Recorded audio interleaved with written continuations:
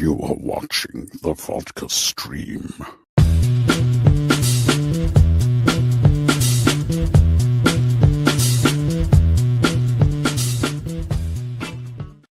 Heyo, what's happening, guys? How we doing out there, huh? Hold on a sec. Let me see. I'm sorry, I was just typing in something. What's going on? Welcome to the Vodka stream. It is Friday. What are we doing here? Hopefully, we're doing pretty good. Let's see. I wanted to post something. What are we doing? Let's see. Yep, that wasn't it. Where was it? Where was it? Let's see. It was this right here. Okay. So, damn it. I can't find it. Anyways. Yeah. Sorry. I was going to post something, but I can't find it right now. But anyways, guys, welcome to the Vodka stream. It is Friday. We've done it again. Hey, what's happening? We made it through another week. Cheers, guys. I got a little, still doing like a little spritzy kind of thing, you know. But this time vodka, not tequila like I did last week. So cheers. There you go. Love it. Hey. Let's talk about some nonsense. How we doing? We got Game City Savior right here. Hi, Dave. Reboot. Beast Wars, Beast Machines, and Action Man 2000 was the future of American animation entertainment until Japanese anime took over and ruined that. Take me to this timeline. There you go. That would be good. What's going on, James? Hi, Dave. Hope all is well and you and your family with everything that's going on. Yep, like I said, we're far away. And luckily today, hasn't been really that much wind. So hopefully the wind doesn't get as bad as it did to cause all this madness. I've got nothing to say on Andy Muschietti. Finally, it's amping up 40 degrees Celsius down here in Melbourne. So I don't even, see, we do Fahrenheit over here. So I'm like, is that hot? Is that cold? I don't know. But I know like you guys are reversed than us. We're in winter. So you're like in summer. So I'm guessing that's warm. It's getting hot over there. Taladia Plays, what's going on? How you doing? Oh, yeah, let's put on the music. I forgot the music here. Sorry, I thought my other computer was making noise. I was like, what? Sometimes there's there we go. There's the music. Hi, Dave and chat. Hope everyone's great. I thought the finale of Creature Commandos was very cool and sad at the same time. I know, right? Yeah, I'm going to talk about that. I'm going to give the Den of Thieves 2 full review, and then I'm going to talk about conspiracies. Conspiracies with yours truly. What's going on, Jason? Good to see you. We got Antonio. What's happening? And we got Ryan. Hi, everyone. Creature Commandos is awesome. Yeah, spoiler alert. Like I said, I mean, if you haven't watched it by now, yeah, spoiler alert. Yeah, there's one of them that did get off. And it's sad. It's pretty sad. We like Den of Thieves 2, but not as much as the first. Yeah, I'm going to talk about that too. Because if you guys saw my first reaction, I had like I was kind of like, I didn't know how I was wanting to feel. That's why I like doing the first reactions. Yo, what is happening? RJ, good to see you, brother. Tony, I won't be seeing me again. Well, what's going on, Simon? How you doing? I'm doing pretty good.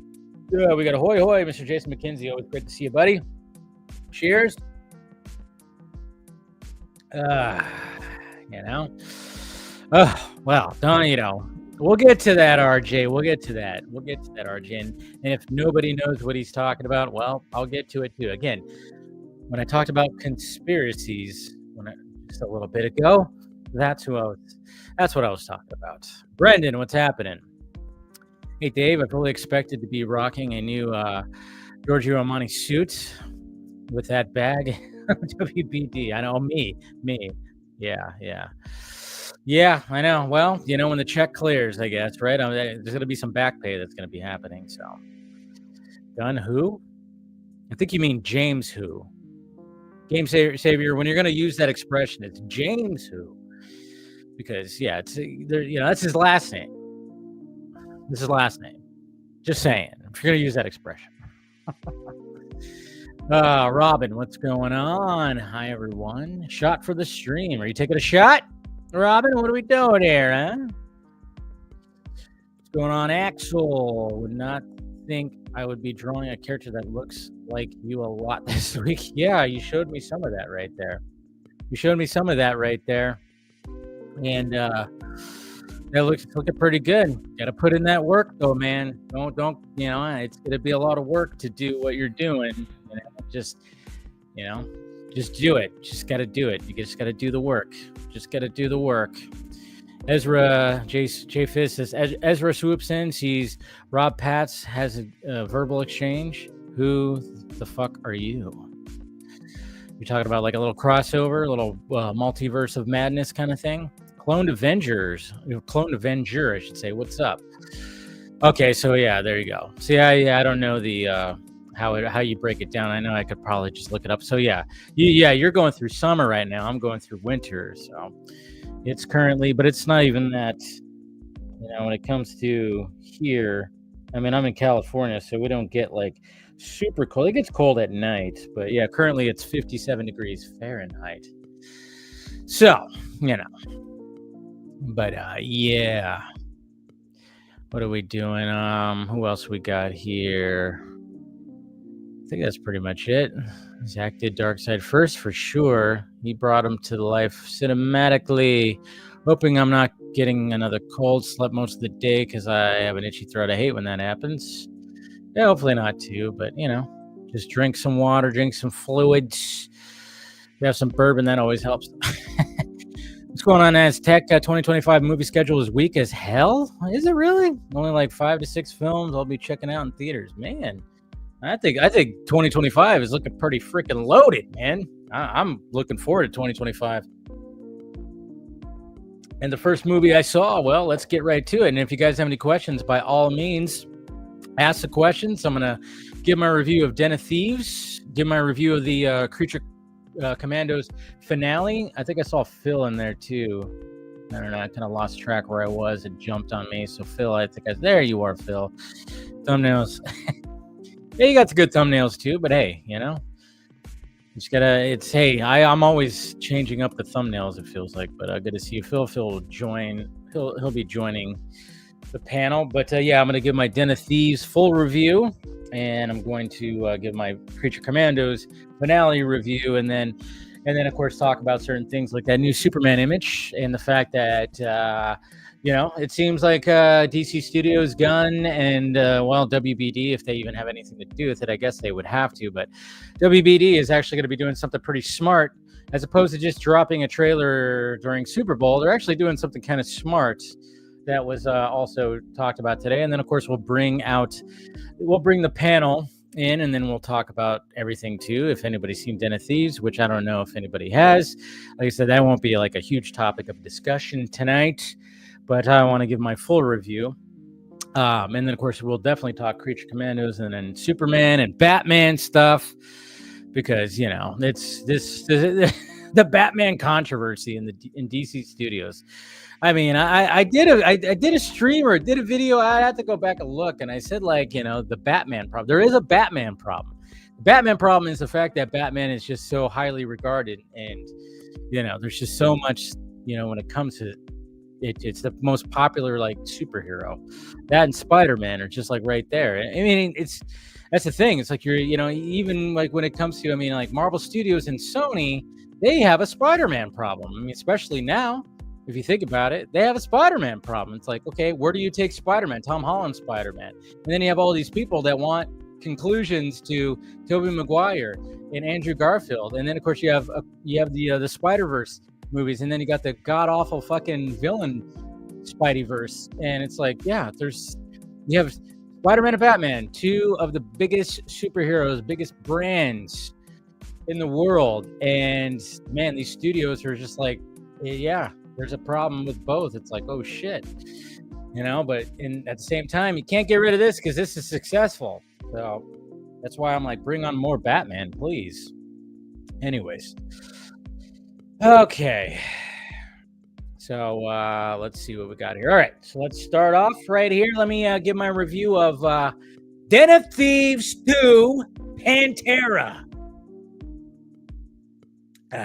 Now, one of the things I like about doing my first reaction reviews is the fact that I like to get my initial reaction right out of the theater, Some people call it out of the theater reactions.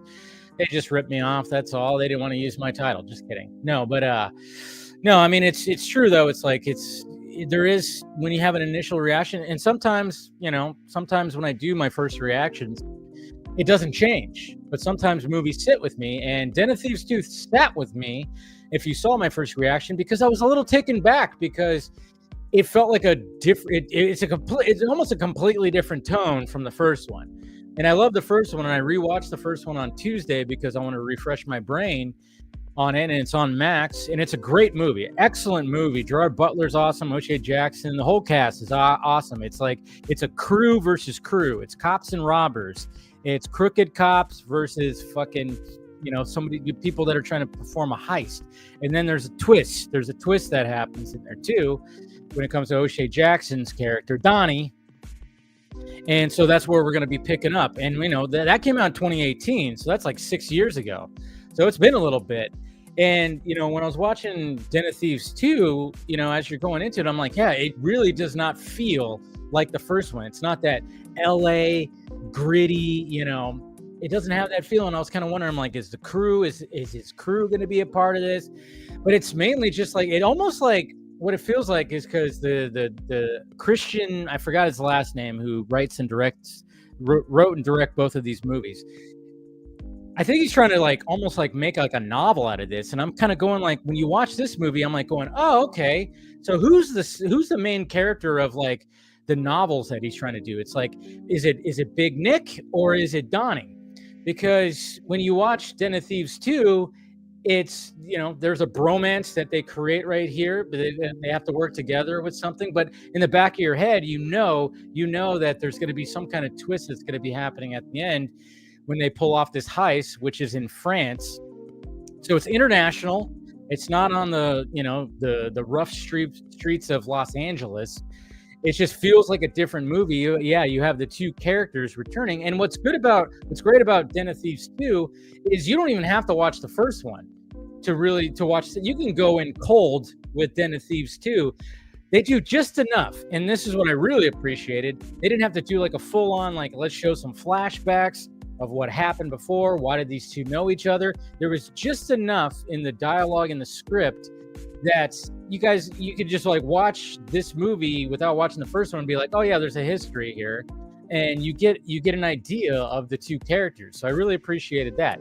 But it just kind of threw me back, because I was like, man, I kind of wanted more of that grit that the first one had, and I still feel like that probably is the case. Like, I still like the first one more, like after sitting on it for like 24 hours almost. I think I like the first one a little bit more. So yeah, they're in Italy. It's all international and all stuff. But I mean, and nothing against it. I think it's great, and I'm looking forward to. I hope there's another one. I hope this movie does well enough, and I think it actually might.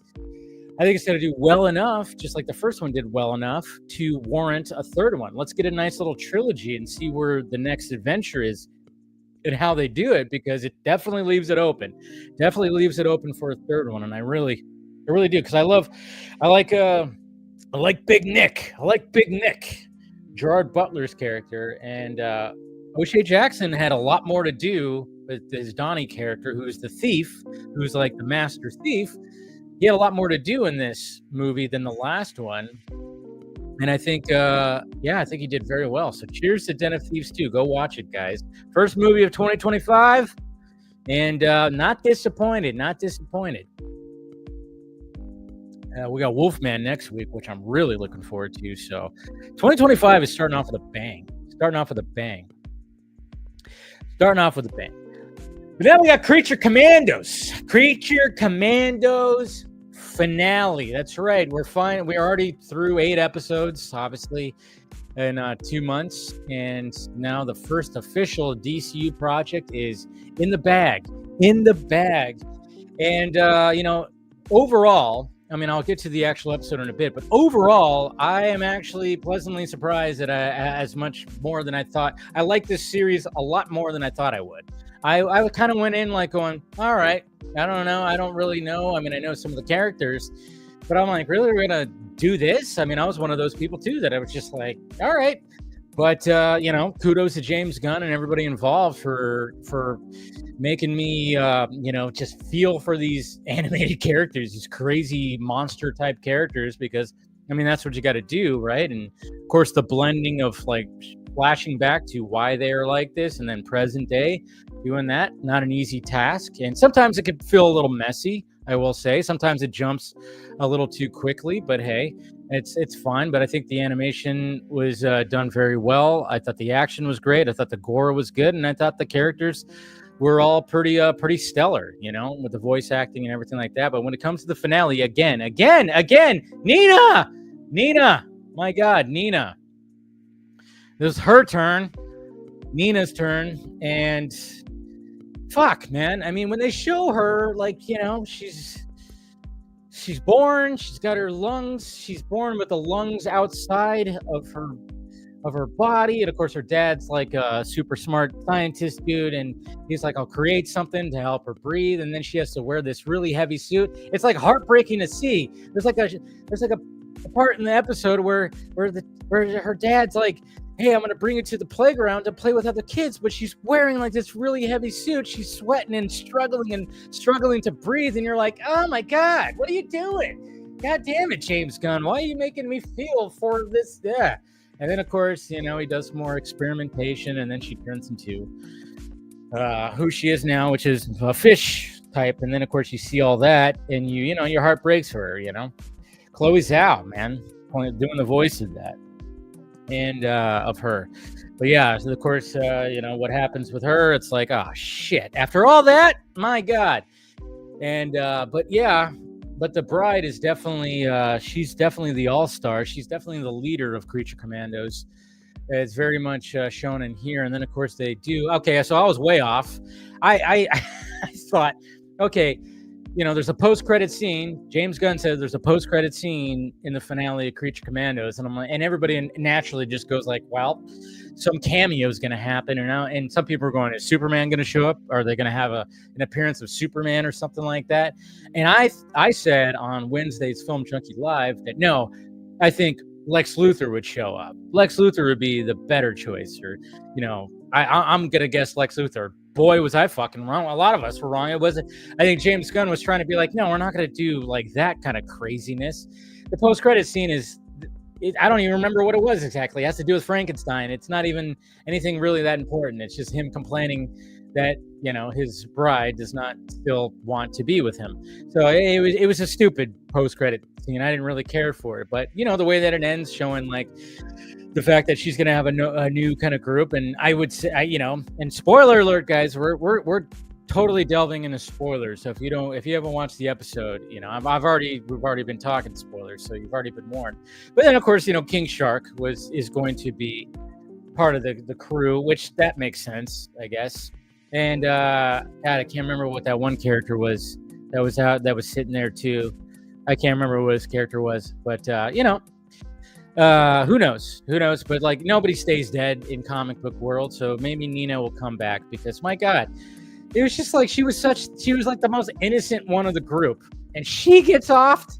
It's like, come on, what are you doing? But of course, hey, that's what's gonna hit hard. But man, I seriously was like, with the whole struggling to breathe thing, the child, like, you know, and wearing this suit and it was like, that was a little heartbreaking when you saw that. I was like, Jesus Christ. So cheers to Creature Commandos. Very interesting start to the DCU. And I'm just gonna, you know, like I said, I was pleasantly surprised how much more I didn't think I was gonna like it all that much, but I really did like it. And it's gonna be interesting how many people like go back to visit that. I mean, it's been in the top 10 streaming on Max, but you know, it hasn't been stellar streaming numbers. But then at the same time, it's an animated series, so there's at least that. So yeah, we'll see what happens, and we'll see what impact that has on the DCU going forward, because you know, yeah, the things that happen in there. So anyways, all right, so there you go. There's my two reviews. When it comes to Den of Thieves, go see Den of Thieves, especially if you like the first one. And then, of course, go and, you know, watch Creature Commandos. Well, I'm sure you guys are already doing that, of course. Now let's talk about. Let's get into controversy, guys. Let's get in some controversy, huh? I'm part of controversy? No, I'm not. What are we talking about here? No, me? What are we doing? No, not at all. Not with when it comes to the crazy diehard Snyder fandom people. I try not to. I try not to be. I try not to be, guys. It's not like I'm actively, anytime that I get a response or something like that, yeah, I talk about it because I have a platform. I talk. That's what I do, right? And it sucks because I get shit from the gun side as well, but I get more shit from the Snyder side. It's so crazy because I think they think it's like I'm portraying or something. I don't know. And I'm like, what are we doing here? It's cape shit, guys. Can we relax? Anytime Zach has something new that he's working on or a project, I'm talking about it. I'm promoting it. I'm all about it. But it's kind of funny because it's like, yeah, you guys are mainly just promoting, talking about the DC stuff. Interesting. Anyway, so when it came to controversy, at least like when it came to something today, it was kind of funny. But let me see here. Let me make sure do I have my background up? Nope. There we go. So obviously we got one of the big things that happened today, of course, was the USA Today had posted an article with like movies that are coming out in 2025, and so we got some new shots, some new stills from these movies, and of course we got a still from Superman right there. They're showing David Cornsweet close up right there. Not a bad looking shot. I still think the color grade's a little off for me a little bit. I don't know. It's just a little, there's something like that just feels still a little bit off, but I like that it's nothing too crazy. I do like how the blue in the suit looks, and I'm one of those people that I'm already okay when it comes to the neck of the costume, the neck lining or whatever. I'm okay with it, but there he is right there. Hey, he's almost smiling, guys. He's almost smiling. Not quite there, but he's almost smiling. So there's that shot right there. Not a bad shot. Cool looking shot. But yeah, so posted that, and then all of a sudden, as this comes across right here, this tweet right here comes across my my DMs or whatever, and this is it right here. So we got Mr. The Curly Ray right here that goes, the fact that these posts came out almost at the exact same time shows you that these content creators are being paid by WB and have become studio plants. That's right. So we got our movie news, DC film news, me right there. There's my tweets. We got DCU, the direct, and then we got discussing film right there. Hey, not a bad group right there to be a part of right there. Hey, we're all studio plants, guys. That's right. There we go. Getting paid by WB. That money's rolling in. I fucking wish. Oh, man. So funny. I've been called a studio plant, and said I've been being paid by Warner Brothers since 2018, 2019. So for like 5 or 6 years, I've had this claim on me from these guys. And it's kind of funny because back then, this was pre-Snyder cut. I was called a studio plant and being paid by Warner Brothers because I was putting out information about the Snyder cut. Like, it's not finished. It's about 70% finished. It needs about $30 to $40 million to be completed. I was saying, I was putting out certain facts when it comes to things, and I was debunking stuff. Sam Benjamin as Green Lantern, all this. I was debunking things because, like I've told you guys before, Zach was very smart when it came to trying to get the word out about this. He wanted things out there, facts out there, so he had people in his inner circle reach out to people, and one of those people reached out to me. So anytime that information was given to me, I asked, can I post this? It was always like one of those things like, can I put this out there? Can I not? There was things that could not get posted that would not get posted. And then there was things that would. and that they wanted out there. They wanted out there. So naturally, I was accused of killing hype. So therefore, I'm working for Warner Brothers and Toby Emmerich and Walter Hamada, getting paid and everything like that. So yeah, since 2018, guys, seems like Warner Brothers owes me some fucking back pay, right? They owe me some back pay. Jeez. But you know what? I'll give Mr. Curly Ray here, I'll give him some respect. I mean, obviously, he's got the silly sell hashtags and whatnot, but I'll give him some respect because he actually posts content that is non-Zack Snyder DC content, posting videos, talking about Rebel Moon, his avatar, or his avatar is not that. I think at one point it was. Now it's back to Nightmare Batman, but he was having Jimmy from Rebel Moon, and he was posting some videos talking about Army of the Dead. So, hey, kudos to you. You're one of those, because there's many diehard Snyder fans that don't even talk anything about his non-DC stuff. It's strictly about DC stuff. So I'll give him props for that. There was somebody else that posted the exact same screenshots. So obviously they share a group chat, or they are the exact same person, because I don't know if these guys are actually real or not. So if you want to put a conspiracy on me that I'm getting paid by WBD for, posting Superman stuff and whatever the hell, I'm kind of wondering, are these guys real, or are they just, is there one person that's doing all these ones? Because there was somebody who goes by the name of like Stanley Ipkiss or something like that. And, obviously they don't have their actual images as their profiles. They don't post anything like that. So it kind of makes you wonder. I'm like, are you guys even real? Are you a bot, or is it the same person that's posting multiple different things? Who knows?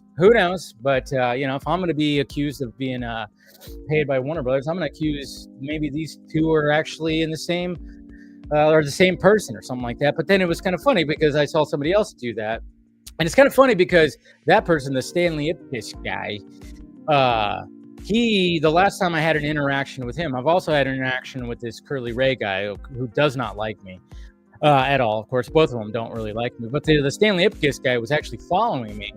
And when I saw his tweet too, I clicked on his name. He's blocked me now. He's blocked me, but still follows me. I don't know how that makes any sense. I know Twitter's a little different now, because if you block somebody, you can still see their stuff, or they blocked you can still see their stuff, but you can't interact or something like that. I don't know.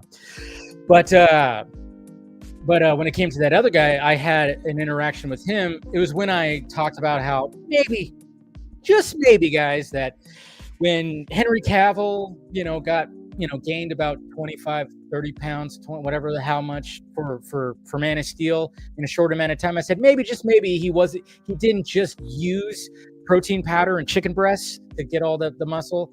And he was all, he got all huffy puffy about that. We had an exchange, and apparently he's like in the fitness world, and he knows all this crap. And then of course he took a jab at me and said, why is it always the guys that don't lift that always accuse others for taking shit? And I'm like, Jesus Christ. I was like, hey, I thought I do okay. I lift things. My God, you're going to make fun of my physique. How dare you, sir?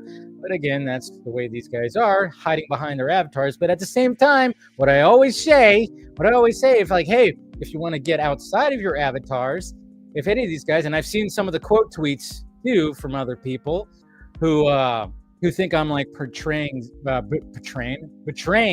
Zach for posting this, for posting and being excited for what Gunn's going to do with Superman in the DCU.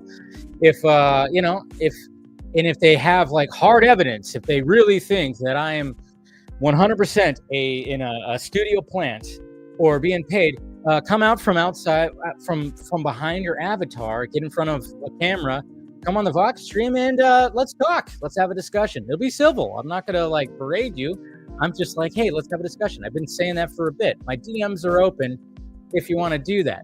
Perfectly fine. You want me to, I will say this, though. I will say this, guys, when it comes to all this, I will say this, that lesson learned when it comes to me just doing a basic bitch tweet when it came to posting that image.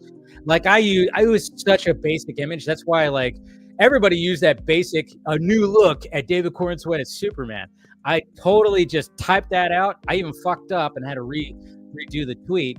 but I use like the basic, like, because I was busy with work and I saw it, immediately posted it and said that. And I'm like, damn, I use like the basic kind of tweet. It almost sounded like, oh yeah, it's almost like I use like an AI or I really did the SEO thing. And I'm like, all right, don't do that again. Because usually I try to add something to it if I'm posting something like that, because I've been trying to take it upon myself on Twitter to not just quote tweet something or retweet it. I'm like, you know what? Let me just actually post about it, give some news out, and then put like a little bit of opinion or ask for your guys' opinion on Twitter.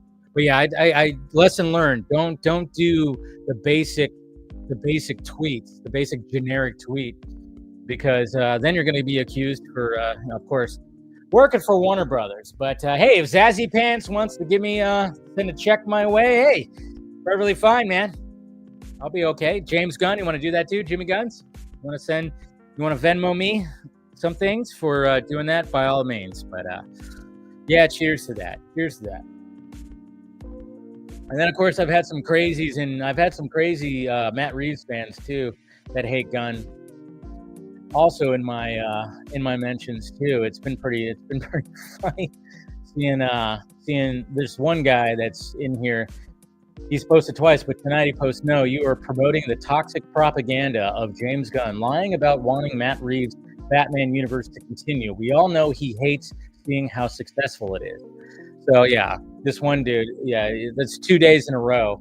I'm posting propaganda, and yeah, it's pretty insane. James Gunn, stop being fucking stupid. It's cape shit, guys. First off, Jesus Christ, are you adults? I don't even know. They all are hiding behind fucking avatars, so I don't even know if they're real people or what the hell. But no, James Gunn would be stupid to even think about canceling that universe, because it's had 2 successes, which is the Batman and the Penguin. So, and then of course, nobody knows what's going on behind the scenes. Everybody thinks they know what's going on behind the scenes, but yeah, nobody knows what's going on behind the scenes. They just want to paint people as villains and paint people as heroes. I mean, I guess it's all weird. It's all weird, I'm just saying, when it comes to like these diehard Snyder fans, and it's weird that it's always funny because I always have to say like the diehard ones, because I mean, I wouldn't consider myself a diehard. I'm considering myself a big fan of Zack Snyder. But I'm like, you know what, guys? I've talked to the guy. I would say that I'm friends with the guy. He's been on this very program that we're watching right here. And I've always had a good time talking to him. He doesn't give 2 shits if me or anybody is posting a Superman image and being excited for more DC content. He's a DC fan himself. He doesn't give 2 shits about it. My God. Okay. I'm not portraying him. He doesn't think I'm portraying him. He got the Snyder cut out. He knew exactly what to do. He was very smart about it. And I became an ally when it came to that, which was great. And I was very honored, especially when I got, sent the fucking Dark Side storyboard, and it's like, hey, let's get this out there. And I still remember that day, and that was a crazy day when that Dark Side storyboard came out, and we got all that out. We got the Snyder cut out, and a lot of us just kind of went like, okay, cool. If anything else comes out, it's a bonus. But other than that, it's like, all right, we fucking did it, and relax, okay? I know you guys. It's your guys' time now to be the villains and to shit on the new director who's directing a Superman movie and starting a new universe. I know it's your guys' time now. I just don't get that. I'm just like, can't we just enjoy shit? Let's just enjoy shit. If you don't enjoy it, talk about the shit you enjoy. That's all. But and Sean Chandler, if you guys know who that is. Sean Chandler, who's a way bigger YouTuber than I am. We follow each other, Sean Chandler, and maybe one of these days we'll have a conversation with each other. Maybe get him on here and have a conversation with him. But Sean Chandler actually, he like, again, the 2 tweets that are creating this conspiracy, they're being dragged on Twitter right now, of course. But this is what Sean Chandler posts. He posts, the Restore Snyderverse people would 10x their credibility just by dropping the insane conspiracy theories. Absolutely. Abso-fucking-lutely. Okay? The conspiracy theories make you look like a fucking nut job. It really does. It really does.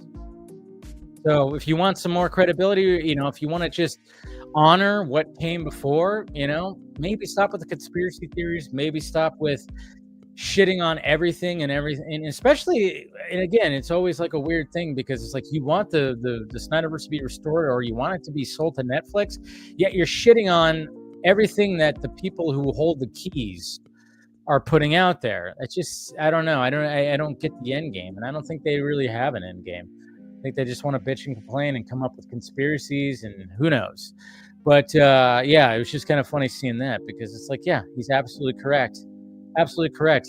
You want to increase your credibility? Stop talking non-fucking sense. Be a grown-up, be an adult. And if you have actual proof or something, or you have a talking point where you can 100% be like, yeah, Dave, you are being paid by WBD and all this stuff. By all means, my DMs are open. Hit me up. I'll get you on the Vodka stream. Turn a camera on and let's have a discussion. It'll be civil. 100%. I don't want to be angry. I don't want to be angry. I'm actually a pretty relaxed guy. Cheers. All right, there you go. That's it. That's it right there.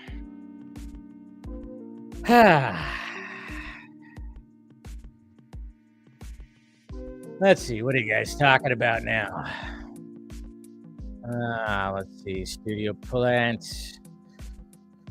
I'm going back, seeing what you guys have to say. And we're going to have to start right there. Dave, what did you do now? I didn't do shit. I just posted a Superman image. That's all. That's all I did. Good to see you, Stephanie. Dave, it seems like you portrayed the fatherland. I know, apparently. You portrayed Shiva, right? Let me be honest with you. I haven't really paid too much attention between them. This fantasy Snyder versus gun bullshit. I know, it's really stupid. It's really dumb. It's really dumb. Love the curls in the hair. Yeah, it's not bad. Like I said, there's just something that's still off for me when it comes to the color grading. That's all. People are delusional, right? That Curly Ray dude is a regular reviewer of a certain channel and group that pushes BS all the time. True brainwashing. Going, oh yeah, I wouldn't be surprised if you're talking about the leader that followed me into the bathroom that one time to see what would happen. Yeah, and these guys are. I mean, I don't understand. I'm like, what are we doing here, guys? It's fucking cave shit. It's make believe. I think that some of these guys think that these people are real. Like Henry Cavill is Superman. And Ben Affleck is Batman or something like that. And I'm like, guys, it's all make believe. I get it. I mean, but I love what Zach gave us. I do, and I love Zach as a filmmaker. He's one of my favorites. I love what they did. We have 9.5 hours of his trilogy you could watch, and it's fucking chef's kiss. But god damn, guys, Snyder Cut came out. We're going on 4 years now. 4 years. 4 years. It's like, come on, guys. Come on. But again, what I give this Curly Ray guy is the fact that he does still talk about Zach's other projects. A lot of these other guys don't really talk about it that much. I wish I was being paid to talk about DC. I would love to make more money and not have... Yeah, exactly. Trust me. Jeez. You want to see those... You want to see those checks rolling in? That'd be pretty sweet. I have a regular day job, man. I mean, YouTube is one thing. It's one form of income, but it's not the main. It's not the main. I'm using my WB check to become a member. There you go. That's what I'm talking about. Well, I find this funny. This is also part of the reason I love Twitter. Toxic bullshit like this doesn't benefit anyone. Studio plants, yeah. Nah, kudos to you, man, for doing that. I always give you much respect for doing that. Dave, can you put in a good word? Yeah, I'll try. And I have a meeting with Zazzy Pants on Monday. We're going to have a meeting, and, we're going to talk about some strategies and whatnot. So, while some people are getting paid by WB, I doubt Dave is. He's honest. You doubt that I am? I could tell you, Axel, that I'm 100% not. You don't have to doubt. I'm 100% not. Okay? Thank you, Elon, right? Blocked, but still following stalker. Yeah, it's weird. And what could he do? Nerdy mess. I'm confused. If WB is broke, like these people say, how are they paying? Exactly. Exactly. Oh, maybe that's what they wanted you to believe, their nerdy mastermind. They wanted you to believe that they're broke, but they are actively paying us content creators who are not actually fans of what's going on. We're just putting it out there. I mean, it's literally a USA Today article that came out, and that's where that image came from. And everybody just, it's very, I saw it. I immediately went right click, save to my computer, repost. But again, I hate the fact that I just use that generic, new look at David Cornswet as Superman. Obviously it's like very SEO, and for the most part, it did work because there's a lot of engagement with that tweet. But I did kind of went like, fuck. I usually try to put a little something else, little tack on something else to the tweet, and not sound like a news Twitter account, So that I will not do again. So that's the lesson I learned from this whole thing. What's going on, Ken? Super excited for Superman and Supergirl and DCU. Hopefully the Super Cousins dynamic, Tyler and Melissa had. Yeah, it could be, I wouldn't be surprised. Who is that gut that said that, Dave? Besides they are nerds, none of them left. All right. It's all funny. It's all funny. Fun stuff. I did think Grace's tweets. Oh, yeah. I saw that too. Grace was actually going like, you know what? I'm going to stop being a hater and I'm going to start being a supporter of Superman. And I started laughing because a lot of these people who didn't like Grace before, they were loving Grace because she was giving shit to Gunn and his fans, saying Gunn's bitches and stuff like that, which I thought was hilarious. And when I saw the clip, I actually laughed and I'm like, good for Grace. Push back against those fuckers. I mean, it's not like I don't have like diehard Gunn fans that come at me too. But it's like, again, it's a majority of Snyder fans, which I'm like, what the fuck? I'm way more of a Snyder fan than I'm a Gunn fan. What the hell are we doing here? But I think that's probably why. I don't know. Yeah, exactly. Matt Reeves, he's producing Clayface, dynamic duo. I mean, Reeves is totally 100% just in it. This is about people going to the scoopers who do not know anything about business and thinking they know something about business and they don't. Oh, yeah, there's people that think they know exactly what's going on behind the scenes. And I'm like, what the fuck? Dave, can Clayface be in the DCU after the events of Creature Commandos? Absolutely. Because I would imagine that Clayface is going to be more of an origin story, obviously. So it's probably going to take place before. Before Creature Commandos. And I think Boba Talks tweeted something out the other day that I was like, oh, I think it was yesterday or the day before. But he made a good point about something that, when we see that shot of Batman in Creature Commandos with Phosphorus, that was supposedly 15 years ago to present day. So that already shows you that Batman's been around for 15 years. Like there was like a mention of timeline. I didn't verify it myself, but I know he does his due diligence. Boba Talks is awesome. If you're not subscribed to him, please do so. He puts out way better content than I do. But so he mentioned that and it's like, oh yeah. So that was apparently that shot was from 15 years ago to present day. So Clayface obviously already being established. So they're gonna definitely do prequel to Creature Commandos. It's not going to be present day. So I'm kind of wondering, when does it take place, to be honest? And then I'm like, okay. And then how long has Batman been around? And then, of course, the question is, do we see Batman show up in the Clayface movie, which I think would be pretty awesome if they did do something. And I'm thinking maybe Commissioner Gordon's going to show up. That's why I was saying, hey, if Josh Brolin wants a role, make Josh Brolin the DCU fucking Commissioner Gordon. Have him a role in Clayface. And then if people like his Gordon, and if you still have that idea of the GCPD series, have Josh Brolin fucking lead the GCPD series. Wouldn't that be fucking? That would be awesome. That's why I when last weekend when I was going to town and making those images, those AI images of fucking Josh Brolin as Commissioner Gordon, I just was really digging the idea of a Brolin Gordon. I was like, damn. It just got me thinking. I was like, damn. I'm excited for the official trailer to come out. Oh yeah.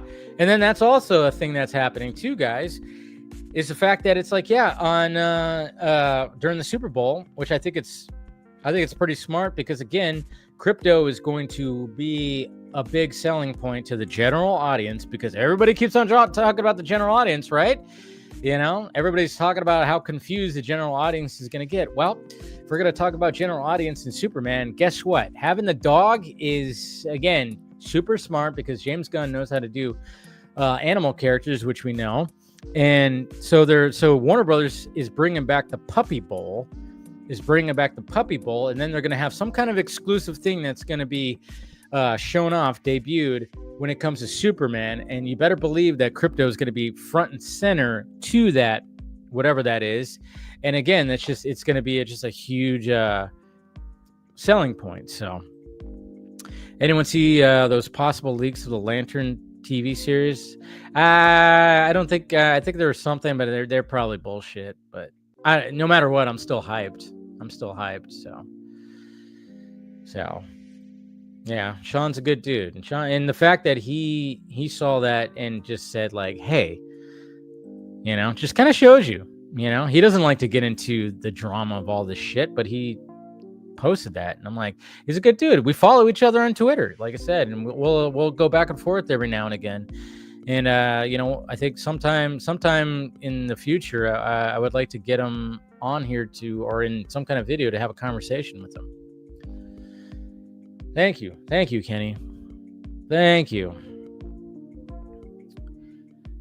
And thank you, Tony. Appreciate that. Braden, Dave, could you see Avatar Fire and Ice? I don't know. That's what I'm kind of curious about. I don't know if it's going to make $2 billion. It might, because it's all about the experience. But I don't know. I don't know if it's actually going to make $2 billion. It still might make $1 billion, but I don't know if it's going to make $2 billion. It's interesting. What's going on, Hunter? Thank you, Travis. Appreciate that. What is your regular day job, Dave? I'm not going to talk about it fully on here. It's boring. I think it's generally funny that they have to act like people are being paid off or given access. People aren't genuinely excited. Yeah, no, it's there's no possibility of me actually being excited for this shit. But then they hide behind these avatars and tweets. That's why I'm like the one that's I'm calling them out and being like, hey, why don't you come out from behind the avatar, turn on a camera, whether you have one, you literally have one, no excuses. You don't need a microphone. This one also has a microphone. And if you want to come on here and chat and prove it to the world that I am fucking being paid by WB. And and whatever. Bring your receipts. Bring everything. My fucking DMs are open by all means, but they won't do it because they don't have jack shit and they don't want to come out from behind their avatar, because I'm willing to bet that there's a lot of these guys that are probably the same person behind some of these Twitter accounts. It's probably the same person that's rocking some of these. You should have put breaking. Yeah, or something like that. Yeah, I know. No, yeah, lesson learned. I was like, why did I do such a generic? But I was, like I said, I was busy and I just thought of the most generic tweet and I realized fuck. Yeah, I don't want to be generic. What am I doing here? Echo, can Clayface be in the DCU? Wait, didn't we already see that? We got bots in here, or did I already click on that? What are we doing here? I think they already confirmed. Yeah, he's in the DCU. Dr. Phosphorus mentioning he hasn't been touched like that in 15 years and referring to him being touched romantically. Okay, yeah. Yeah, so we could chalk it up that this Batman has been around for at least, that long. So he's definitely going to be an older. Remember Boba Talks, it will be in different worlds. Yeah, Boba Talks is great, man. So yeah, he brought that up.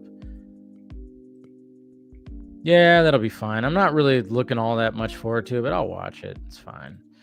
Dave, did you see that someone on Reddit supposedly leaked the whole Lantern script? Oh, I did. Is that what we were talking about? I don't know. When that stuff happens, I just kind of go like, well, I just ignore it now. I don't want to like, be part of any of leaks because odds are it's probably not real. It's probably fake and whatnot. So,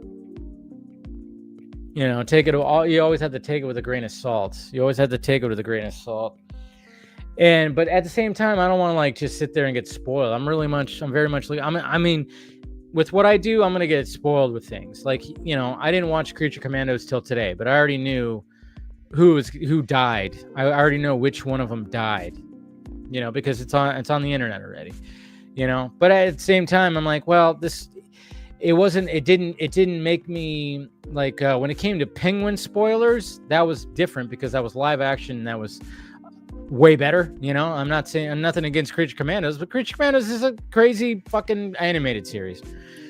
But the Penguin, that's just on that's a whole other level. So when I was seeing spoilers on that, I was like unfollowing people when they're posting spoilers like right away. It's like, dude, what are we doing? Stop it. But I didn't care that I got Creature Commandos spoilers. It didn't bother me when I got Creature Commandos spoilers. I was like, all right, that's fine. There's nothing wrong with that. It didn't bother me. Let's see who else we got. I'm sorry, I'm sending out the links. I'm sending out links. But as of right now, there's no win too, guys. And like I said, I was trying. I should find a link and post a link. I should post a link and pin a link. So if and I'll look for it too, where it's like, if you want to donate to any of the victims of these fires in Southern California, by all means. All right, I'm taking these off. Let's go ahead and take those off. But yeah, if you have any, instead of like, if you're thinking about donating to the stream, take that money, donate it to, Red Cross or whatever, because it's just pure devastation that's happening in Southern California. Like I said, I'm good. Me and my family, we're good. We're very much inland. We're like 100 or so miles from the coast, so it's not close to us. We're not having power outages. Some areas around us were having power outages. Like when I went to the movies last night, when I go to the theater that's not around the corner from my house, I go to the other theater, the more luxury theater that, I meet if people, my friends want to go, but I was, meeting my brother, my dad, and my nephew to go see Den of Thieves. I cut through this canyon right here, and when I was going through the canyon, it was completely black. Power was completely out in this canyon. Like none of the street lights were working. Most of the houses were dark. It was kind of creepy. It was really creepy. So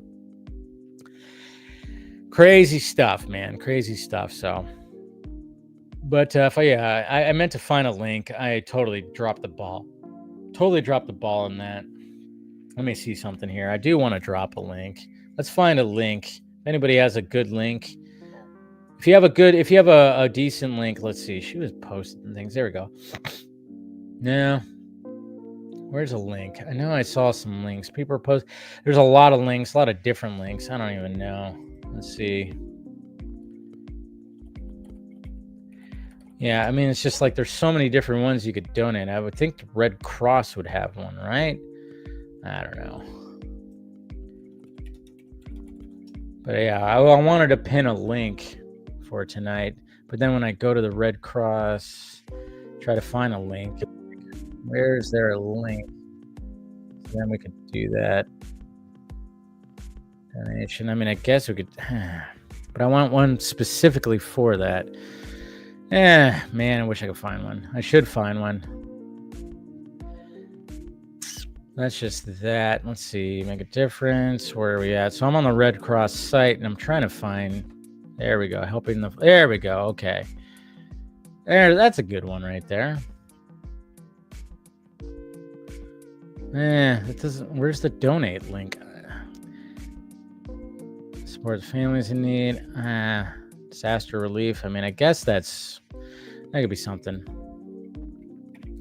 But yeah, you definitely got to do that because I mean, it's crazy. I've lived here. Okay, I hit pause. So there we go. There's a link right there. If you have something, Red Cross, we'll go ahead and pin it. There you go, pinned right there.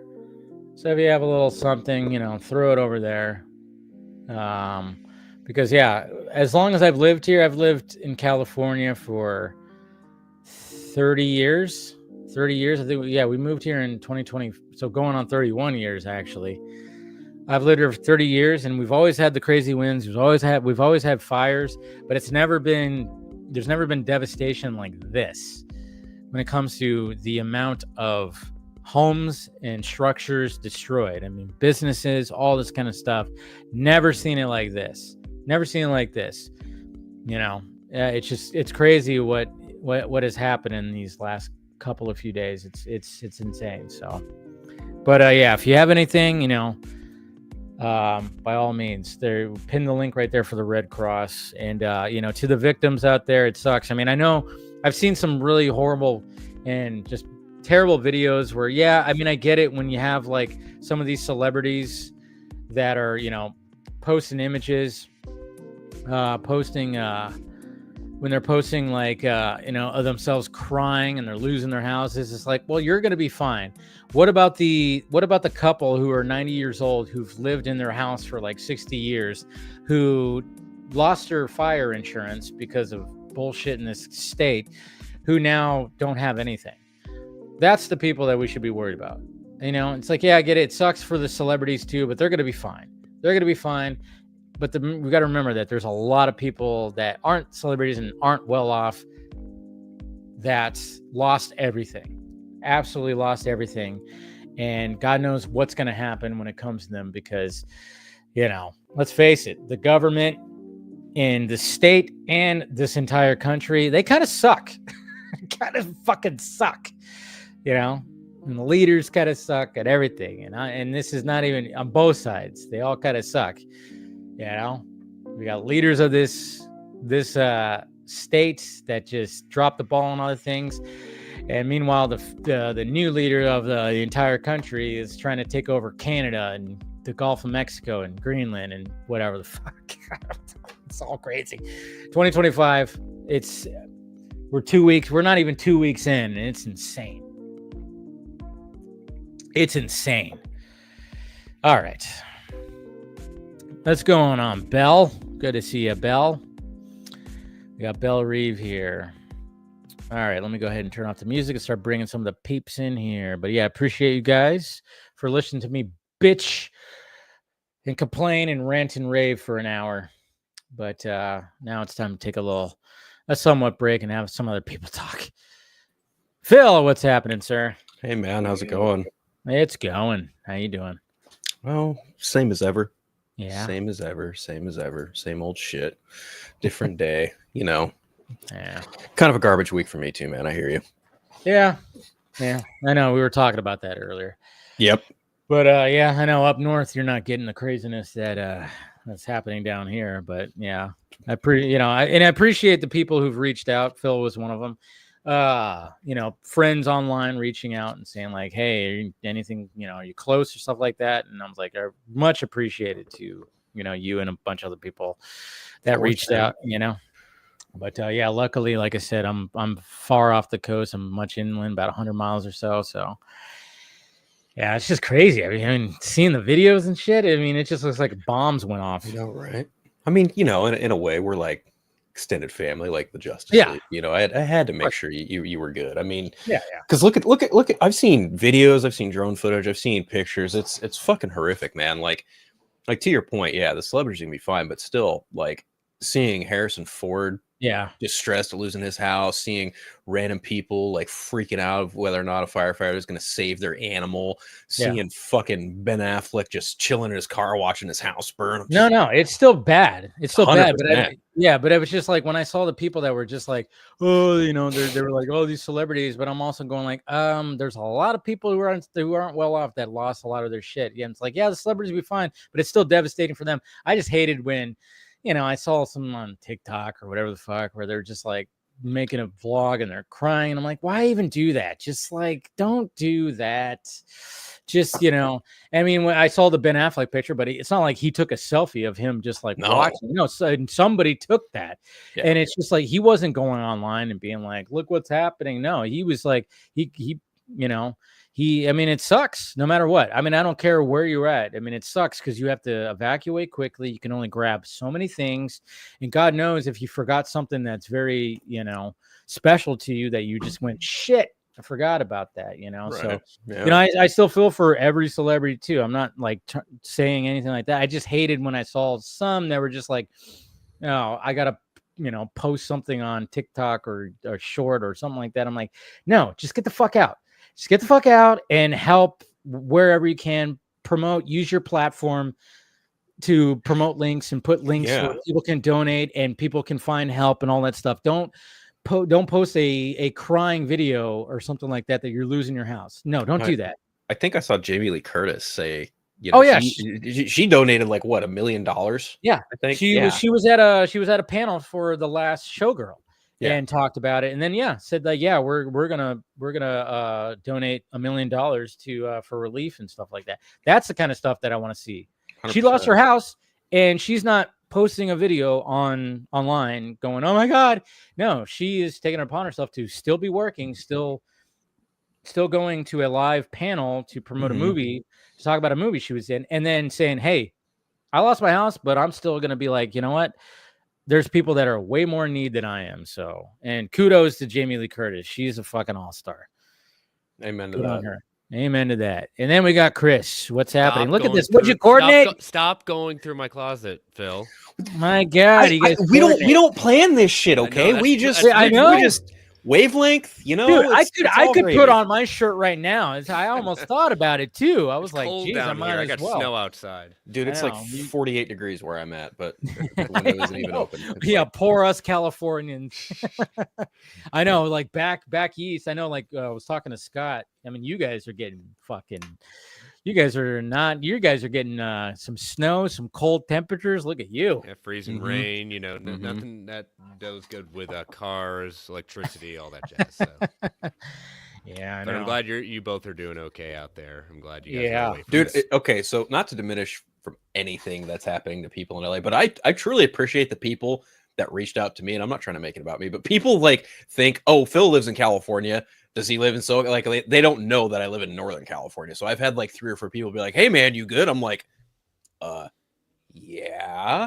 Well, I just know because of I was like, "Oh, listen, hey, I appreciate that, but I'm up north. If you guys need to send love to anyone, like send it to Dave, send it to Jose, send it to people who actually live in Southern California, but like, yeah, I'm good for all intents and purposes." Obviously. Yeah, I know you guys don't I know. It's like up north, like these winds, I've never seen it like this. Like, I mean, we always get the Santa Ana winds, is what they're called. And we always get fires. There's always fires. There was like, you know, there's fires all the time. There's been last year, like a few months ago, there was fires. There was a fire that way. There was a fire that way where a cloud of smoke was right over my house. Everything looked orange. It was shitty air quality. There was ash that was falling. But, you know, luckily it didn't do that much devastation. It was mainly in the hills, not really any structural damage. And then we always get this stuff, you know, in the area of like Malibu and that area over there. But this is like a whole different beat. The winds were insane. I even said, I think it was Tuesday night. I woke up at 3:00 in the morning because the winds were so goddamn loud. Like it was just so loud.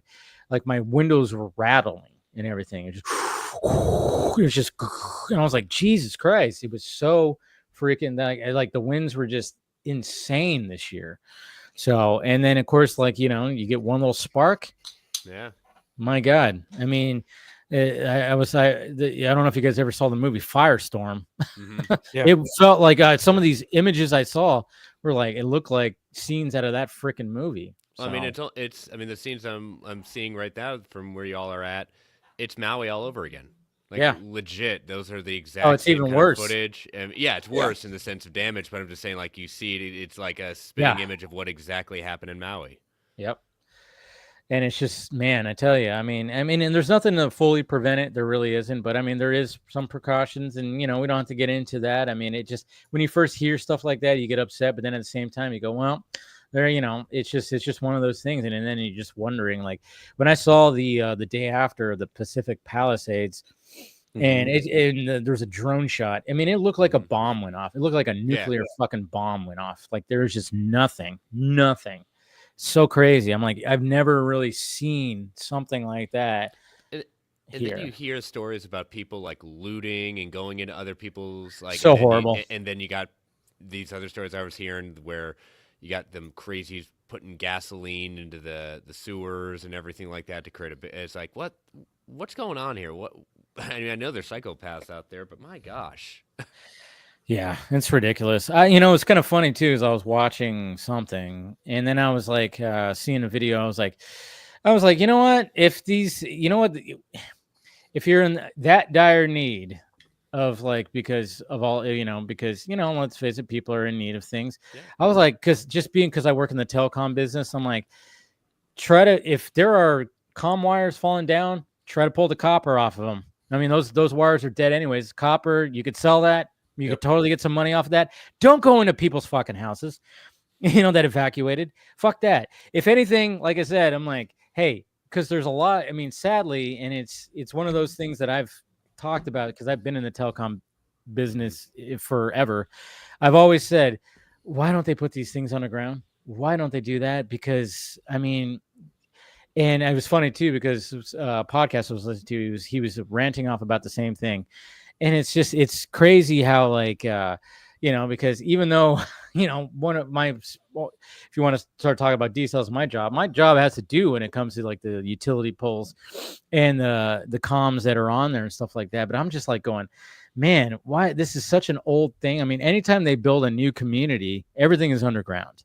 Mm-hmm. Everything is underground, and it's obviously way safer, And so then when you have these old areas and you get these winds and power lines get knocked down, guess what? You got a hot power line, it's going to ignite something, and that could be a cause of things too, which has happened many, many times. And it's like, all right, guys, what are we doing here? But it's so funny because working in that business, it's always like, well, it's cheaper to put it on a fucking utility pole. I'm like, oh, okay. Yeah, but then you look all about money. The long-term damage, if it goes down at that point, how much more? But again, exactly. as my econ professor said once, like in the long term, we're all dead, so we got to live in the short term sometimes. That's what it is. I mean, and I get it, from the cost point, and because you literally have to like use a lot of manpower and a lot of machinery to run conduit all through the ground and everything. And it's just much easier to be like, oh, well, we got these fucking, these the pieces of wood, these like trees, essentially. We just throw a line up there, and we just have it higher up. But I'm like, yeah, but then I'm just kind of wondering what's going to happen when they rebuild in these areas. I mean, like they have to put everything underground. You cannot have, because there's sometimes, I remember I've done things where I've gone out and fielded, poles, and I'm looking at it. I'm like, how is this pole still standing? I'll look at poles because I work in the industry and I see them. I've seen ones where I'm like, this thing is like looking like the Leaning Tower of whatchamacallit, Pisa, yeah. And it's like halfway, it's like 45 degrees. I'm like, how is that thing still standing? Why is that even still there? And I don't know. But I think in these high wind areas, you can't do that because then it causes power outages too. Luckily, my power went out on the first day of the winds for like 3 minutes. So I was lucky. I have friends over the hill. They had no power for 2 days. Yeah. 2 freaking days. I'm like, God, can only imagine that. What's going on, Austin? What's up, guys? How you doing? Hey. Oh, just chilling. I know Yeah, you're in the middle of it over there. So Yeah, not really in the middle of it. I'm not. I'm on the outside of it, thankfully. But yeah. But it's pretty crazy. Like I said, I have my window right here in my living room that looks west. So if I look up like that, I could see like right where the horizon, I see like a brown haze. Other than that, that's the only thing I can really see. I don't really see anything else. So that's how far off I am. So yeah, it's wild. But you and William over in Vegas. What's up? You guys got some of the wins too, right? Yeah, that's why I knew how bad it could get. I didn't check on you because I lived where you lived, so I knew how far away from you were. And obviously where Phil lives, I know there's no fire there. It's sad, and the one thing I am thankful for is not that many, or if no firefighters themselves in mass amounts have been killed, because you're going to hear a bunch of bullshit about precautions and all that stuff.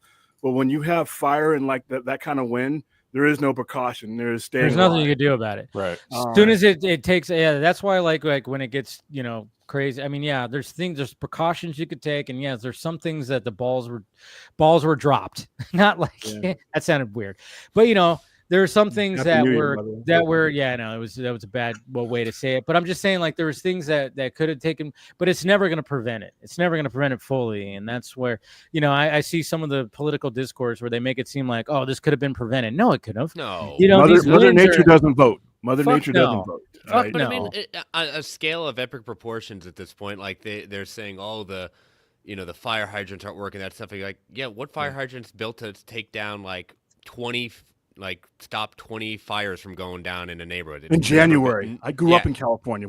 January? What were we doing in January with fires? Yeah, that's pretty wild. There you go.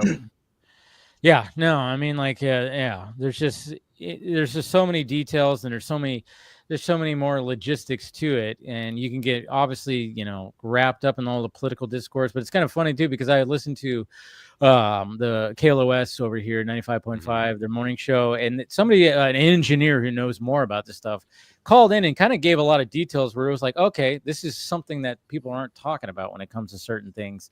It's not as easy as it is, but at the same time some of the leaders of this state dropped the ball on things and cut things off. Sure, it can be both. It can be both, where it's like drop the ball, but at the same time, there's no miracle thing that would have prevented any like full on. Maybe some of it could have prevented, but for the most part, like I said, you get a little ember that just comes off a fucking little flame and just shows up to a nice little dry, brushy area. You're fucked. You're done. Yeah, in the Army, we have military period, you have an AAR, after action review. Yeah. And the first step is to don't waste your breath on shit that wouldn't have mattered. Yeah. You focus on the things that would have a direct effect. 9 times out of 10, it's not going to be anything that people are spewing right now. It's science, it's wind, it's timing, it's infrastructure of timing. If you're saying, well, why didn't California do the highest taxes? But you got to realize this isn't a thing that was like when I was growing up in California, we didn't have this. So you're talking about 50, 60, 70 year infrastructure that you're wanting people to pull out of their ass. I mean, it's easy to put a face on blame because you can see those people. But like I say, math is undefeated. So is science. Science doesn't lose to stupid people behind the keyboard or on a podcast. So yeah, it's all dumb. It gets annoying after a while, and you just kind of go like, hey, can we just stop talking about this? And hey, can we just start put the fire out? Things? Yeah, let's put the fire out. Let's support where we can, and let's just do that. There's just anyway. Stop making politics out of people's lives and just help people. Yeah, no matter who they are. What a novel concept. Or where they are. I don't care if it's Florida. I don't care if it's the deep red South. If people are dying, stop the dying and then talk about that. Kind of loud. You go to Asheville. I live in North Carolina. You go to Asheville.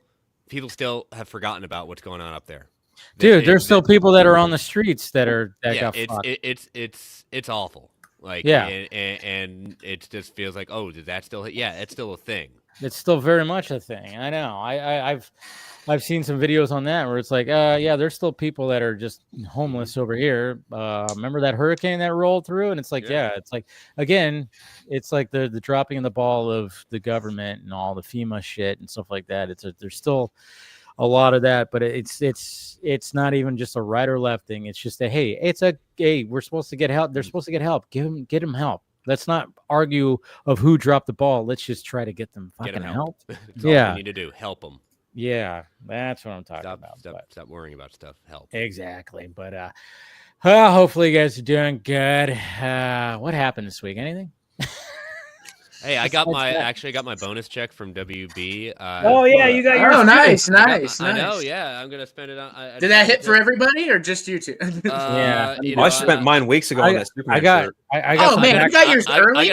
I got a tumbler. Jesus. I got one of the tumblers. You got one of the tumblers. They paid you with one of the tumblers. I know. Got it. Yeah, I promote their films. I didn't get shit, so I'm happy to hear you guys are getting money. So.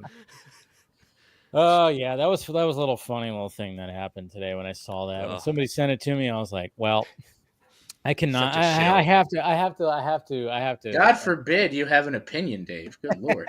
You got some weird people following. It wasn't even an opinion. I just posted the fucking image. But I mean, again, the only thing I regret is like I posted such a generic, basic fucking tweet about that image because I was just in a hurry. I was like, I saw it real quick and I was like, okay, and then I had to get back to work. And then of course, it's like, all right, let's post that. But then when somebody showed that, I was like, oh God. And I'm like, oh, I've interacted with that guy before.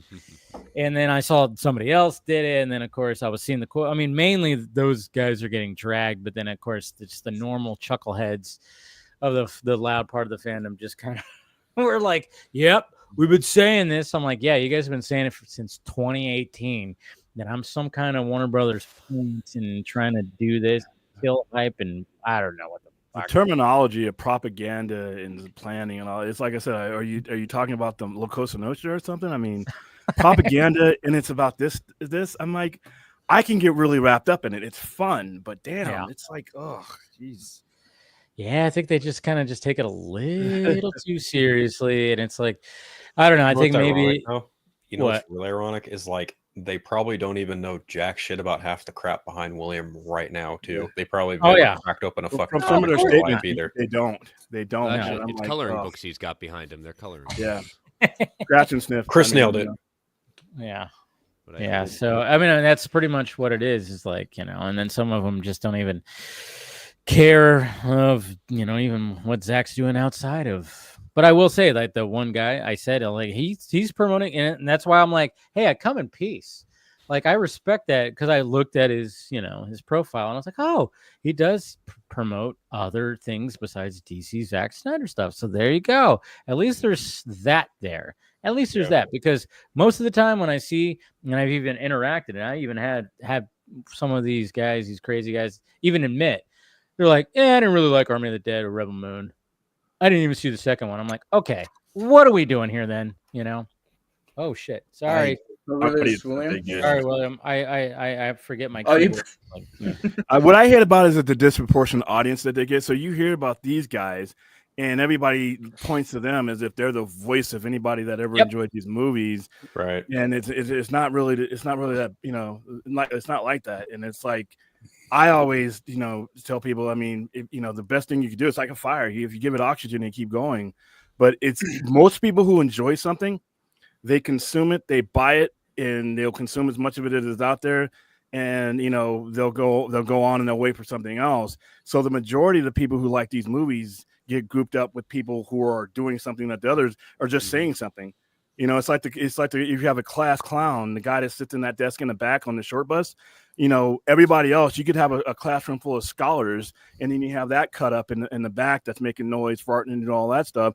And now that guy represents everything else. And people don't use the proper terminology when it comes to when you are intercoursing with them to just, that's them. That's not everybody else. I mean, it's too much stress for fictional shit. It's so strange to me that God forbid I even dared checked out one of their streams one time, and that was a fucking mistake on my end.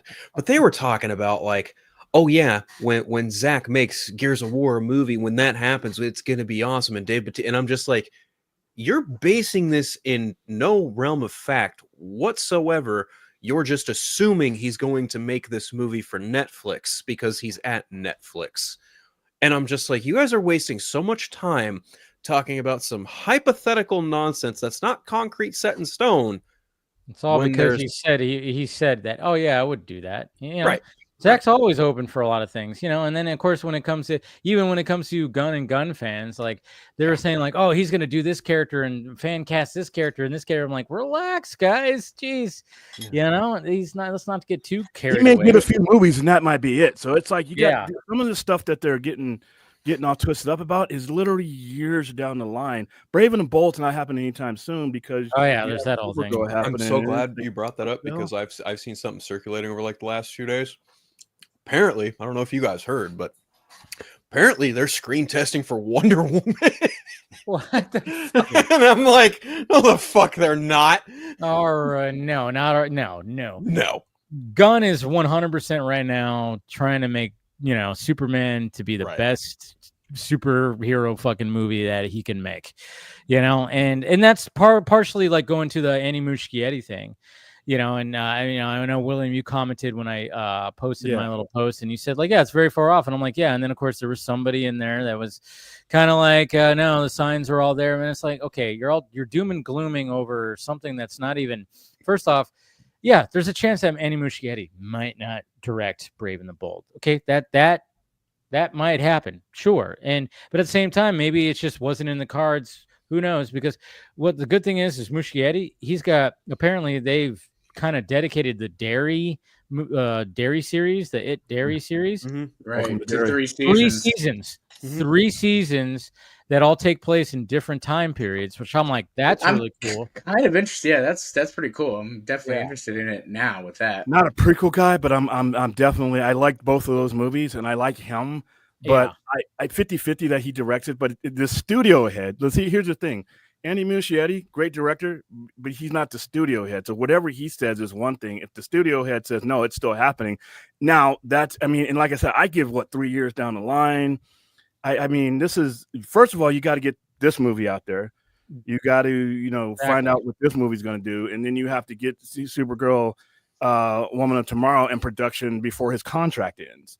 Now, he's got to show enough equity there so that the hedge fund guys can be like, okay, not only do we like this, we want this guy with us, kind of like James Gunn did with Matt Reeves type of situation. We want to lock this guy up, for the foreseeable future. That kind of thing has to happen before I even think, because as far as I'm concerned, Brave and the Bold's not happening. Not saying that it won't happen, but until it's, all the people who are doing it are signed up forever or a significant time, and people start getting signed and there's contract involved.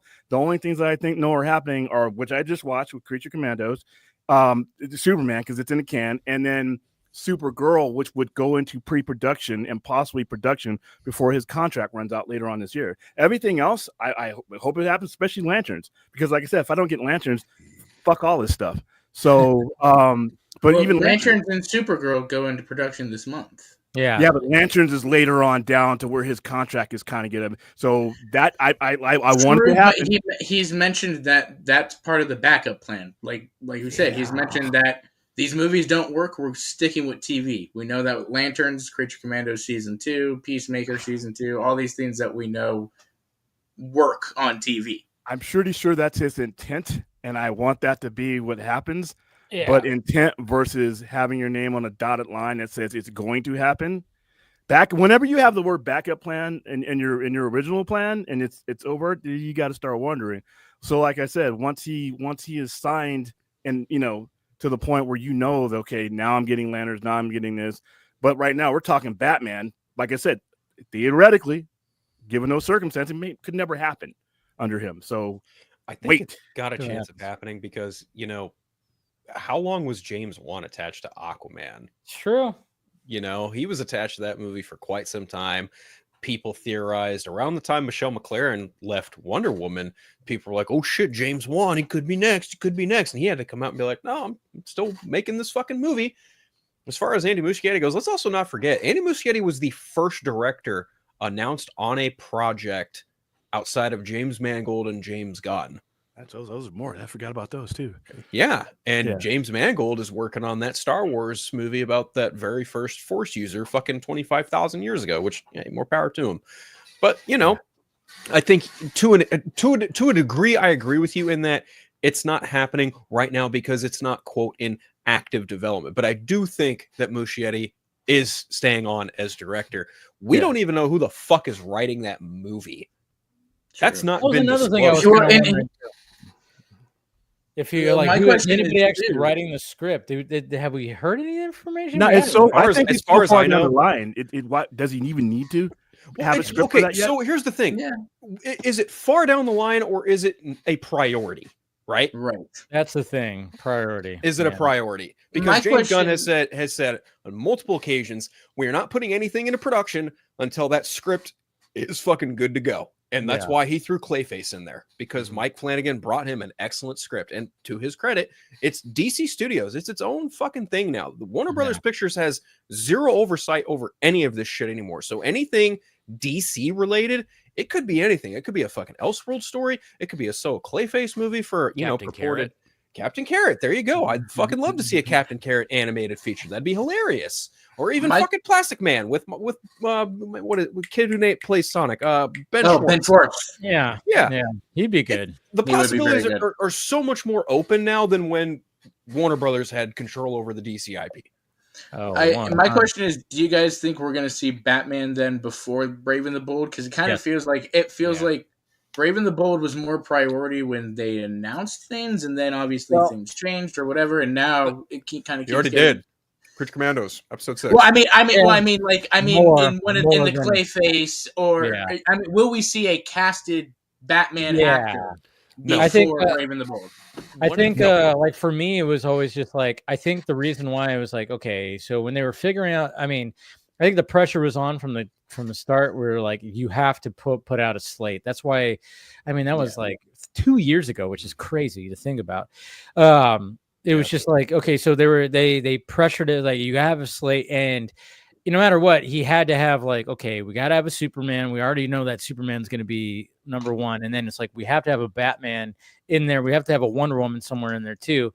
And I think they just kind of like threw out some ideas of like, and I think the Batman is just going to be the difficult task. I think the Paradise Lost Wonder Woman concept is a very great choice of like, hey, let's show a prequel series, Themyscira. It'll be like Game of Thrones. Bam. That's a good pitch. That's like, that's just, you pitch, that's a pitch right there. Just that right there. Batman is hard to pitch because there's been so many different ones, and you have a current Batman. So it's like, what do? Well, let's just put Brave and the Bold because people recognize that title. It was, I think it was just one of those like, yeah, just throw it in there. I mean, comic book geeks will recognize that title. Well, I get that too, but I think, I mean, look, Gunn knew the Batman was happening at that time as well too.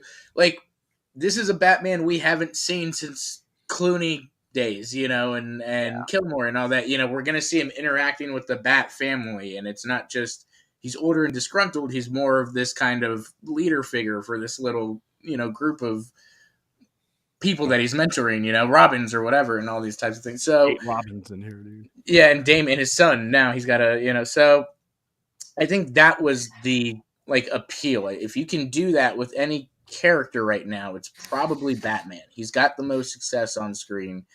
People know that he's got good. Well, by the way, that name is not going to be. I will bet. No. It's a thing on my wall. It will not be named Baby. Like Legacy got dropped. Yeah, that'll get dropped. It'll be Batman. Go ahead, Chris. The thing that, to your point, Dave, like they had to put out something to show like here's where our thinking is going. But notice too, like, no dates associated with it. No dates. This is. It doesn't mean like there's not going to be more added to part one. This is just the initial Superman. part one. Superman was the only one with the date, but yeah, there's more to Gods and Monsters even within itself. But to not put out something saying we're doing something with Batman would raise a lot of red flags in a lot of the community, whether it be us or the GAs. Like, where's Batman? Yeah. Well, you had people raising their eyes about like Wonder Woman, but they had like that Paradise Lost in the sense of like, okay, we're gonna get there. It's not like but this is going to the point what James Gunn had put out is saying that this universe we're gonna have connections with this, but we're not building towards something right now. We're just building a universe. We're just building an existence and trying to get these characters out there that we know they exist in the same universe. They know about each other, but they don't have to interact with each other in order to be well. So I think that's also what people are struggling with right now, even before something comes out. It's just like, where are we going? What do you mean where we're going? We haven't even got out of the gate yet. Yeah, let's you know, and I think that's the problem with fandom is like we're so used to, and blame Marvel, blame others at that point, just saying, again, it's just like what we've gotten conditioned to. But you also look at the flip side of it. It's like, whoa, there's too much. Well, you can't have it both ways. Yep. You can't. And that's the problem when it's not even about liking James Gunn or not liking James. Like, if you want it all, but then you complain, oh, it's too much. You got to pick which way you're going to go at this point. And I know a lot of people are like, I would love to have it, but if it's not going to be quality, I don't need it. It damages the brand and it damages the idea of the IP. Yeah, it makes sense. Hey, we got Paul joining right now. Hey guys, what's up, buddy? How's everybody doing? Yeah, we're doing pretty good. Can't complain. Some places are really cold, some places are hot in a way. But yeah, I meant to ask. I know some of you guys are in the area and stuff. Is everyone doing okay? We're fine. Yeah, I'm the closest to it, but I'm like 100 miles away, if anything. 90 to 100 miles away, so not close, and no fires near me, so I'm good. All right. Well, I'm glad everyone's okay and everyone's safe and everything. I know seeing the footage was rough and everything, and crazy, right?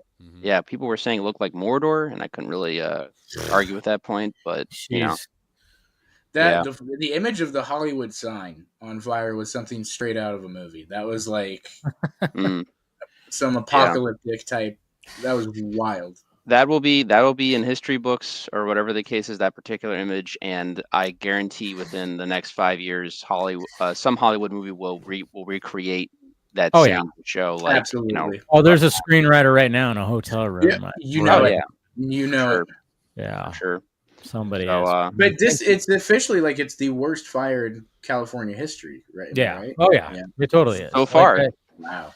Yeah, so far, hopefully, like I said, the winds are supposed to pick up again. Hopefully it's not as bad, but I mean, like I said, I got woken up here by the winds. I never heard them so freaking loud. It was like, Jesus Christ. Yeah, like I said, you just get one little spark. There's nothing. I mean, there was like a video showing like a McDonald's. Yeah. Did you see that video? Yeah. See the McDonald's sign, all the power's off and everything, and you're just seeing the wind, and you're just seeing embers just like flying straight. That's another one. Looks straight out of the apocalypse. You're like, dude, I'm like, what the hell is? I'm like, look at that. That's like, what did I do? Did I just put my feet in fucking water and just Constantine into hell? Like, what am I doing? Yeah. You know what it looks like? It looks like this is the end. Yeah. When this is the end. The Hollywood goes to heck. Just fucking crazy, but it's all and but we're good, we're healthy, and we're talking Batman, which is what we're supposed to be doing here, right? Talking Batman. So remind me, did Creature Commandos, did that wrap up? Yep. Yes, it did. Okay. What did you guys think overall? Because I haven't seen anything other than just stuff online and whatnot. Or I like the entire series more than I thought I would. The finale, a little it wasn't as I thought it was going to be a little stronger ending, but it still had strong story elements. I felt that I was like, oh, there's that, and then of course we get Nina, her backstory, and that was just like, fuck, man. I mean, just some things where I was like, oh man, I was like, really? Like, you gotta show her as a kid and struggling to breathe. It like kind of broke your heart, even though it's animated. But I mean, Gunn went for it. When it came to backstories. He didn't give a shit. Like all the what I've noticed, like when it came to backstories and when it came to like the tragedy, I was like, yeah, we're not holding back. I'm just gonna show you some shit, even though it's an animated series. It's gonna hit you in the feels a little bit, and then here I am seeing little Nina. Getting like holding her hand of her father, wearing this big, heavy like suit that she could breathe in to like walk to a playground, and she's like sweating and struggling still. And I'm like, fuck, what are you doing? Like, So where they show her as a baby with the it's so bad. that's like so sad. Yeah, I mean, but he only shows it for like brief moments because he's doing that thing where because he's got to like go back and forth, which I thought did a good balance. I think sometimes it's a little jarring where it's like, you're getting the backstory and then you're back in the present, then you're back in, sometimes it could be a little jarring, sure, but for the most part, I thought he did a pretty good job of like establishing the tragedy of these characters and their backstory and not holding back. Even like in Weasel in this one too, there was a little bit of something too when it came to the princess or what's her name, Ilana. Yeah. And like, his, and what happens with, because they're essentially like, we got to kill her. But like, no, you can't kill her. And then Weasel doesn't want you to kill her because he, he's essentially, he had fun with her. And because she played fetch with him for hours. Yes. So like, so then he's like, no, don't do it. And like, he's like doing his whole thing. PTSD. And then you're remembering his backstory with the, when it came to playing with those kids that died in the fire that he got accused of killing. And then it's just like, Jesus Christ, a lot of things, a lot of little story elements that I was not expecting in this series.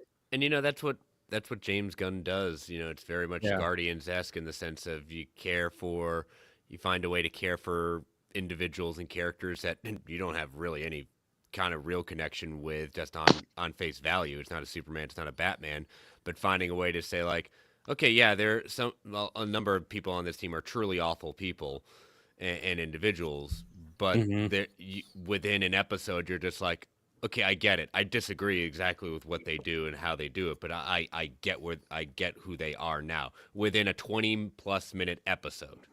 Right. It's not an easy task to do.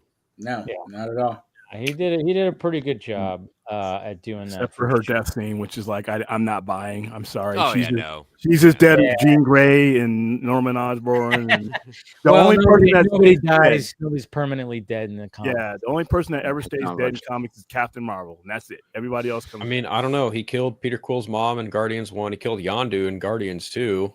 That's true, and that was the best part of Guardians 2. I think was Yondu's death because that arguably was the best part of that movie. Yeah, that hit the most. Other than that, let's face it, Guardians 2 was a little Mary Poppins. I think Mary Poppins. Bring her back. And the princess too. The princess ain't dead too. I'll bet money on that. Homie, that was what? That went straight to her head. She was gone. I think. Good job, man. You just spoiled how the fucking princess dies. Great job. Good job, Austin. We're talking spoilers. We're talking spoilers. Peacemaker. Paul, do you care about spoilers? No, he doesn't. Okay, obviously, I don't. Okay. Peacemaker should be dead. Someone watching this might care. I don't know. So. No. I already gave the warning. Said it was a spoiler. No. Peacemaker should have been reported. We literally just talk about how Nina died, so I don't know what the difference was. We're good. That was a cool. Words don't matter. Oh my god. We're good. I've already put the warning out there. I figured we were going to talk spoilers anyway. So I've been sitting on this for like almost. Yeah, you saw the whole thing a while ago. Yeah, I saw it like at the end of November, and like even after just thinking about it now, like I feel comfortable saying this is probably my favorite project James Gunn has done so far. Nice. Yeah, I actually quite liked it, but I'm a little biased. I like animation. I like voice acting. I like a lot of that stuff. I think the animation probably is the standout thing for me. I liked all the characters. I liked a lot of the story that was told. I liked a lot of the emotional beats. And I mean, there were things in it that I didn't like. Don't get me wrong. Like I still like the bride and Victor Frankenstein fucking on the table he made her on. No thanks. Definitely just hard no. Woo, yeah, he went for it right there. Yeah, for sure. And like, bingo card for this show.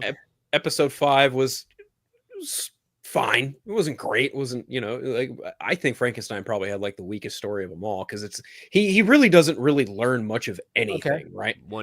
He gets brought back. Well, he doesn't get brought back to life. He gets nursed back to health by this old woman, this blind old woman, right? And he's just fucking talking about the bride the whole fucking time.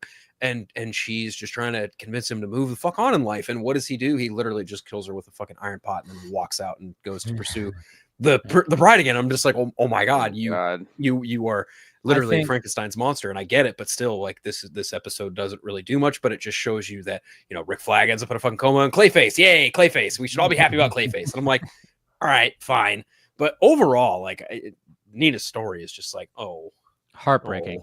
Oh, no, I think Frankenstein's going to be a main focus in this season 2. He's got to be. So. Like, there's just, I think they and what I do like too is the fact that, you know, any one of these characters, who's voicing them, could potentially show up in a live action version. I mean, that's the thing. Yeah. That's what some people like feel. I remember there was one of the DCU Twitter handles was like, you know, posting about it. And then people were like, you know, especially they were saying like they thought that the All-Star was the bride. And then people started fan casting her.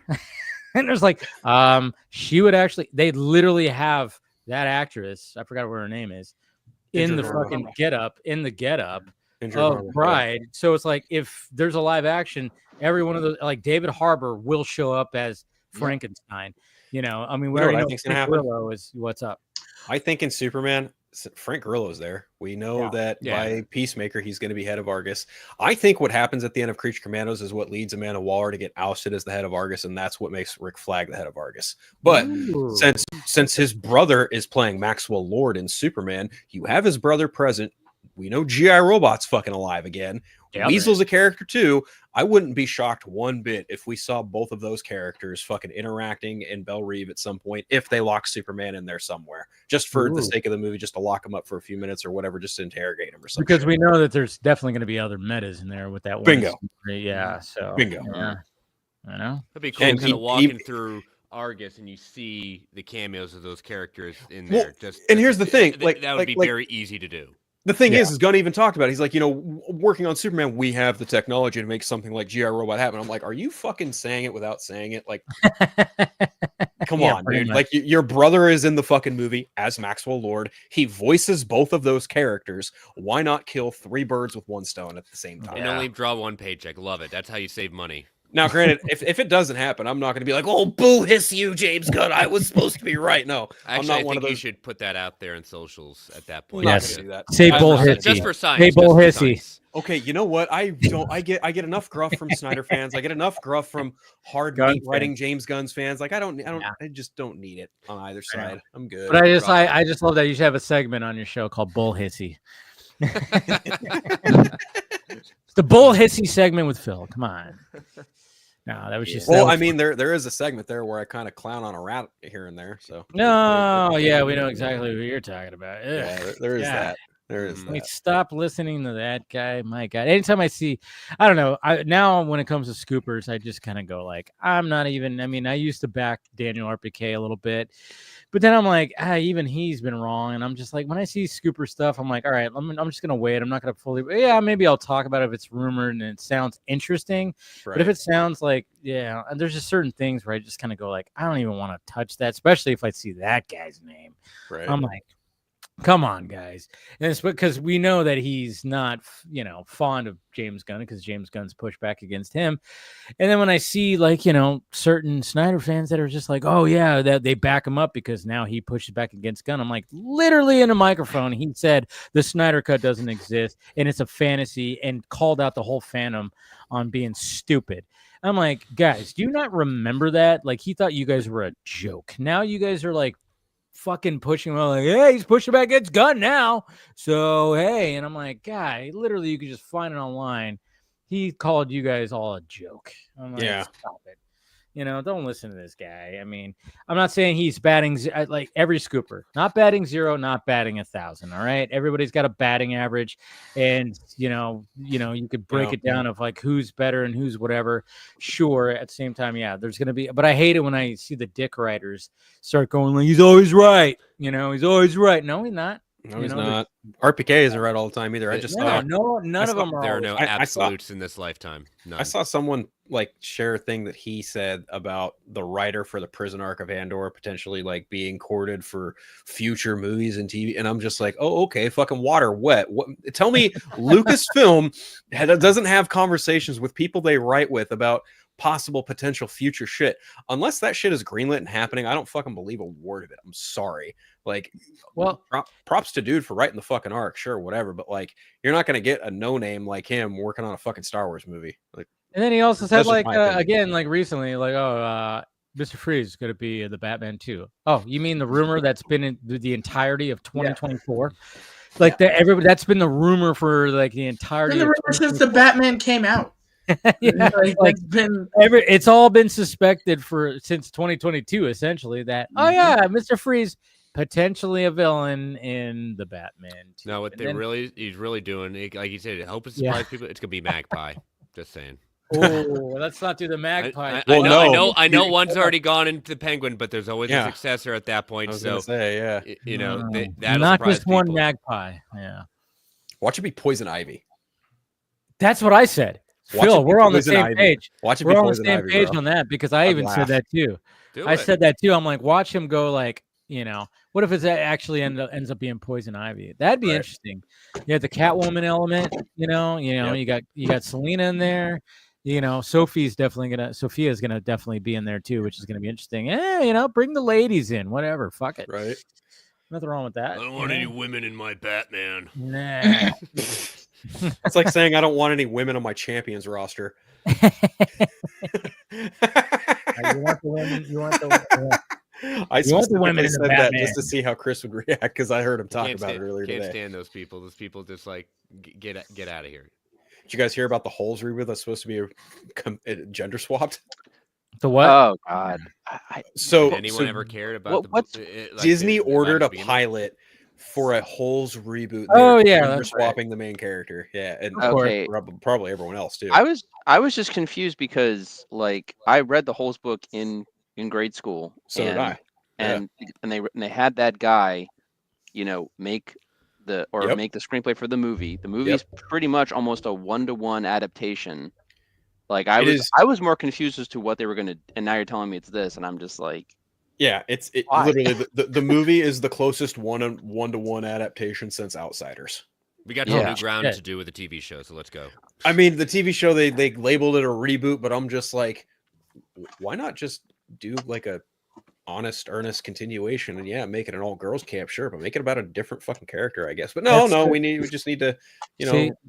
I was like, what's the main because Shia LaBeouf was attached. We have to completely I'm just like, what's the main character's name going to be this time? Shelly Yelnats? Like, you know, like. Yeah, I didn't read the books. I didn't watch the movie. I remember hearing about the movie. Yeah. But then I saw like that news. I didn't even talk about it or anything like that. But then I saw people go like, oh, same thing, like what your guys are saying. It's like they did a good job already with the movie. Why do you need a series? How do all you're gonna end up doing is filling in like a bunch of filler shit. You know, like I can understand why they're like, hey, we're going to reboot Harry Potter, but we're going to make it a series. Okay, that makes sense because there is a lot of content right there. Right. And, you know, obviously, like when they did it before, it worked when it came to each movie being a book. But at the same time, you still got to cut things out because you got to fit it into a certain runtime. You have a series where you can probably have it over multiple seasons where you could really just do a 1-to-1 as much as possible. So I'm curious about that, sure. But I'm just kind of going like, when I saw this, I was like, okay. I think I remember watching it for a little bit one time it was on Disney Channel, but then I got distracted. I don't know. I remember Shia LaBeouf was in the movie. He's the lead. He was the lead, but I was like, I don't even know exactly what the plot was or anything like that. I never got in. I'm gonna say this. It's all in the title there, Dave. You got you. Yeah. It's probably on Disney Plus, Dave. I do recommend. It is. Yeah, it is. Yeah, maybe I will because I've heard good things about it, especially hearing from you guys too. Yeah. My question is like Iger said this whole cost cutting thing at this point. Like I'm not saying like who asked for this. Not what I'm really saying. I'm just saying like, please. Where is the money you're trying to make with this? Like it's not an IP that's really probably I would say the kind of cult following Holes has developed. Like sure. It's a bit. I don't know if it would work though. It like trying to bring I think that's a bit of a stretch saying like let's do a series. Because the book is not overtly big. It's not Harry Potter huge. You can't really stretch this book into like a multi-seasonal thing. Yeah, exactly. You can't really do that with it. This is kind of a one and done. Granted, there is actually a sequel book that takes place about another character in the first book that I totally fucking didn't. Why not do that? Yeah, that's what I thought too.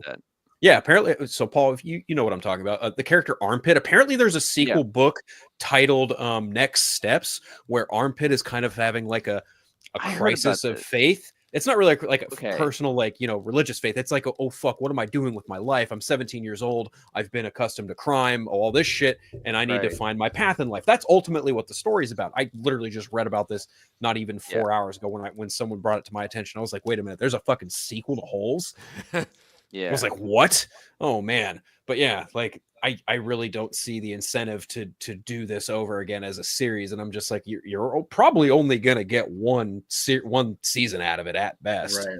You don't really need a whole lot to tell this story if you're just doing it again with a gender swap. But I'm just frustrated because, like, look, when we were kids, there were, I mean, remakes is nothing new to Hollywood. Like, that's been the thing that's been going on for like a while. But like, maybe it's because the executives are all like, you know, 60 and 70-year-old men that don't understand, you know, media literacy. Because look, here's the thing: Holes is still taught in schools. I guarantee that teachers, if they don't have it on VHS or DVD, like, even kids now have probably read Holes and or seen the Shia LaBeouf movie, because, like, as Phil says, it's a 1-to-1 adaptation. Like, you know, like, kids have seen that iteration. There's almost no real reason to, like, you know, remix it or remake it, basically. I mean, obviously, I don't think you could do the Armpit sequel because that kid is, you know, 20 years older now, so it'd be a little bit rough for him to be playing a 17-year-old. Even the Harry Potter stuff, on one hand, Dave, I agree with you. Yes, obviously there's stuff that got cut out of the movies that you could reinterpret.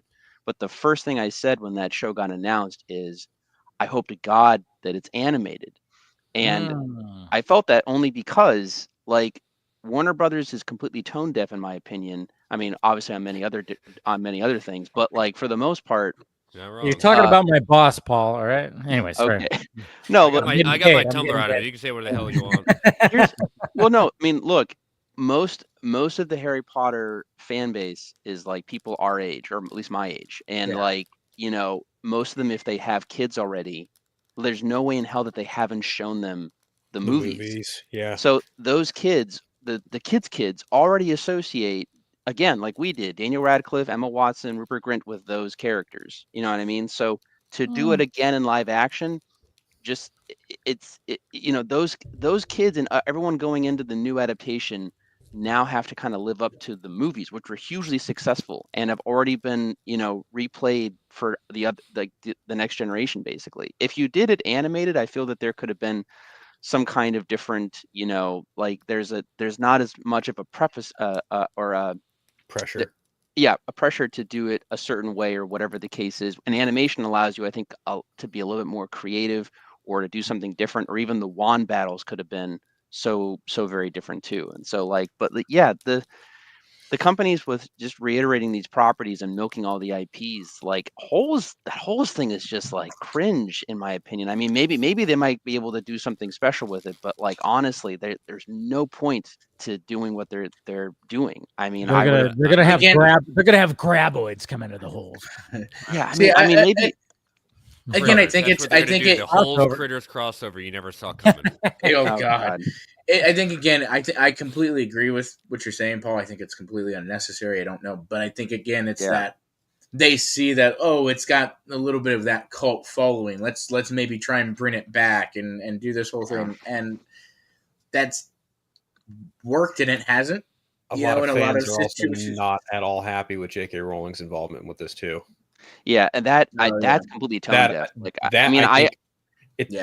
just really quick, I think that in and of itself is already enough of a detriment to the series going forward. Oh, especially but for long-time fans. I just don't know, because I know for the longest time, because when I followed her more in the sense, because I mean, I grew up on Harry Potter, so obviously, like, you know, she wasn't far behind in most stories and stuff. But I mean, as far as I know, she's got like her contracts and everything that she worked out, you know, decades ago. She's got a very, like, ironclad, you know, thing on that series. Like if they change Harry Potter, she's gonna be involved. Yeah. Right. Or, well, basically, if they change something at the theme parks or whatever, they have to run everything by her first. So I mean, she's in there regardless. And I still feel bad, though, that in that sense, it's like, I think making it a thing, and I don't know who controls, like, what or whatever is being said behind the scenes and whatever, but, like, you know, maybe they're kind of like, you know, by contract, they're sort of, you know, yeah.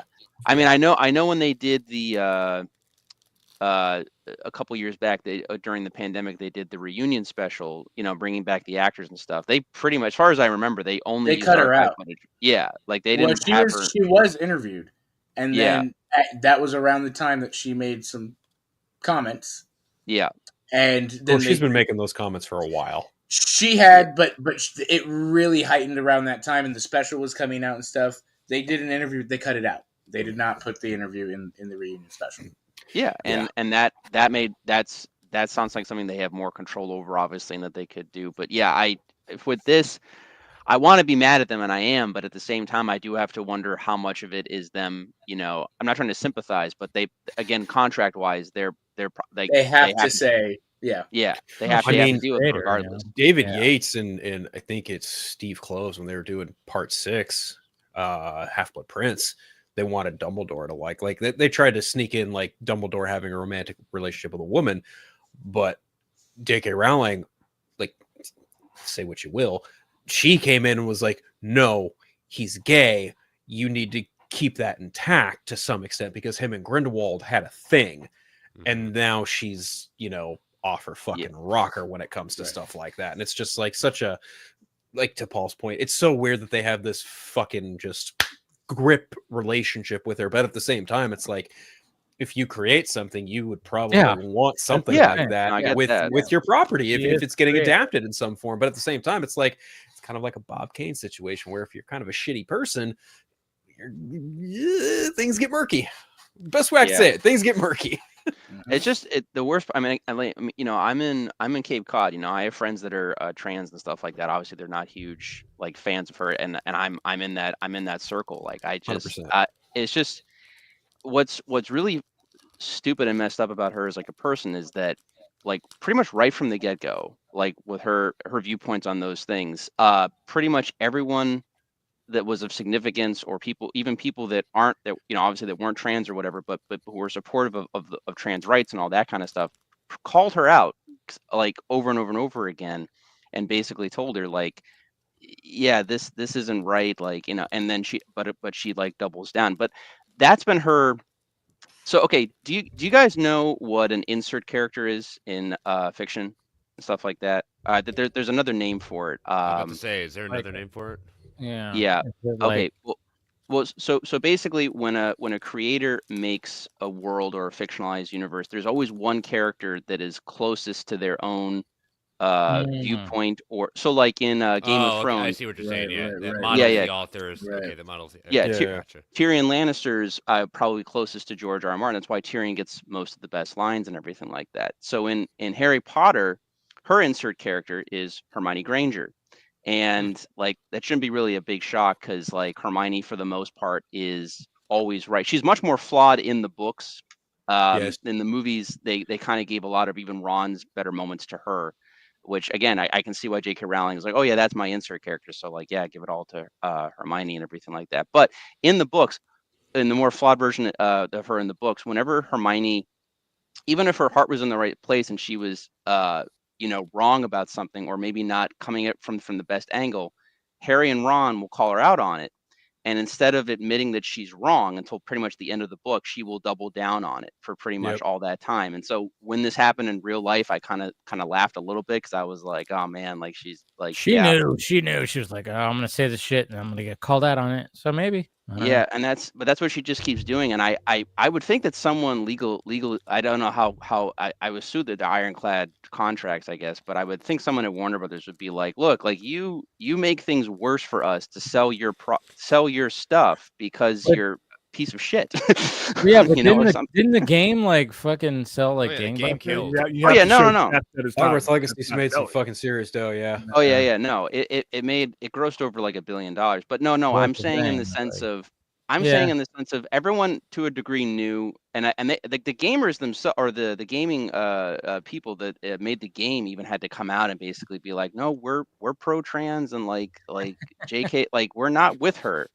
like we worked on this game for years. Obviously, we're fans of the series. We grew up on it. They said, no, we're anti this. Go play the game now and see how many people stuck by their principles. Yeah, I think it definitely would affect the sales on that level. But no, like, everyone, I mean, I've played the game. It's like, It's the Harry Potter game I've wanted. It took all the stuff that I remember from the computer games growing up and like expanded on it and made it like even better. Like always heard positive things about it. Yeah, but I think it's one of those things where it's like I think people just love the characters and the world so much that they just go like, you know what? There's all that. I mean, we have to do that whole separate the art from the artist kind of thing, you know, that we do, you know, and stuff like that. It's like, yeah, I don't agree, but you know, she did create something like this that I really enjoy, and it's like, But on the other hand, I think the I mean, I stopped watching after the first one, but I thought the Fantastic Beasts movies, you know, that they got, from what I've seen and heard, they kind of got steadily worse, basically. And I think they had declining box office as well. They did, they got progressively worse with each iteration. They doubled down on something that they really didn't. It's so funny too, because like David Yates handled those 3 films too, and I wasn't a fan of the way he did Half-Blood Prince or Deathly Hallows Part 1 and 2, but then I got to Fantastic Beast 1, and I was like, oh, hey, there we go. Now I'm kind of in the same place as I was with Order of the Phoenix, and then I saw Crimes of Grindelwald, and I was like, God fucking damn it, David Yates, why did you have to do what you do? And then we get to the third one, and I was just like, whatever. I'm gonna be honest with you, as far as Fantastic Beasts goes, in terms of my love for Harry Potter, like the only thing I knew it was both a great and a terrible sign that the thing I related with most and liked the most in the movie was the Muggle character, you know, played by that Balls of Fury actor, Jacob. That's the character's name, I think. It's Damn it, I'm gonna look. I always forget his name, but he's a terrific actor. He was in something just recently that was a much bigger deal. I forget what it was off the top of my head, but no, regardless, Dan like Vogler, Jacob Kowalski.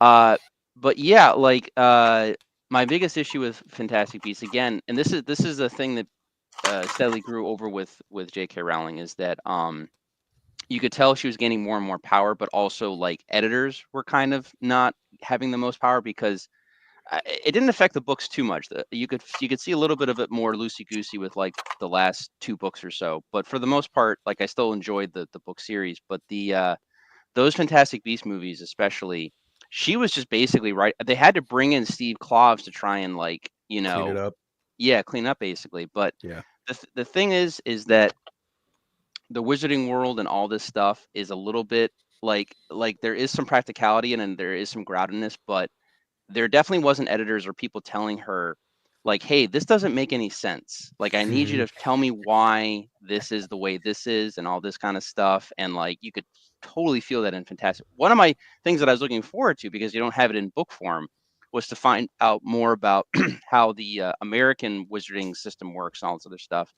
And I can tell you, after watching at least the first one, I still have no idea how a lot of it goes. And a lot of it just doesn't not a good sign.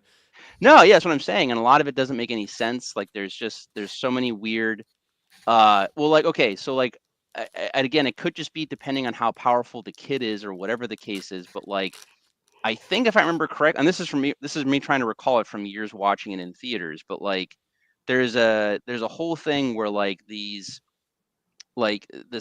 thing happens over and over again. You find out it's because this kid wasn't allowed to go to wizarding school and use his powers correctly or whatever, because of how it's discriminated in the American wizarding system. And so he basically like explodes. Discrimination in the American system? What? Yeah, no, but it explodes and it goes, and I kind of remember that's talked about vaguely in the books about why wizards need the schooling to get out their magic, so it doesn't like bounce out, basically, like how that's what happens with Harry with like that first incident at the zoo and everything. That's just the magic coming out because he doesn't have anywhere to to put it, basically. But my first thought, literally on watching the movie, that I'm like, how did no one bring this up, is like that's one person. Clearly the system has affected multiple wizarding families all throughout the US. How is it this isn't happening like all around?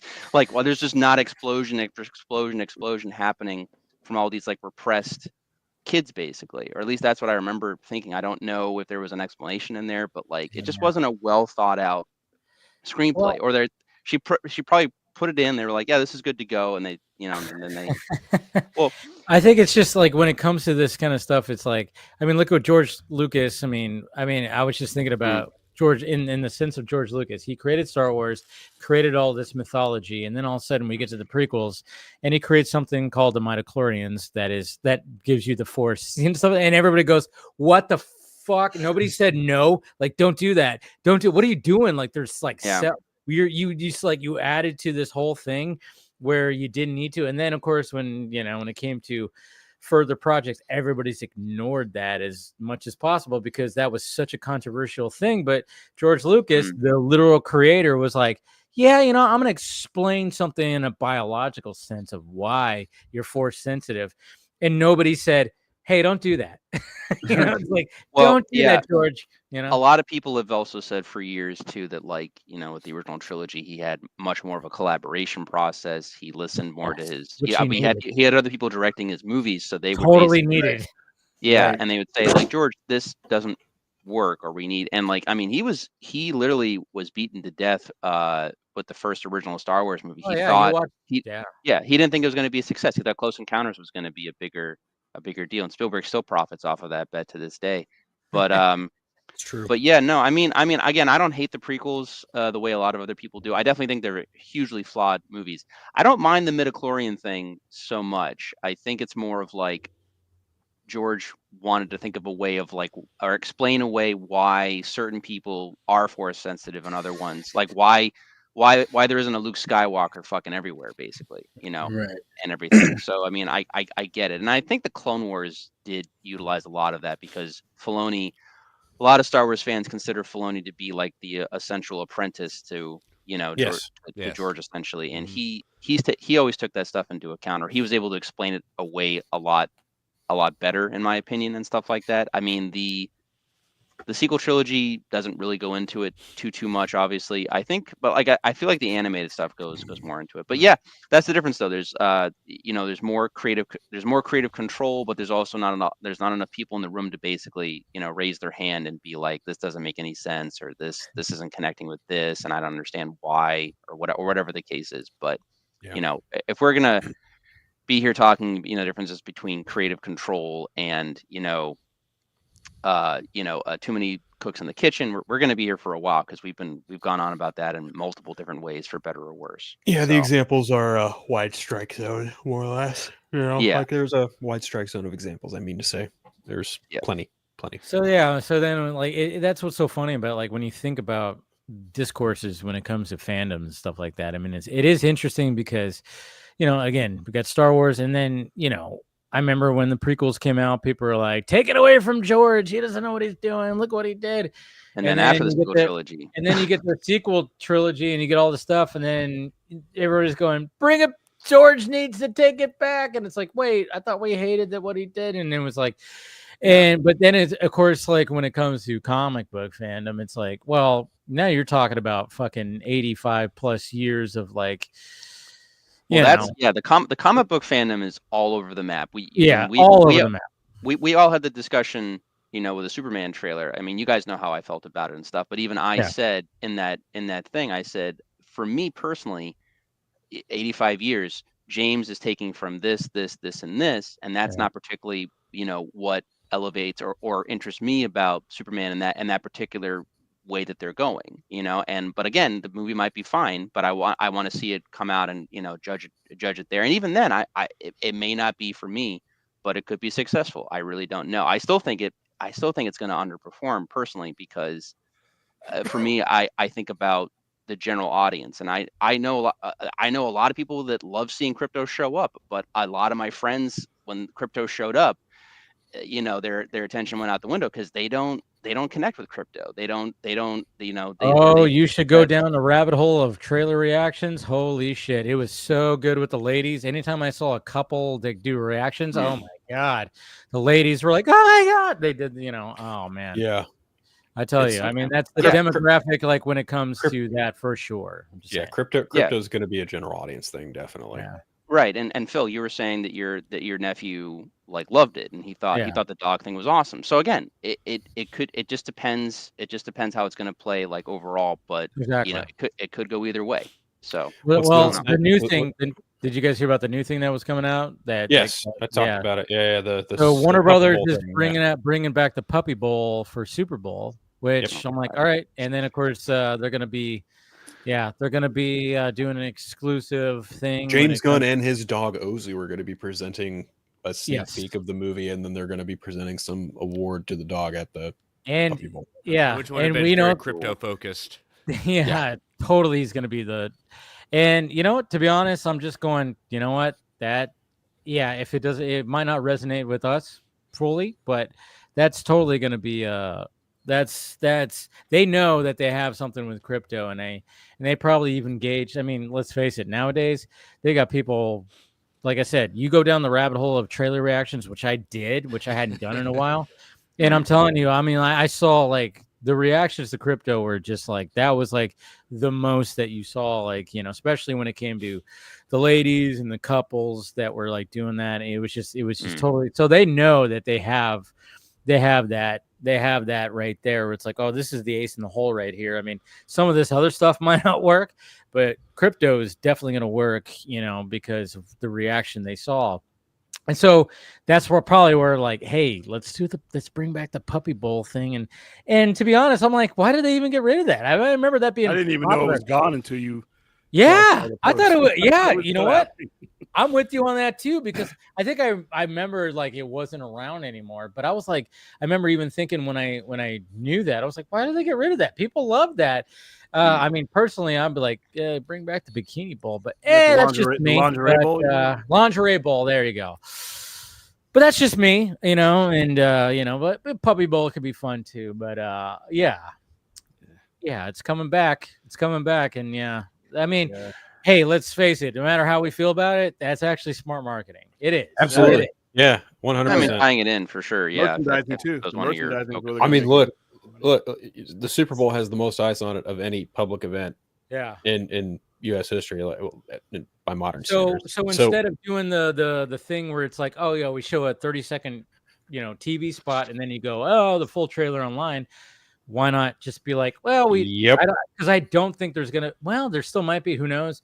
I don't think there's going to be a Superman 30-second TV spot during the Super Bowl, but the fact that they're going to be like, hey, the Puppy Bowl's back, and then they have an exclusive, like, hey, it's an exclusive look at Superman, which is going to be crypto centered. Bam. You're winning people over. It's going to be, I think it's going to be like, it's going to be a scene between Superman and crypto, definitely. The context of it is what I'm curious about. Will it be something in his apartment? Will it be something in the Fortress of Solitude? Like what exactly? Hell, it could even just be something shot specifically for the Super Bowl and doesn't even pertain to anything in the movie. It could just be I would not marketing be material. Corn sweats in some kind of promo, even with maybe James Gunn's dog too, or something like that with Ozo. There's gonna be the three of them. Could be something with that. I mean, I think like one of my favorite shots of the trailer was just I mean, it's so ridiculous because I'm like, I never thought I was gonna see a Superman movie where crypto is got Superman's cape in his mouth and he's running, dragging him through the snow. I'm like, for some reason, that was just one of my favorite shots of the movie. Like, I wasn't expecting it. I never thought I needed that or anything like that. But I'm like, if you're going to do crypto, do something ridiculous like that. Why not? Like, why not just have him drag Superman like that? Because he's been fucked up. God knows. We don't know the context of why he's fucked up. We have our suspicions and stuff like that, but I don't know why. I just love that shot of him just, you know, I'm just kind of going like, yeah, that's going to be one of those montage shots where it's going to be a needle drop, wondering what song James Gunn put there. That's my guess. There's got to be a needle drop right there. But I don't know. I just love that shot. I love that shot. And I'm just kind of going, and even when I showed it to my mom, showed it to other people, they're like, wow, crypto's in here. I mean, it is going to be, there's going to be, I even saw some Funko Pop concepts. They already have like a core Superman, and then it was crypto. And I'm like, yeah, crypto, he's going to be like number 2 to this whole thing because everybody just loves dogs. So I'm like, yeah, I mean, as cheesy as it is, which we know, but it's just going to work for the general audience if you're thinking about it, you know? Well, do you guys feel, because I've talked with a few of my buddies who are in, you know, or who are more Marvel and stuff. I feel that there should be at least a teaser, or maybe Fantastic Four. Yeah, Fantastic Four. Yeah, That's I what I'm think that's there's gonna be where a they're going to trailer. drop the trailer. Yeah. Yeah, Okay, and yeah. Jurassic Could be World. Deadpool. And Jurassic World. Yeah, Super Bowl. Yeah. No, they We're already finally did going to that. see dinosaurs. They We're already finally did that going with to see Scarlett dinosaurs. Johansson turning into the Raptor, right? Well, and not only that, Yeah, Jurassic yeah. Park famously has a reputation of dropping teasers. At the, Oh, yeah, of course. At the Super Okay. Bowl. No, we're gonna get a Fantastic Four. We might even get another Thunderbolts. I don't know if they want to spend more money on that. I think Fantastic Four is coming a week earlier than the Super Bowl. You think Yeah, so? I think think I Really? think it could. Yeah. Yeah, I'll take it a week earlier. That's my most. Yeah, anticipated but movie they're of the gonna year. do that whole thing where they show a 30-second spot and they say full Yep. trailer online. That's just the way Right, things are now, right. which is great, which is fun. I'm like, give me that Fantastic Four trailer because I'm Thunderbolts. I've come around on when I've seen some of the extended, like that last extended, special look or whatever the fuck they had. Yeah. I was like, yeah, okay, I'm digging it. Like I can, it's Florence Pugh. That is I love going to her. be, in my opinion, probably one of the most critically praised Marvel films in a long Probably time. could be. It could be. I hope so. I think that'd be great. People are gonna, They've said it's the most practical used film they've shot in a long time. Like Good. there's not a lot of CGI. It's all stunt work, and given the characters that they have in play, it makes sense. If I had watch another Black Widow, I was gonna go. Yeah, probably Black crazy Widow with was that. ass. Black Widow. If Black Widow had just been in line, and again, you didn't even have to have the Russos direct it, but if it had been more in line with, say, like a Winter Soldier style spy thriller, I think the movie would have. I mean, granted, it got fucked over in general because of the pandemic, but like, I think, yeah. Well, Black Widow. It was taking the ideas of Winter Soldier. I mean, I think that was a huge. I mean, my But opinion. the execution, the execution. The execution just didn't work for me. I don't know. I think Black Widow is like. Maybe I have to rewatch it, and maybe I don't know. Black Widow is like a mixed bag for me. Terrible. It takes some of like the best elements of Winter Soldier and then some of the worst elements of Thor Ragnarok and slams them into one.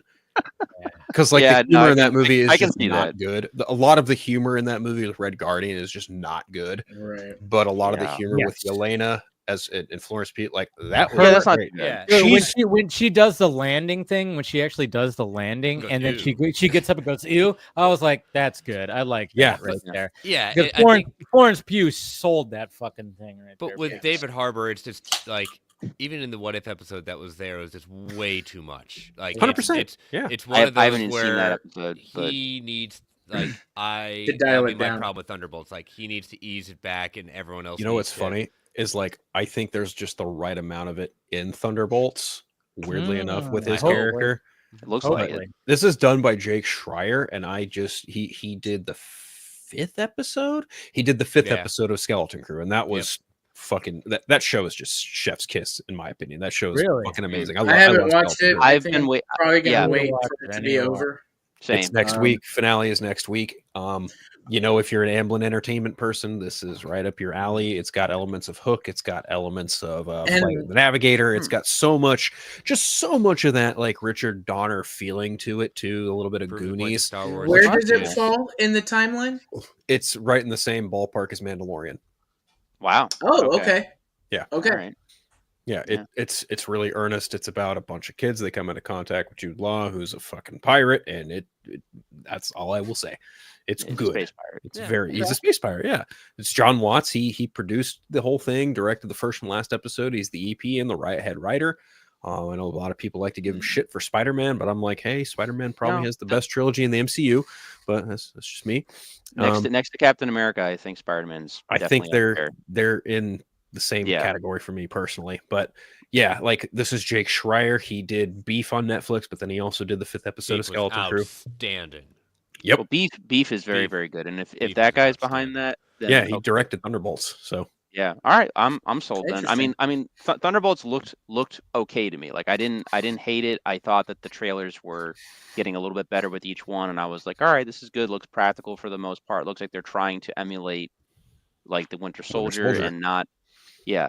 And I was like, all right, let's see where this goes, because I still got to see how like the chemistry works between the characters and stuff. And we've done like we've been doing the, a bunch of like rogue characters all get together and do a thing. We've done that quite a few times. So I'm more curious because it just seems like such a mixed bag of expectations. On top of the fact that they keep reshooting the fucking movie, but Brave New World. I don't know how to feel about that movie honestly at this point. I'll be honest.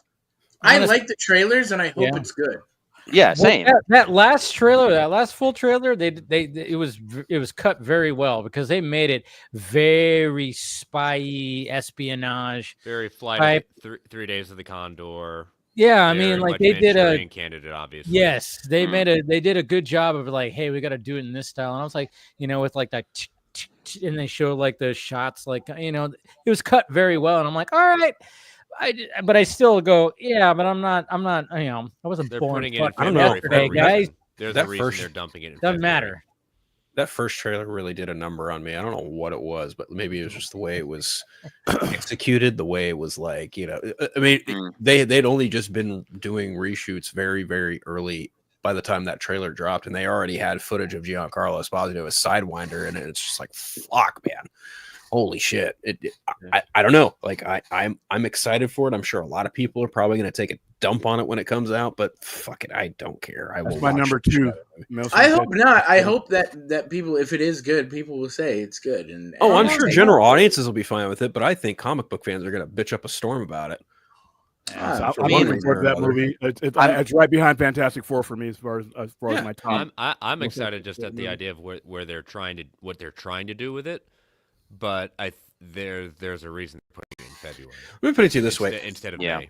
Marvel Studios has a slate this year that for once I'm not looking at one of their projects going, I don't know how I feel about that. I feel very confident about all 3 of their film projects this year. Television, that's a whole different conversation. Yeah, I look on television this year. Besides Daredevil, I know Daredevil. Ironheart, Wonder Man, Marvel Zombies, Eyes of Wakanda.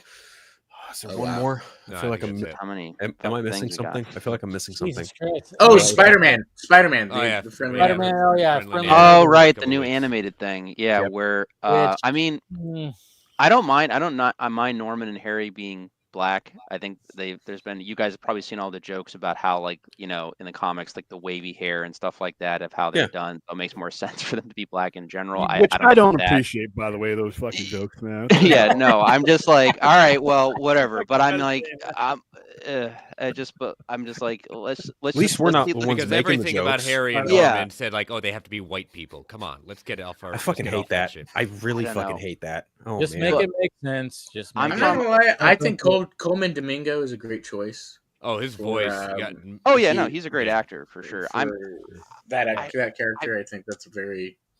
Yeah, it's look for me. It's like Ninja Turtles in a sense, and I love Ninja Turtles and I love Spider-Man, but like cartoon wise, Spider-Man gets rebooted like every fucking 5 years. So it's like, okay, here's another iteration. I'm of the idea that like, can we bring like. I kind of want, like, there's been so many iterations. I'm like, I'd rather they go back and like finish off like Spectacular Spider-Man or continue 90s Spider-Man. Like we just did X-Men 97. It's funny. I feel like I just heard Chris talk about something similar. I wouldn't be surprised. Chris and I are usually like within the same, like, thought space about these things. Chris does host a Marvel show too. There is that. But the problem with that is they didn't see exactly how amazing 97 landed.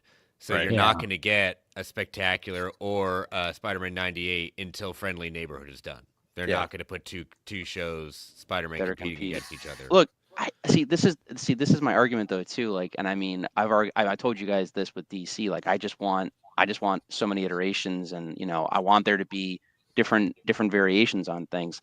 Warner Brothers' problem is they have no money anymore. But Disney's just still, I think, even with all the pandemic and the union strike, they still got some cash laying around and stuff. I mean, but I'm totally fine if there's multiple iterations of Spider-Man. Like I would. Disney won't do that because Marvel won't do that, and the reason why. Yeah. Okay, the difference between multiverse and in DC and Marvel uses it as a plotline device that they move through. DC is a way of operations, and it's been that way for 50 years. It is I get it. Their DNA. So Marvel tells linear storylines.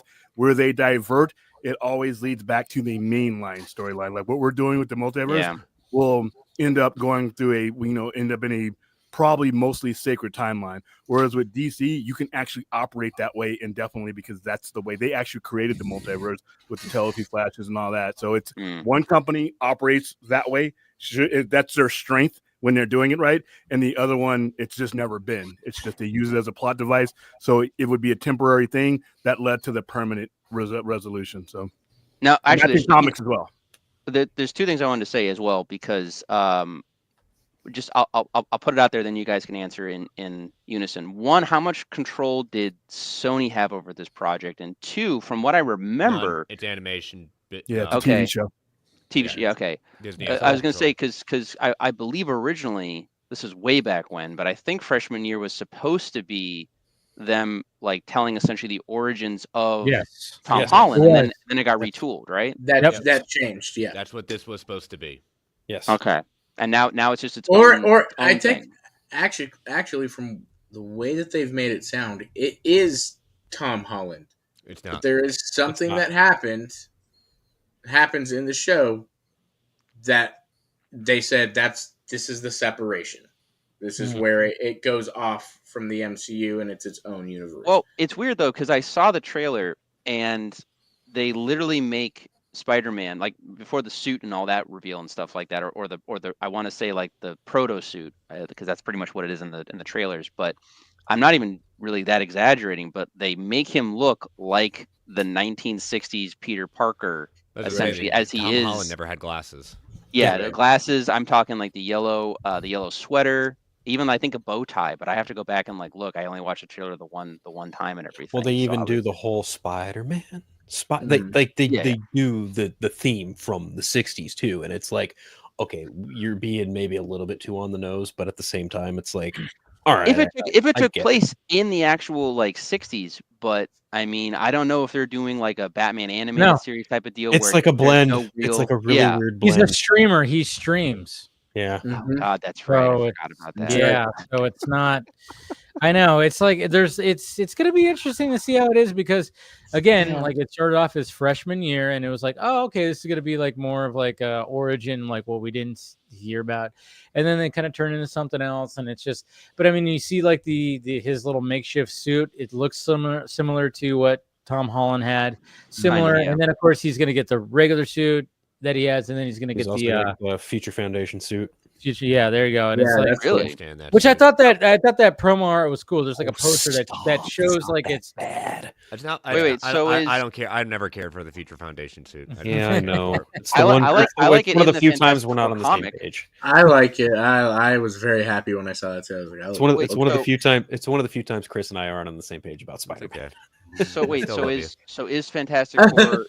Is Fantastic Four being featured in the show, or is it just a callback and it's just an aesthetic kind of thing? I think it's just a callback. I think this is something Norman makes for him. Yeah, it's not outright. It's like the Osborne suit or the Osborne Foundation suit, something like that. You know, it's kind of like how they did. It's kind of like how they did Iron Patriot and Iron Man 3, except there was no Norman Osborn. Yeah. Okay. But yeah, Spider-Man wearing an Oscorp suit, that can't go bad at all. Not at all. No. Yeah. He can't hit a magical switch that'll probably do something. So Coleman is doing Norman, I guess. Yep. Who's voicing Harry? I don't know. I don't know who's voicing Harry. Okay. I know the actor voicing Spider-Man is the same one who did it in What If. Hudson something Hudson. Oh, that sounded like Tom Holland. Yeah. I haven't seen. I think I got through all of season 2 of What If. I've just fallen off and missed in certain ways, as you guys have obviously seen. But I haven't seen anything of season 3 of What If. I heard it was very mixed to meh. Oh yeah, it's meh. Okay. Yeah, that doesn't shock me. No, that's why I said it worries me for X-Men 97. That's the same showrunner who did it. Chauncey, right? Matthew Chauncey's taking over from season 3 to season 2 of X-Men. Yeah, so I think most of season 2 was already like written and in pre-production before that guy was taken out. But so maybe season 2 will probably be okay. But anything past that, I don't know. Yeah, because AC Bradley left What If season 2, and that kind of worried me in the sense just because of how strong season 2 was. Yeah. So. Okay. Aren't they still labeled EP on season 3 though? What's that? I think doesn't AC Bradley still have an executive producer credit on the 3rd season? Possibly, yeah, I'd have to check that. I think so. Wouldn't surprise me. But I mean. I mean, again, I don't know how it all works, but I mean, I think we all know by this point, like EP only means like so much. It's a fancy word for just being associated with at this point. Right. Tim Burton was EP on Batman Forever, but clearly that was a very different Batman movie. Right. I mean, Right. definitely took cues from Burton, but well, I mean, in fairness, Zack Snyder is an EP on both Wonder Woman 1984 and James Gunn's Suicide Squad. Well, no. He was an actual producer on 84. Okay, there we go. But you know, I know what you're saying though. I get what you're saying, but he was an actual producer on there. But if you anything else like that associated with that, it's like, it's like, okay, well, you kind of helped create the character, so you get an EP credit kind of thing, right. But it was just like one of those. To be fair, but no, but I was just trying to find that promo poster that was pretty cool. That I thought, I don't know, it should be interesting. I'll watch it. I'm gonna reactivate that all that stuff and catch up on my Disney content. But like Skeleton Crew, I want to check out. But I'm gonna check out that animated series. It just seems like a little weird where it's to the point where it's like, what do we like? Is this even necessary? It's not like it's not an X-Men 97 situation, which they should have just continued. The 90s animated cartoon. It's like that would have been probably the better choice, especially after what happened, with the response to X-Men 97, or it should have actually been an origin story of, but then again, you can't do that much with that origin story because he doesn't get his full-on suit until he meets Tony. Yeah, right. And that's the divergent part because Norman is going to be his mentor in this series. Yes. My thing, I mean, if I have to take a guess, I don't know obviously all the behind the scenes, but basically you had a proto show that was being done. They didn't want it to kind of go to waste, so they just had to recontextualize and try to work with what they had. As far as like the 90s Spider-Man stuff goes, I don't even think that Disney, I think that they knew they had a hit on their hands, but I don't think they realized how big a hit it was actually going to be. Because one, animation only goes so far to a degree, but like it's like the Spider-Verse movies. Like I think Sony expected it to be successful because Spider-Man, but like the fact that it got so much attention and Oscars and people to this day still argue, and I agree that that Across and the original Spider-Verse are some of the best Spider-Man movies, and X-Men 97. I think the big surprise. There's one thing to get nostalgia with X-Men 97, but give credit where credit, Bo DeMeo and the other team of writers on 97. It wasn't just nostalgia. They took modern day concepts and things like that, like what Claremont did in X-Men, and put it in there and treated us like adults and took a cartoon and put adult stuff and had stakes. Yeah. It was good. It wasn't a perfect show, but it was pretty darn close. Wasn't that 92 softcore shit? What's that? I mean, they took soap opera elements and applied them to X-Men 97, and to an extent, that's even kind of how they ran the old show in the 90s too.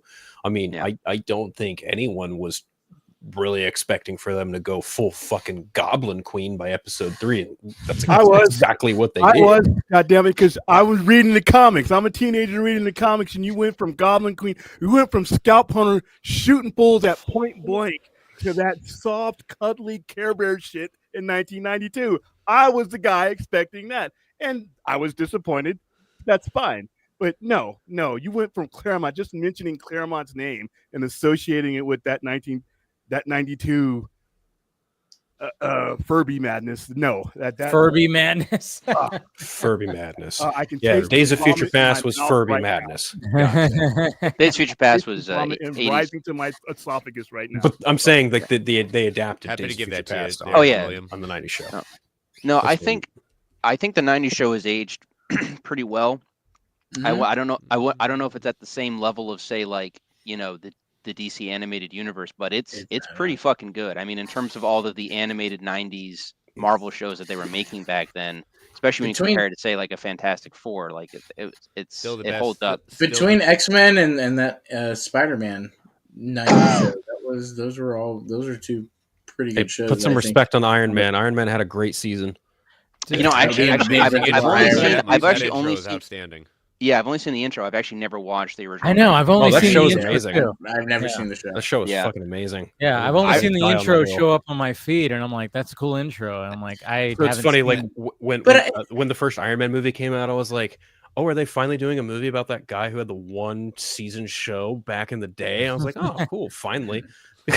But X-Men the animated series still holds to this day, in my opinion. I don't think I'm alone in this. Is the best adaptation of the entire Phoenix saga. 100%. Yeah. Oh yeah. Oh And yeah. that's the thing. 100%. The X-Men animated series.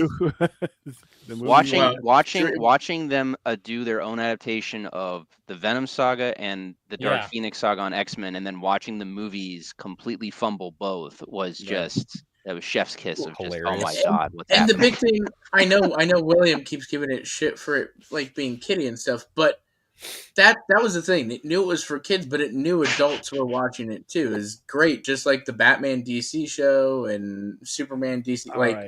They appealed to. No, I understand. Say what you will. You can cry about it all you want, but they still hold up to this day as some of the best interpretations of these characters. I will say I don't fully agree with William. I understand where William is coming from because he's the comics. Boomer. The comics are trash. Go ahead. No. Boomer. No, the comics obviously are much much darker and stuff like that. Sure. They were limited by the technology of their time. But I mean, I think that the new show, I think it was able to do so much. I was surprised at how dark they were able to go with it, and just the level of animation that they had, the level of the reflective quality of the comics, I think was just so. It upped everything up. It's a show that was a chance for Disney in the sense of they try to make everything general audience friendly. This is not a general audience friendly show necessarily. No. General audience can jump in, but yeah. you lose a lot in just accepting what as a bottle season. At the same time, too, it was kind of a different situation where I thought the smart move with X-Men 97, the reboot, was they knew they were, this was for adults now. We'd all watched this as kids. So they can get darker. They can do things that were more serious and, all that. And I thought, did it very, very well. Where, like you said, this wasn't necessarily for kids. This appealed to the adult audience that grew up with that show, remembers it, and now, is getting to see it again in an adult, way, even though it's still animation. Right. I think the Cape Crusader kind of took that same approach too. It was okay, people remember Batman in the animated series. We're gonna do. I mean, even I think Bruce Timm said, "Oh, it's more Dark Knight, or not, no more Dark. It's more Batman the animated series than Batman the animated series." Yeah, it's what they wanted to initially do. And when I watched it, I mean, it didn't have the same impact as much as X-Men, I feel. No, but I'm glad it's getting a season 2. But I'm just kind of going when I watched that, I'm like, man, there's some dark shit. And I remember I told my dad, I'm like, because me and my dad, when I was a kid, we watched that shit. I mean, he was there. We were watching after fucking school. I get home from school and we were watching those episodes of Batman the animated series. And I told him, but I'm like, yeah, there's a new Batman the animated series called Cape Crusader on Amazon. Watch it. It's kind of it's a darker, it takes place more they're using the aesthetic of the 1940s, 50s, whatever, and watch it. And he actually enjoyed it too. So I was like, yeah, I mean, it took those liberties, but it just felt like people weren't talking about it as much as X-Men 97, sadly. Yeah. Well, I think it's one thing too, because I think X-Men 97 to a degree was really a surprise. I mean, it wasn't. Yeah. I think people knew that everyone was going to check it out because it's an X-Men property. They're continuing this, well-regarded, loved cartoon from the 90s that we all grew up with.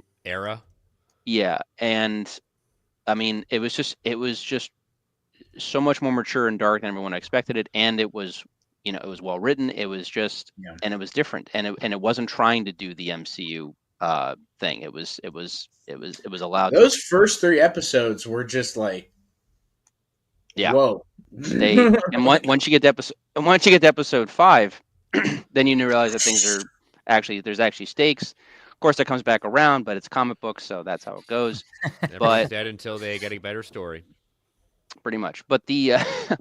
But no, but going back to Spider-Man, they just didn't realize. I don't think even they realized if they had known ahead of time how big 97 was going to be, there might have been a thing where they might have, I mean, they teased Spider-Man. Obviously, you see Peter Parker and MJ and a voiceless cameo in there and stuff like that, showing. They tease everybody.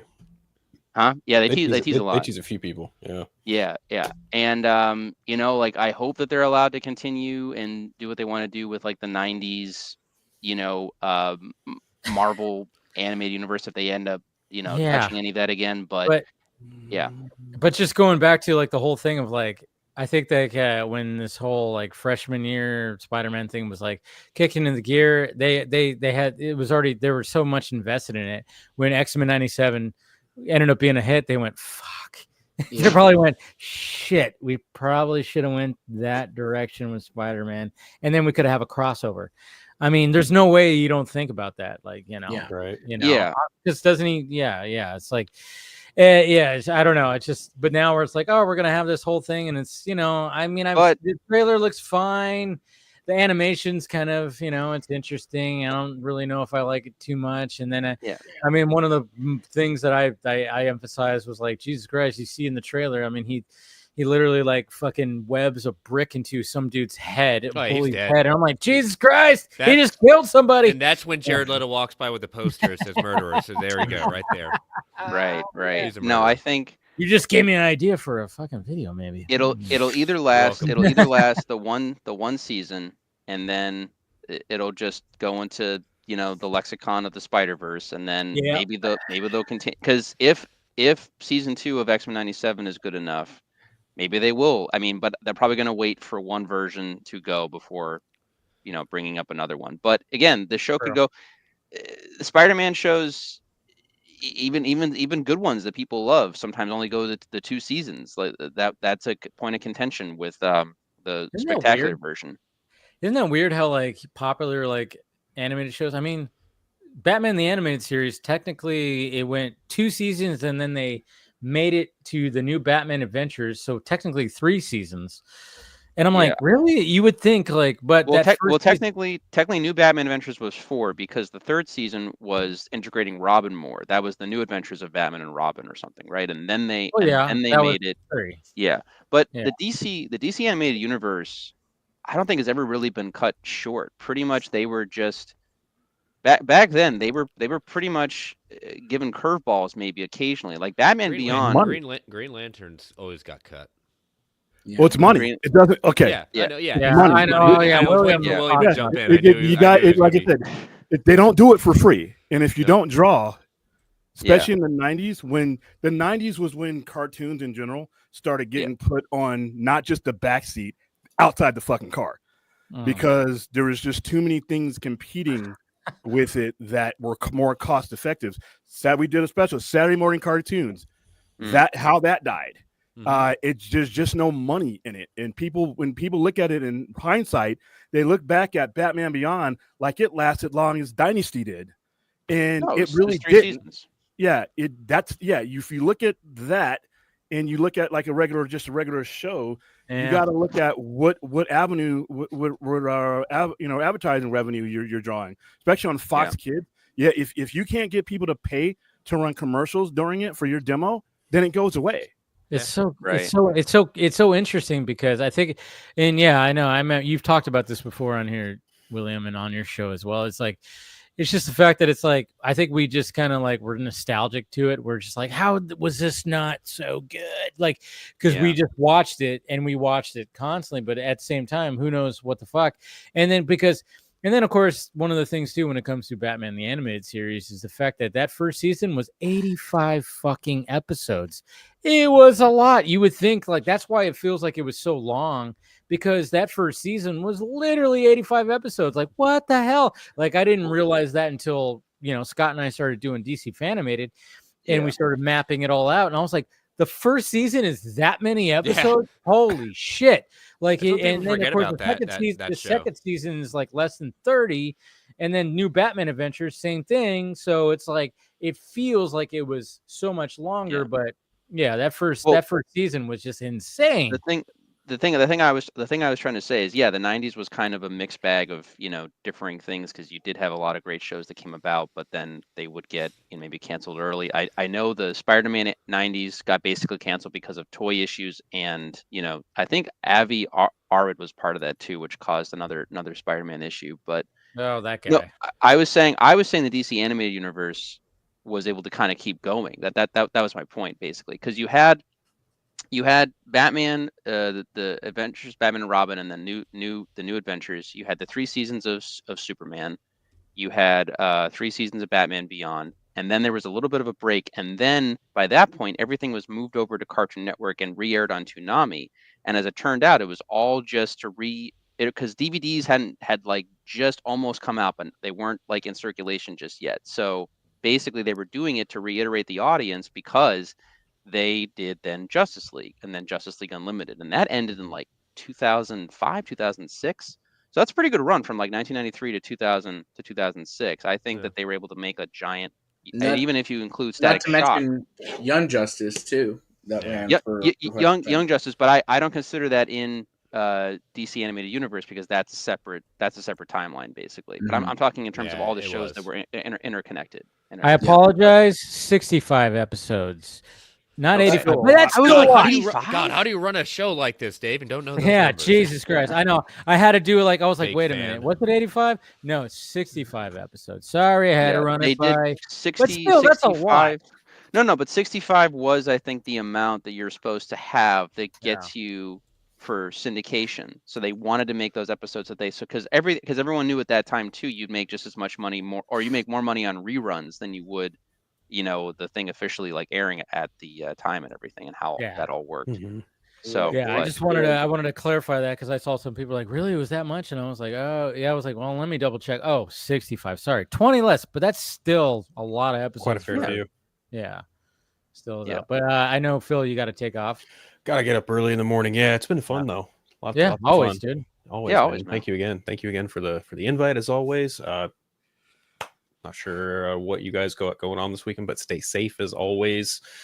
Much love. Take care. Always great getting to chat with you guys about fucking Batman, Superman, Spider-Man, all that fun shit. All the things. Not to coordinate again. There, Phil. Okay, I will send you a text next Friday, just being like, all right, what shirt are you wearing? You really should have played 2 times in a row. There's nothing wrong with that. There's nothing wrong with that. It's good taste. What can we say? Yeah. But I'll catch you guys later. Much love. All right, take it easy. All right, Phil. Take care, bud. But yeah, I mean, I know a lot of people were like, do a revamp of Batman the Animated Series, but I'm like, no, Bruce Timm, and they wanted to do like something different, and that's what we got with Cape Crusader. I know it wasn't everybody's back. I enjoyed it, and I'm looking forward to season 2. I know some people had problems with what's his name playing Batman. Like, I always fuck up his name. Hamish. Hamish, I liked him. Hamish. You know what? I did not think he was a bad voice. At first, I didn't like it, but then when I watched the series, I was like, I'm okay with it. It's different. Amazon doesn't buy that though. You may not ever get to see that. Remember, that got sold. Yeah. Look, Kevin Conroy is always going to be the high bar. Same with Mark Hamill being Joker and stuff. You just have to hope you're going to get someone who's going to sound good or do their own thing, basically. But go ahead. No, I was just going to reiterate and just say really quick, like Bruce Greenwood doing Batman in the Young Justice and in the Red Hood movie, like that to me is very fucking solid. I love that. And Alan Tudyk doing Joker in, of all things, the Harley Quinn animated. It's not Mark Hamill, but it is a good iteration of Joker, in my opinion. Yeah. But anyway, Chris, sorry. Go on. I mean, if I understand, it's a big Hamish is, what we all consider kind of our first major kind of a little bit of departure. But if you think about the character itself of what Bruce and Batman is in this first year, I think we're used to a very charismatic, as Conroy kind of established, like for Bruce, and then it almost seems where we get Bruce and Batman in the Cape Crusader, they're very much one and the same in the sense of their kind of demeanors. Yeah. In the sense of where they're at psychologically in this world. Especially you see that a lot in the growth of how he treats Alfred from the beginning to the end of the season. Yeah, I love the fact that he calls him Pennyworth too. Like he doesn't really call him Alfred. He just calls him Pennyworth. And it's like I like what they did with because it is darker. It's a little bit. It's more adult. And they knew it, like similar to with X-Men 97. It's like, oh, okay, so people are going to be watching this I think it's not going to be kids. It's going to be people. It's going to be who were kids when Batman the Animated Series came out. Saying, you know, and I think they did a great job. And then of course they did that whole thing where it's like, we're not going to have the Joker. And then of course they're like, well, but we can't not have the Joker. So we're going to tease that at the very end kind of thing. So, you know, and I'm curious to see where, but I thought it was like a unique, like they really leaned into that old, like, you know, 40s, 50s, like early, 40s aesthetic with the way that everything looks with the cars and everything. I mean, they really went, and of course even the costume is very, it's how Batman looked when he first was created. The ears that are long and that are like kind of crooked and, you know, different. And so they were really leaning toward, and Alfred being like kind of hefty. He wasn't like a thin Alfred. He's like a hefty Alfred. That's the way he was drawn at first, you know. And it's like, so they were really going for that when Batman was created aesthetic, which I was like, okay, cool. But it's not being talked about as much as, say, X-Men 97. No, and I mean, but I'm also with Chris too, like taking into account where Batman is in his career. I mean, you don't know it right away with the animated series, but you find out through like Mask of the Phantasm and obviously how old Robin is, that, you know, Batman's been doing this for anywhere between 8 to 10 years. Yeah. So he's a veteran Batman at that point, which makes sense because all the episodes, he's very well prepared. He kind of knows what's happening for the most part. He gets taken by surprise, but it's only because it's a newer situation to him or something like that. But yeah, this Batman's he's like a year one or a year two Batman, basically. Probably like a year two. I would say a year two. Yeah. It felt like a year two. Yeah. And I think like maybe that's what they were just kind of, I mean, you know, Reeves' Batman was a year two and Reeves was producing this. And I don't know. It's just, again, I mean, I emphasized this at the beginning of the stream when I was like ranting off about shit. It's just the fact that it's like, you know, Marvel and DC, their biggest brands are Batman and Spider-Man, and they constantly have to try to reinvent. And it's like, it's not easy. It's not easy. It's like, how do you do it again? How do you do it again? And so it's like, so when they take the liberties of like doing things where it's like, oh, we got to do something different with Spider-Man. And I said, like, you know, and I did a stream, I think, or a video, I can't remember, but I was like, DC has a Batman problem and Marvel has a Spider-Man problem because they're sharing the rights, first off, with Sony when it comes to live action and everything. And, you know, I mean, look at Spider-Man 4. It's like, Spider-Man No Way Home came out in 2021. And we're like, where the fuck is the next one? What are we doing? And then, but at the same time, it's like, well, people are like clamoring for another Tobey Maguire and another Andrew Garfield.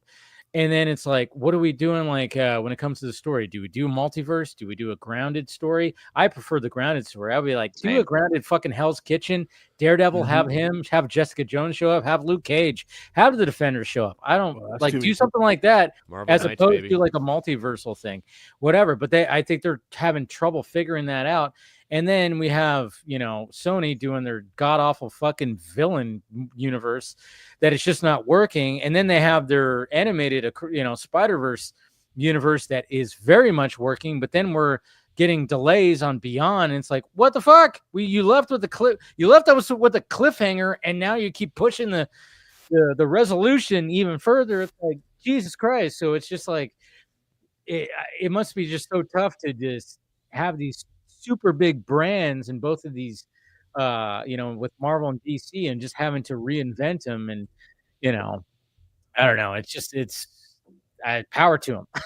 Yeah. No, I mean, I felt that way, or I mean, that's kind of why I was more empathetic towards, say, like the Batman than I would have been maybe a couple years back. But like Matt Reeves, I think, is a solid filmmaker. But, you know, I have to even watch the movie the first time, and I didn't love it even the first time, and I kind of still don't even really fully love it yet, but I enjoy it more every time that I watch the film. But this is a guy that has to follow. It grows on you.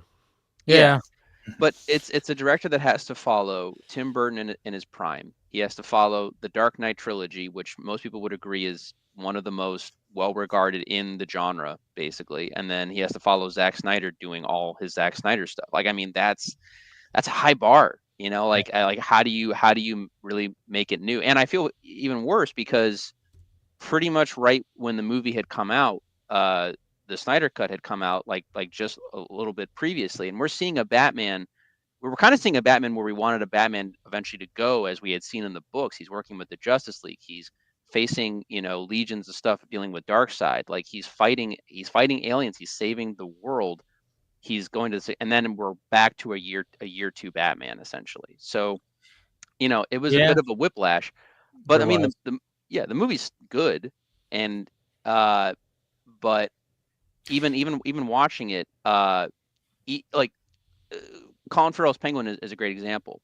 I'd seen Penguin before, but I did like how Matt Reeves approached the character. I've seen Riddler before, but Paul Dano's version was definitely different. So I'm like, all right, just keep it interesting. Like that's all I ask, basically. So I mean, if they can find ways to keep the story interesting without repeating themselves too often, then good. My biggest issue with the Batman, in my opinion, is that even though aesthetically it was much different in many different ways, it did feel a lot of the times like it was trying to copy the Dark Knight. I mean, and again, you can't be mad at Matt Reeves. Yeah, I just don't see like it was trying to copy the Dark Knight too much. I'm saying in certain parts. Yeah, I'm not saying for the whole. I'm not saying for the whole movie. I'm just saying in certain parts. But again, like I said, it's still not. It doesn't ruin the movie for me. I don't think it's a bad film. But again, it's even. Oh, sorry, go on. No, go ahead. Sorry, I was going to say, even if I was making comparisons to The Dark Knight, I can't be like really that mad about it because it is one of the most influential like movies of the last like 20 years. Like it's made a huge impact. So true that. But I think like it's kind of it's funny too because when you were talking about like how the Snyder Cut came out at the same time. I mean, that's when like they did the DC Fandom thing, and that was when DC Fandom was like a huge success that first year. But what was funny about it was like we got the first official Snyder Cut trailer, which was fantastic, and it was a huge success, and everybody praised it. But then everybody was going like, "Did you see the fucking Batman trailer?" Like I mean, that's the thing is like it was cut. Those fan reactions, including and it was only like amazing. What 30%. Yeah, that's the whole thing is everybody was talking about. Like this is only COVID. We've only shot like 25% of the film. Yeah, it was only like a sure like it wasn't even all in the can, and they cut this fucking teaser, and everybody was like, "Holy shit!" Like, I mean, I almost want to watch it now again because it was just like it was such a marvel, and then, but then of course now we're in a spot. This was in 2020, right? Mm-hmm. And here we are fucking almost 5 years later, and we're still waiting for them to light up the cameras for the Batman 2. And I know a lot of people are getting impatient. A lot of people are getting like worried. I mean, Matt Reeves assured us he's excited that we're going to be, they're shooting this year. But I mean, what I'm worried about it is like, I mean, but I think what's great is the Penguin was a little bit of a filler. Like, thank God for the Penguin because people were watching and people who didn't even watch the Batman were watching the Penguin and going, holy shit, what the fuck? So luckily they have the Penguin to fill that to fit in between that. But I'm just partially worried that well, remember there was a merger. Remember, you also had there's a lot of things that happen. There's a lot of things that happen, and there's still things that are happening. That possibly could be, with Matt Reeves and everything like that. It's like, we can easily point the fingers. Like, I mean, Jesus Christ, I have nutcases in my goddamn mentions going like James Gunn trying to sabotage. Why would James Gunn even want to sabotage something that's actually working for now? Something that is under the DC Studios, blanket. It's like. Fuck off with that shit. It's like he doesn't. That's his whole thing. Yeah, that's the whole thing. But I know, and I'm just like when I see like people say that, I'm like, no, like literally, like Matt Reeves' Batman is now underneath the DC Studios brand. So and DC Studios is clamoring for any kind of success. That's why when it came to the Superman doc with Christopher Reeves, that got luckily DC Studios got that. It was like basically pretty much their first production. And that was a success when it came critically and all this kind of stuff. So they're like, hey, look at this, it's great. Look at this, so they're, I know some people hate there's like, you had nothing to do with it, but it's like, okay, yeah, sure. But they created the studio, which everybody was kind of wanting at a point, because it's like they need a clear vision. Now that they have it, they acquired the dock. And of course, you know, the Reeve estate was perfectly okay with it.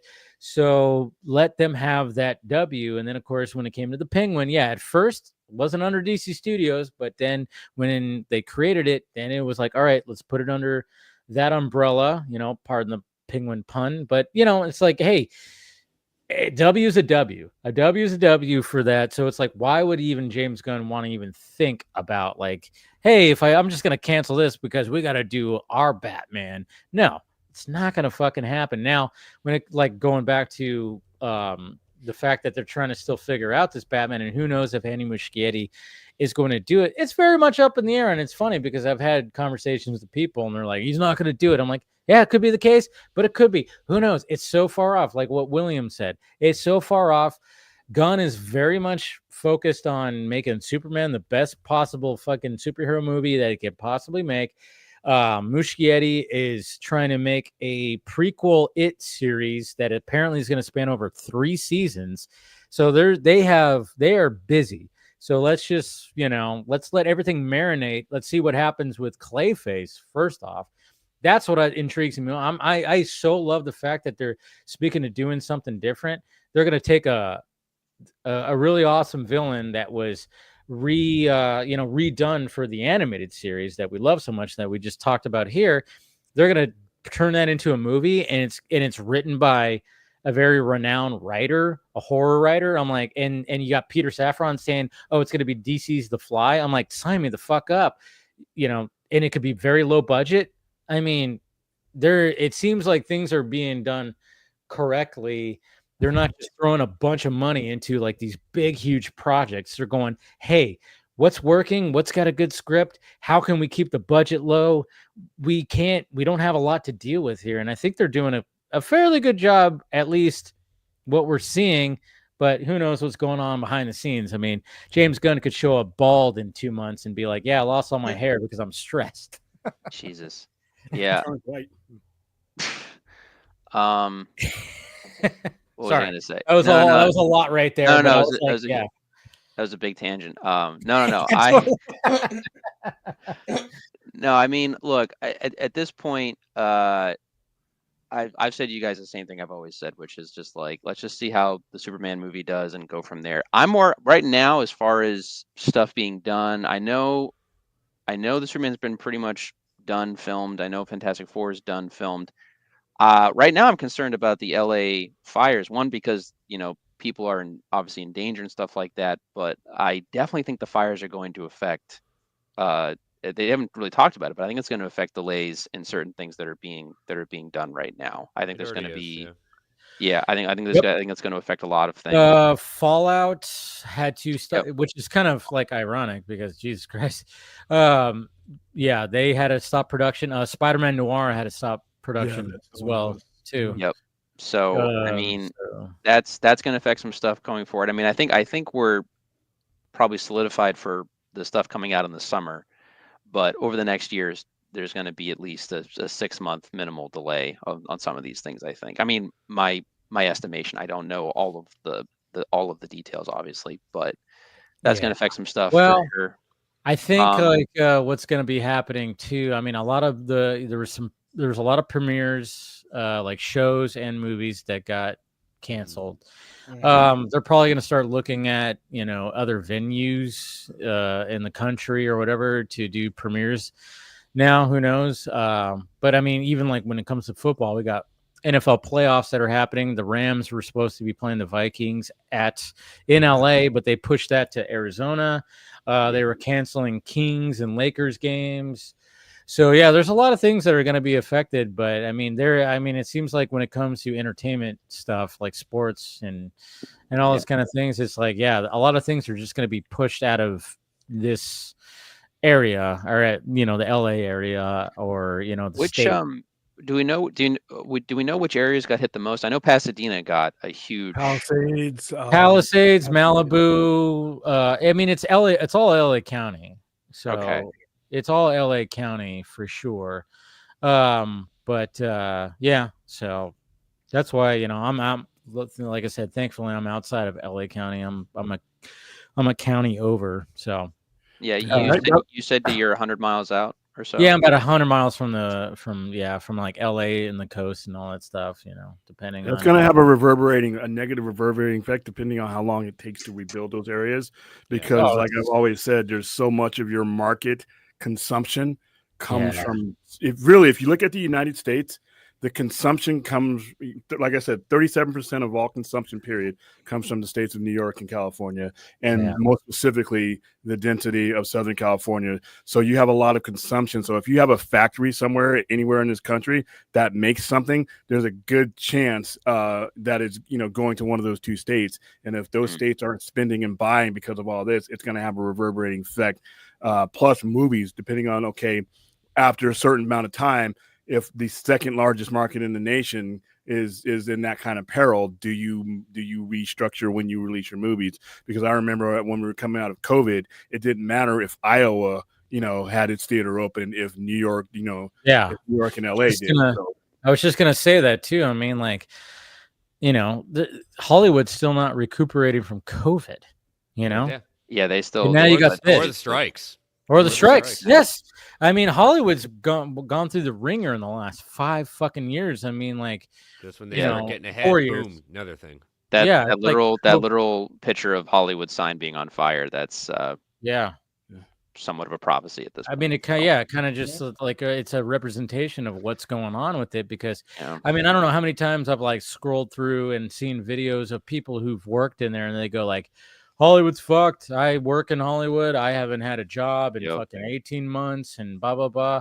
And then even I've watched podcasts with people who, and they've had guests who, are known guests. And I'm like, oh yeah, I walked onto a lot. And when I used to walk on a lot, it used to be you'd bump into people because there's just shit happening all over the place. He was all, it's basically dead. I saw 3 people. I'm it's what the fuck? It wasn't the same now. Now you have these fires, and it's creating even more it's just crazy. Yeah, I think that I'm trying to think. I think that was from a Jamie Kennedy or something. Yes. Thank you. Is that what it was? Yeah, no, I saw it. Yes, we probably have similar algorithms. Yeah, yes. But I was trying to remember. I was like, "Who was that?" It might have been. Yeah, it was Jamie Kennedy, his podcast. Yes. Yeah. I think, and he was talking about something recent. But I mean, at the time, it didn't shock me, and it wasn't even the strikes or COVID. It was just well, it's Warner Brothers' lot. I mean, they're right. I mean, honestly, in my opinion, they've got money. They've got a little bit of money, but it's it's like that joke or a Blazing Saddles where it looks like a saloon and then the saloon just goes down or whatever, it falls over, and then it's just then they're quick, they got us, and then they're all running off, and I mean that's the bubble burst, man. I mean, and then with all this stuff that's happening in the world, it's really and then of course you have streaming, you have people just producing content like crazy, and I mean, for fuck's sake, I mean, my day when I'm working and stuff like that, I'm putting on podcasts and I'm just having it on my TV. I'm not watching movies or TV shows or anything like that. It's sometimes I find it hard to even find time to be even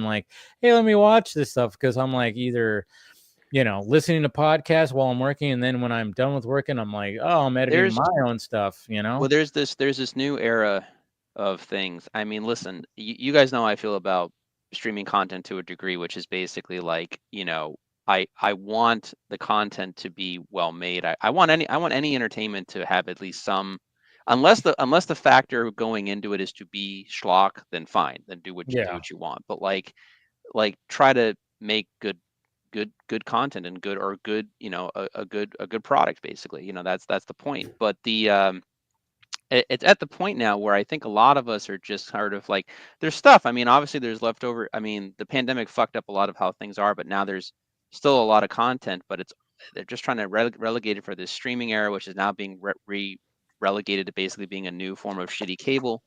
And it's or a shittier version of cable.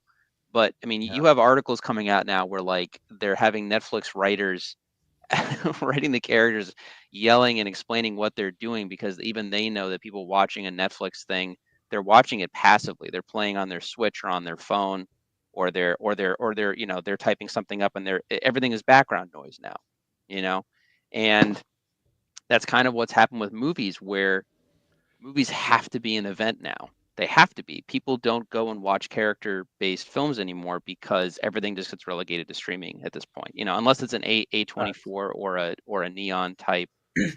I'm amazed. I haven't seen it yet. I'm waiting. I think the Coolidge is just now putting it out, but the Brutalist is this 3.5 hour epic of this man's epic journey coming to America, and I'm like, how did this get made in 2024? Like, how is it possible? But I think that's the thing. I think I do disagree in a sense. I think there is a want for those types of. Definitely. There is. The Substance made $100 million. And so a movie like The Substance, terrifying. Like there's definitely a want for something different and unique. And what's kind of weird is stuff like The Brutalist, The Substance. They're kind of in a way event films within themselves, just in the indie genre, the industry would starve. 100 million is nothing, though. It's good profit margin. On a 17 million budget, exactly, 100%. And the fact that Demi Moore is winning the awards and getting and that it is keeping the attention. It's kept people. That's like saying Everything Everywhere All at Once went nowhere. No, this movie has kept the people's attention. You have a phenomenon, but let's take The Substance for instance. You have an industry that exists on volume of much larger money. I'm not knocking The Substance. Great movie. All right. But when you're talking about keeping the infrastructure of a business, $100 million movie, the returns on that, especially if you do a theatrical run, you're paying for the advertising budget because the theater's not going to show it without that. 35% goes off. So when you look at it, the blockbuster model, it's because that's what sustains the industry. Yeah. You would need so many of these other little films, You're looking at a 17 million budget on The Substance. You're looking at Terrifier, right? Yeah. 3 making almost $100 million on 10 million, I think, or something like that. But that's not what William's saying. I agree with you 100%, Austin. But everybody, that's the sad fact of the matter is it's gotten, it's almost like look at just the way the economy is, even like the housing, market and shit like that. It gets to like, there's a balloon and then it's like, it's about the pop, because it's like, okay, so Hollywood got to the point where it's like, oh yeah, we had all this, great success, like when it came to like these movies, and now we're into this point, and then it's just kind of like the whole thing is kind of popping right now with streaming, and then when COVID, and then the strikes and all this kind of stuff.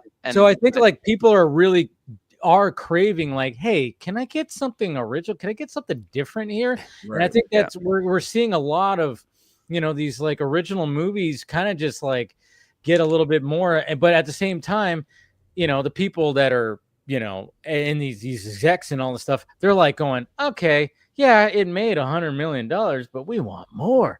That's why they keep on going. We got to we're going to do another Holes fucking, adaptation. We're going to keep on, reinventing the wheel, try to not reinvent the wheel, but just be like, hey, we're going to reboot. I mean, look at like last year, like the top box office winners, their sequels, their fucking franchise movies. I mean, that's the thing.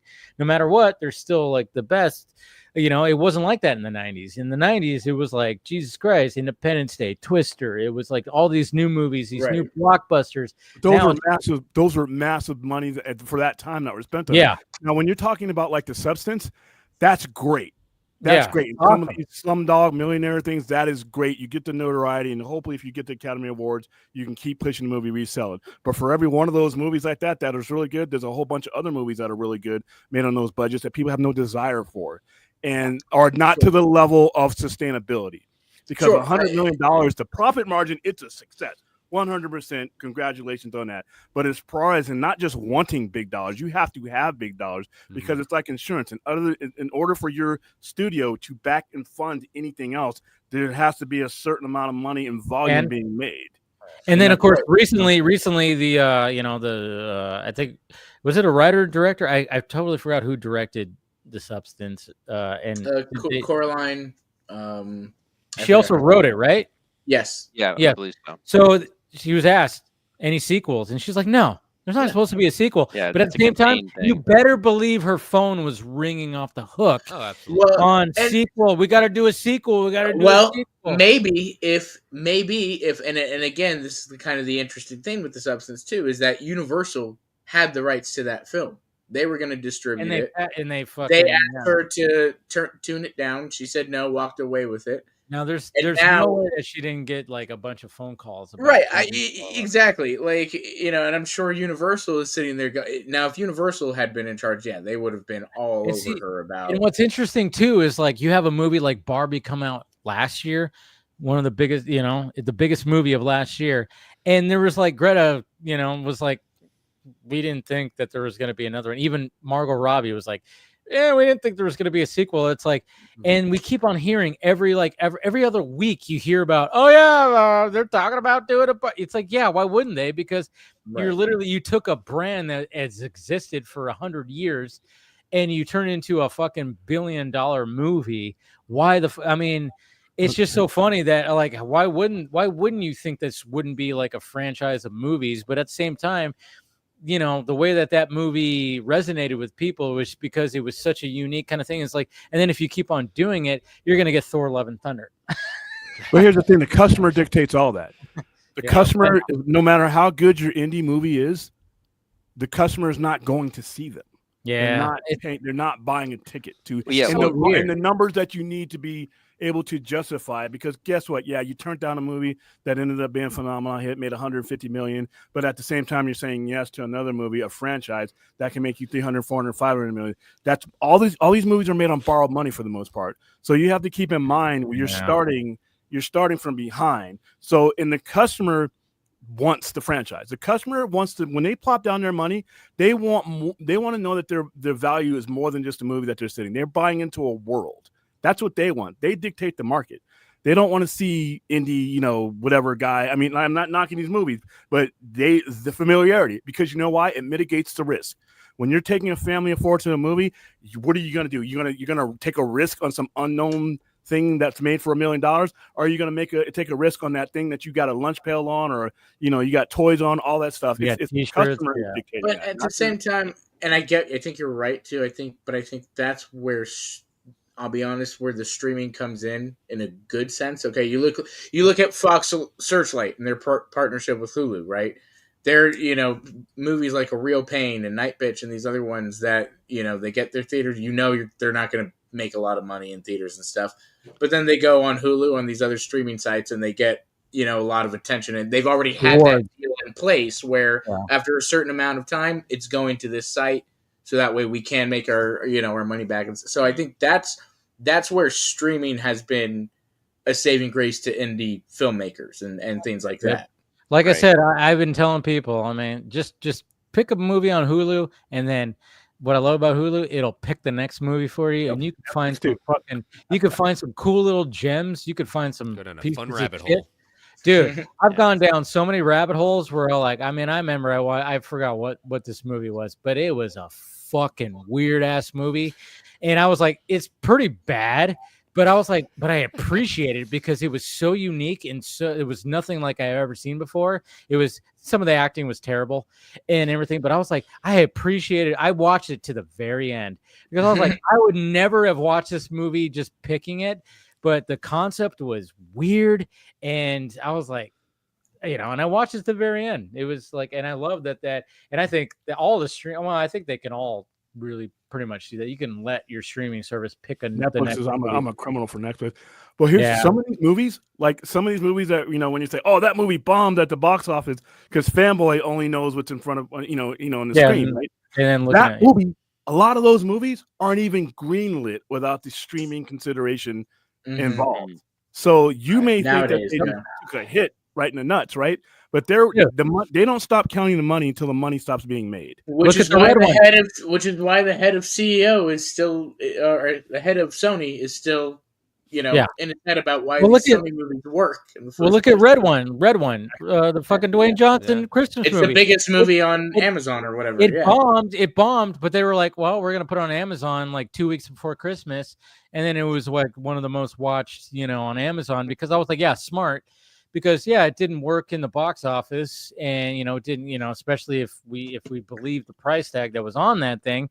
And then they were like, well, put it on Amazon, and all of a sudden Amazon reports the numbers like, oh yeah, it was like huge. It was huge. I'm like, yeah, smart, because people are at home and they're like, hey, let's watch a Christmas movie. Here's a new one with Dwayne Johnson and Captain on America. A place where you can buy your Christmas shit. See, exactly. Amazon, their entire mission is to get you to their website and feed you anything that the demographic that you typed in says it. Oh, dude. Netflix subscriptions. They have they're not a box office. That's the difference. Oh, sometimes if you bring up the app, you have to literally go on to like the website, like the full-on website, just to like be like full on, hey, you're gonna rent this movie. You got to do like I don't know if you guys have noticed that. There's sometimes where it's like, you could just play a movie on your phone and whatever, stream it. But then there's sometimes where it's like, oh, if you want to watch the movie, you got to like go on and purchase it, because they want you to go on the full website, because then guess what? When you're on the full website, you're getting all this. Hey, you want some pots and pans? You want some shoes? Yeah. Remember when you were looking up like, hey, you wanted some Transformers or whatever? Yeah. When you come onto that website, so Dave, if you come onto a website and you watch 2 or 3 martial arts movies, right? Yeah, there is so much marketing information that I can glean just from your movie choices, to where I can aim an advertising campaign on you to make a ton of money, to make all that work. Well, that's one of the reasons I really didn't understand, and someone can jump. What I'm not seeing is why they put Wicked so quickly on VOD. Oh, that was the plan for justifying Wicked. But that's a weird thing too, because look, but it worked. It worked. Money. It was work, but it was just one of those things. Like, I mean, I don't think it wasn't going to work, but it was almost like, man, this is they could delay this and still make money in the theater. Why? No. Here's the thing, and this is a lot of people don't understand. It's that's why I wanted to ask. Remember how I said, talk about it? Okay, remember how I say in Batman '89, Vicky Bell, she's got that table, right? Mm-hmm. She's sitting at the other end, and Bruce Wayne's sitting at the other end, right? So just imagine that long table with a bunch of food, prime rib and everything else, and your food, it's getting served from the end. So by the time, but you got a bunch of greedy motherfuckers on both sides. They're picking your food, they're eating your prime rib, they're taking their cut before that plate gets to you, right?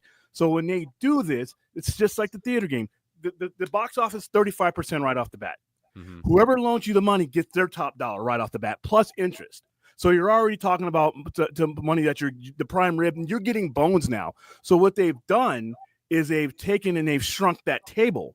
Because if you look at these PVOD and all these streaming services, if you look at the fine print of the people who are involved, they look an awful lot like the people who are running the studios. So what they've done is they've cut out a lot of that, and then bonuses and stuff that they give their stars. Well, if the less it's in, it's that theater dollar where that bonus derives from. Gotcha. So the streaming contracts, so they're making a higher yield on their money the sooner they get that popular movie. Most of your movies are going to make their main money in 2 weeks, 82% in the first 2 weeks. So why have diminishing return? Well, no, true. I think where my thinking was in the sense of when you rent or to go VOD, it's like one thing. You don't get like 4 different people. Like if you have a family of 4 or 5, that's 4 different. But to your point, you bring up a good point that they're still losing profit because of what the theater and what they have to make back in the back 35%. So, at the same time, look, I do think it does have to come. I do think it has to come down to like, if the movie's doing well, it's successful. Now it's in awards talk. It's in all these types of things, and most of the times you don't see awards talk movie coming out until like right before the awards, December. Because they no those they don't come out until like March. Right before the Academy Awards, because they push that. If they get in the awards talk, they push it as much as they can. Your deadline is September 31st. Your deadline is September 31st to be for Oscars. Now you'll get a re-release. Like you'll get a re-release. I'm just gonna bring it up. First week, 70 million. Yeah. On New Year's Eve alone, it made $24 million. Those fat cats got all of that. Yeah. They got most of that money. Right. Yeah. At the same time, too, I think they could have pushed it because they know that Wicked. Look, this was made with part 2. it was, I think the total budget for like both of them is about like $350 million. So in theaters alone, this movie made over $500 million. Okay, but Wicked Part 2 is coming next, in the next few months and stuff too. I think they could have pushed it a little bit. Okay, but there's no reason for them, though. I understand what you're saying in the raw sense, but there's no reason for them because each dollar they make, they're giving it to somebody that they would rather not give it to. These are greedy motherfuckers. They want it all. That made sense. When you put it like that, that makes complete sense. Right. So I do get that. At the same time, I do think I think they could have had a little bit like a Christopher. Look, Nolan pushed for Oppenheimer to not have that release in for what I think it was like 90 days or something like that. Yeah, and there's some people who have a record, even though Nolan's box office records is kind of here or there. It's good enough to where he can have that kind of leverage. Can do that, yeah. And he can do that. But for the other 95% of them, though, it's like I said, if Legendaries, you get the money they get the money together, and then Warner Brothers distributors, they're on the hook for that money plus probably 15%. Now with all the percentages and the diminishing returns, you're losing out on that revenue. So when they make Wicked, before they even said yes to Wicked or yes to a lot of these movies where they can Annabelle, I was still giving away fucking t-shirts for Annabelle. Then they already had a streaming date for Annabelle before the movie even came out. So because they knew where that money was, that percentage is where they want to be. It's a math decision. And you look at people that look at the box office in the traditional sense, they're not realizing that these guys are tied to the streaming era. These guys they're taking money out of this pocket and they're putting more money into this pocket. It's the same guy. So most movies these days, I'm going to say about maybe 25 to 30% of movies will not be greenlit unless there's viability on streaming or on a PVOD platform. If there's not, your movie's probably not going to get made, unless it's a big It's kind of interesting because what I'm curious is, Den of Thieves 2 just came out. The first movie came out in 2018. This is 6 years ago. And I'm just kind of going like, oh shit, like is it 6 years ago, right? Or is it now? Seven technically, but I mean, I don't know, who knows? Obviously, month, whatever. Anyways, it came out in 2018. And it's a great movie. I loved the first movie. I rewatched. It's on Max, and I'm sure it got a nice little spike because the new movie's coming out. And it was kind of funny too because, so obviously it's January. January movies, you don't expect a lot of, people showing up, and you don't think. And it was funny because my dad, my brother, and my nephew were like, yeah, we're down, we're gonna go. So I was like, all right, shit, I gotta buy 4 tickets. Completely forgot because I got wrapped up with work and everything like that. And I was like literally walking in my car about to meet him, and I was like, oh, we're gonna see the 6 o'clock showing, at the theater that we go to. And I was like, oh shit, I forgot to buy the tickets. I look at that showing, it's a smaller theater, no 4 seats together, except for in the first 3 rows. And I was like, oh shit. And then I was like, well, there's a 7 o'clock showing in the bigger theater, a little bit more space. But even those, there was a lot of oh, wow, this is pretty, it was probably 70% already taken. I'm like, holy shit. I'm kind of wondering what's going to happen with this little, sequel to a movie that not really many people were talking about, but I'm just but this is a streaming movie, like what you're saying, William. This does have streaming potential. Mm-hmm. So I'm kind of curious to see what the box office is. And then I'm curious to see how quickly it shows up on PVOD or streaming. I give it 3 weeks, 3 weeks to 4 weeks, no matter what the box office is. But here's the thing that a lot of people are missing too, is those dates are set regardless to how much it makes, because they understand that if they make just equal that on the back end on PVOD or on a streaming, or if they've sold the rights to streaming, that percentage that they get of it is important. So that's why you see, wow, that was quick. How did they do it? It was only in the theater because that date was set regardless. That's it. That's why when you hear people say, well, box office bombs, they're thinking in 1984, dollar for dollar. Well, if I spent this much money on this, it has to make this much money in the box office or it's a bomb. They don't realize that we will be counting money for certain movies 3 and 4 months down the lane. That accounting will be happening in the next season. That's why those dates are set. Oh, it made $100 million. It could have made so much more. Oh, well, if I'm the guy collecting the money, I don't fucking want to give keep giving 35% to someone else. I want it all. We have to realize that there are people that, I mean, literally, like, all these studios now have people that are breaking down analytics for everything. I mean, it used to be a thing where it's like it was just box office return, and then of course it was home videos and DVD sales. Now they're breaking down like all this kind of stuff, like analytics. How long are you watching? What's the retention time? I mean, everything is like basically scaled in the same way. I mean, fucking this YouTube channel right here, I literally could see like, oh, when did people start dropping off? It was, we were talking about X-Men 97 and we got a dip, and then we got a spike when we were talking about fucking, whatever, it's just like I could literally just look at, I don't do it because I would be an obsessive, crazy person if I fucking did that. If I saw like every little, I mean, of course I look at certain things, sure, because I want to improve, especially when it comes to individual content, sure. But when it comes to streaming and stuff like this, I'm like, it's just disgusting. I don't give a shit. It's just, but at the same time, I'm looking and I'm seeing like, oh yeah, the Vodka streams, they're getting more numbers when it comes to certain things and shit like that. People are watching, and then, but I mean, you have people and they're telling like, the studios, this is what's happening. And what you're saying, William, is they probably like figure out when is the perfect time to drop this on a fucking streaming service, or when you drop it on a platform where they can rent it, PVOD. And then it's sometimes too is like, I don't know, if you want to watch a movie, sometimes you go like, you pull up on Amazon and it's like, you can either rent it or buy it. And then there's sometimes where you can't even rent it. You just have to buy it. So they're looking at those numbers too. It's like, oh, this movie is good enough where don't put it up for rent quite yet. See if people are going to buy it for $20 as opposed to renting it for $6, They will, because you know why? And I look at, $30 for one movie. Now, if I'm a family of four, exactly, the $125 that it takes. But here's another thing that gets lost in the conversation. It's not just the movie is worth more to a streamer, especially a streamer, than sometimes what it means to the box office. And the reason why is let's take Wicked, right? If I put that on a streamer, there's an analytic that's called associated content. What is in the demographic that when they watch Wicked, what else are they watching?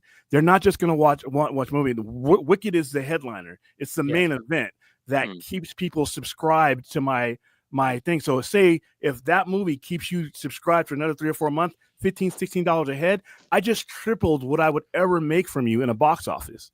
Yeah. It's just, Well, like I was saying, with like, I want to watch a certain movie on Hulu. I put it on and they got that, full on view. And then all of a sudden it's like, oh, we're going to recommend this since you watch the knockoff movie. Yes. And then I might even enjoy that, which I have. That's why I recommend people just let Hulu pick and you watch it. Even if you're going, what the fuck am I watching? Watch it. I'm just saying, there's something fun about it. And I've found some gems where I would have never even thought about watching this movie, but I actually enjoyed this. This was batshit crazy. I'm like, this came out 3 years ago. Would have never known about it unless Hulu recommended, and they recommended on the basis of what I picked when I initially logged on and said, I'm going to watch this. And then I've let it pick the other movies after it. I'm like, oh, this one was a shit all day. Yeah. But this and stuff I like that because sometimes I can't I'm so indecisive. I'm like, I don't know what the fuck to watch. So I just it gives you 10 seconds and the movie starts. Exactly. I think a lot of this stuff will come back when the customer would listen. The corporations didn't drive away physical media. The general public stopped buying it. And it's the same thing with anything you get on bookstores and everything else. Amazon didn't kill the book market. The customers stopped going to the bookstores. So but the thing is, though, it's like no matter what, we're humans are interesting creatures because I mean, look at records and record players that got a resurgence. People started going like, hey, fuck all this streaming and shit like that. I even want to get a record player and start getting some records. Well, it had a resurgence. And I'm thinking like, things like that is always going to happen. There's always going to be like the physical people like to actually own it. Like I can't read a book on my phone or on the screen. I have to hold the book. Same with comic books. I don't want to read a comic book on my screen. I want to hold the fucking book. I'm one of those. That's that a boy. Yeah. Yes. Yeah. Keeping your own business. But there is, like you said, there's a lot of like resurgence for that type of stuff too. I mean, look, physical media never went away. I mean, and it's never going to go away. I don't think it's going to go away. I think, and the sad part is that, like, it's getting taken out of things like Best Buy and Walmart and these types of things. But people are still buying them like crazy off of Amazon and the internet and those types of things. And so, we haven't gotten to that point yet, I think, with physical media where it's like, I'm really worried about it. I mean, there's been lows, but I think that will always be around. And that will always be something that people want, especially when things you have, like Sony going into your PlayStation and taking away your movies that you bought because you realized you never had a license to it and all these types of things. So as long as you have things like that, physical media will always be. Well, that's the thing around. Is I remember the days of going into Best Buy and trying to I'm going to go get a CD or I'm going to go get a DVD or going into a Circuit City. Remember those? Yeah. Or going into any place that had a bunch of physical media. It was always great because you could spend hours in there and just like trying to find shit and you find some gems. I don't know how many DVD gems I found in just like, going into Best Buy or going into, I remember like there'd be times where like my girlfriend at the time were like, are we leaving yet? I'm like, still looking, I know. And I'm finding some random shit, that either I've wanted to watch or I watched when I was a kid. And I'm like, I haven't seen this in forever. That's always going to exist, but it's not going to exist on the big, huge, the Best Buy got rid of all that shit. There's no Circuit Cities. There's none of that anymore. You have to find certain places that specifically have that, and they're going to thrive because there is a market for that. No matter what, there's always going to be a market for physical media. Comic book shops like Williams, not going to ever go away because there's always going to be a demand for this physical type of shit. There's always going to be that. I mean, there's going to be places that suffer and everything, but but for the most part, it's never going to go away because there's always going to be people that are going to be like, fuck, like I don't want to stream it. I want to actually own. I want to hold the thing. I want to like have it. It's a physical thing, or something like that. People not just the item.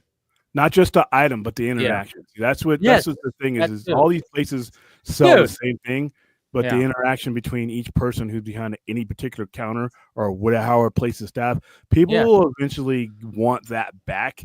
The convenience it has overridden what that is, but it's human nature to want to be around people, especially to commune with people who like the same thing. Dude, you can only do so much online, and I can order a DVD or a book from online, but I don't ever get to talk to the person behind the counter. That random encounter with a person that's in the science fiction horror section when he picks up a book that you have and you read and you love, you don't even need to know that guy. You'd be like, that's cool, and there's your interaction. And same thing with movies. Right now, the convenience and the cost effectiveness for the studios is where it's being driven, but the customer can change that if they ever wanted. Sorry, I don't mean to cut you off, but I'm just saying, like the fact that it's like if I was living in Vegas, I would be coming to your shop to get books and whatever, but then we'd be shooting the shit probably for 2 hours. We'd be talking because it's the interaction. I had that when I lived over the hill here. There was a comic book shop that was right around the corner, and the owner, Alfred, great dude. I would always go in there, and this is when Rebirth was like a big thing, and I would always be like, all right, let me pick the books I wanted. But then I would get my stack, put it right there, and then I would just be leaned up against the counter, and we'd be talking for 2 hours. And he's all obviously checking out other people, and then I would interact with them too. It was like a community thing. Sadly, it didn't last because he was in a bad spot. But it was just like one of those things where it was just like, it's that community that you build that you don't get. There's no phones out. There's nothing. Sometimes you'd be playing something on of course his monitors, like a movie or something like that, and then maybe it was like BVS or something. We started commenting about that shit. But it's always about that kind of interaction. I don't think that's ever going to get lost, to be honest. Hopefully it doesn't. Shouldn't. But no, I mean, I think people do want interaction and stuff like that. And I was saying earlier, like when I was bringing up the streaming and stuff, and I do think stream models do need to figure out a better system, because it is just basically turning into like a worse version of cable to a degree. Now there are algorithms and stuff like that. And again, I'm not saying that the Brutalist couldn't fucking happen. It's just that it was surprising to me that a 3.5 hour epic, is like available in theaters at this point, because it just doesn't really happen as much unless you're like Chris Nolan or something, basically. But no, and I'm agreeing with both William and Austin, and just the sense of like there is a market for the the smaller character-based movies and stuff, and like how much you make off streaming and all that stuff. It's just what I'm worried about. What I was trying to get at basically was just I'm worried that the executives, because we all know they always make great decisions, is just that they're getting of that market that just wants background noise and just watching stuff or whatever, and they're prefacing that audience over the people that are looking for actual human stories and stuff like that, apart from a big blockbuster or a big event movie or something like that. So, but yeah, I mean, I agree that there is streaming has allowed a lot of other things to have a second life, which is good too, because it's taking over from what VHS and DVD like sort of used to do. And again, to your point about physical media never going away, like yeah, like I'm never trusting streaming like ever fully, because they can just take in like whatever they want. Or you can have a favorite show and they're going to have to take off a few episodes because one episode had blackface or something, and then you don't have like all the episodes or something or whatever. But just in general, like them having control over controversial, right. Like but go ahead. Oh, no, I was just going to say, like having the ability to be able to to watch what you want to watch. I just got Mandalorian season 3 on Steel, but the fact that Disney has a steelbook of Mandalorian season 3 says that's a lot. great. That's great. But that's available and it's also on streaming, I think says that physical media is not going to go. They're going to physical media will probably just get more expensive. It already has in some ways, especially if you're buying like a special something. It's a niche idea. It'll get more niche, but I mean, look what happened. I'm a West Wing fan, and people went up in arms when West Wing got taken off like this past week. At that point, just like clamored, and then within a day or two, like Max, like it'll be back on Tuesday. We're sorry. Yeah, but like, I mean, Max is one of the worst ones. They take stuff off on and off like all the time, I think, comparatively. And I know Disney took up that same practice and stuff. I laugh thinking about the Willow TV show that basically bombed, and then they just got rid of it. It disappeared. Well, I mean, what about like when remember the movie Splash? And and they put on Disney, and you're like, oh, we got to cover Daryl Hannah's butt because we can't have that on here. And they CGI'd her hair to cover her butt. It's like, come on, like, it's like ridiculous. Just it's a butt. It's a nice butt. It's a butt. I mean, like, come on. It's just like you see it. It's whatever. It's brief. It's fine. It's part of the story. But they've integrated. Yeah, I mean, they've integrated so much on Disney Plus now, especially with the Hulu merger and stuff. So it's like, if you, it is, I think, PG, but if there's some Disney thing, like just make it a certain movie that only adults can watch. I don't know. Well, they gotten better. Obviously, they have Deadpool and Wolverine on fucking Disney Plus. I mean, like, but they have the Hulu thing too, so that's what helps it. I mean, that's the thing. It's such a weird thing because now I'm kind of going like, because I deactivated my Disney Plus after Acolyte. I was like, all right, I'm done. Don't need it. But then I'm like, well, now I want to watch Skeleton Crew. And then, of course, we got the Spider-Man animated series that's coming out. And I'm like, all right, I'm going to have to react. But then, of course, they have the bundle. And I'm like, I mean, it's very much cable ESPN and Disney and Hulu all in one cheap bundle. I'm probably gonna have to do that. But the bundles are going to become, I think, a more prominent thing because I mean, look, it comes down to just the economic system right now. The economy sucks. The rich are getting richer, the poor are getting poorer. People can't afford to go to the movies as much anymore, and even physical media. Like even if you buy the physical media, which is getting more and more expensive, where are you going to put it? Like, where's the space? You have to also put that. Like, people can't afford homes right now. They can afford like a small apartment, and that small apartment just can't be filled with roommate. Dude, Huh? I'm totally. I when I see, you know, and there's some people that I see online, and they're always buying physical media. They're always buying physical stuff. I'm like, where are you putting this stuff? I used to be like that. I have 3 boxes full of DVDs from, you know, a while ago when I was just like, you know, when DVDs were like, you know, back in the 2000 era. You know, before streaming and everything like that. Yeah, I would go, like I said, I would go to Best Buy. I would go to like Suncoast. Remember Suncoast? Love Suncoast.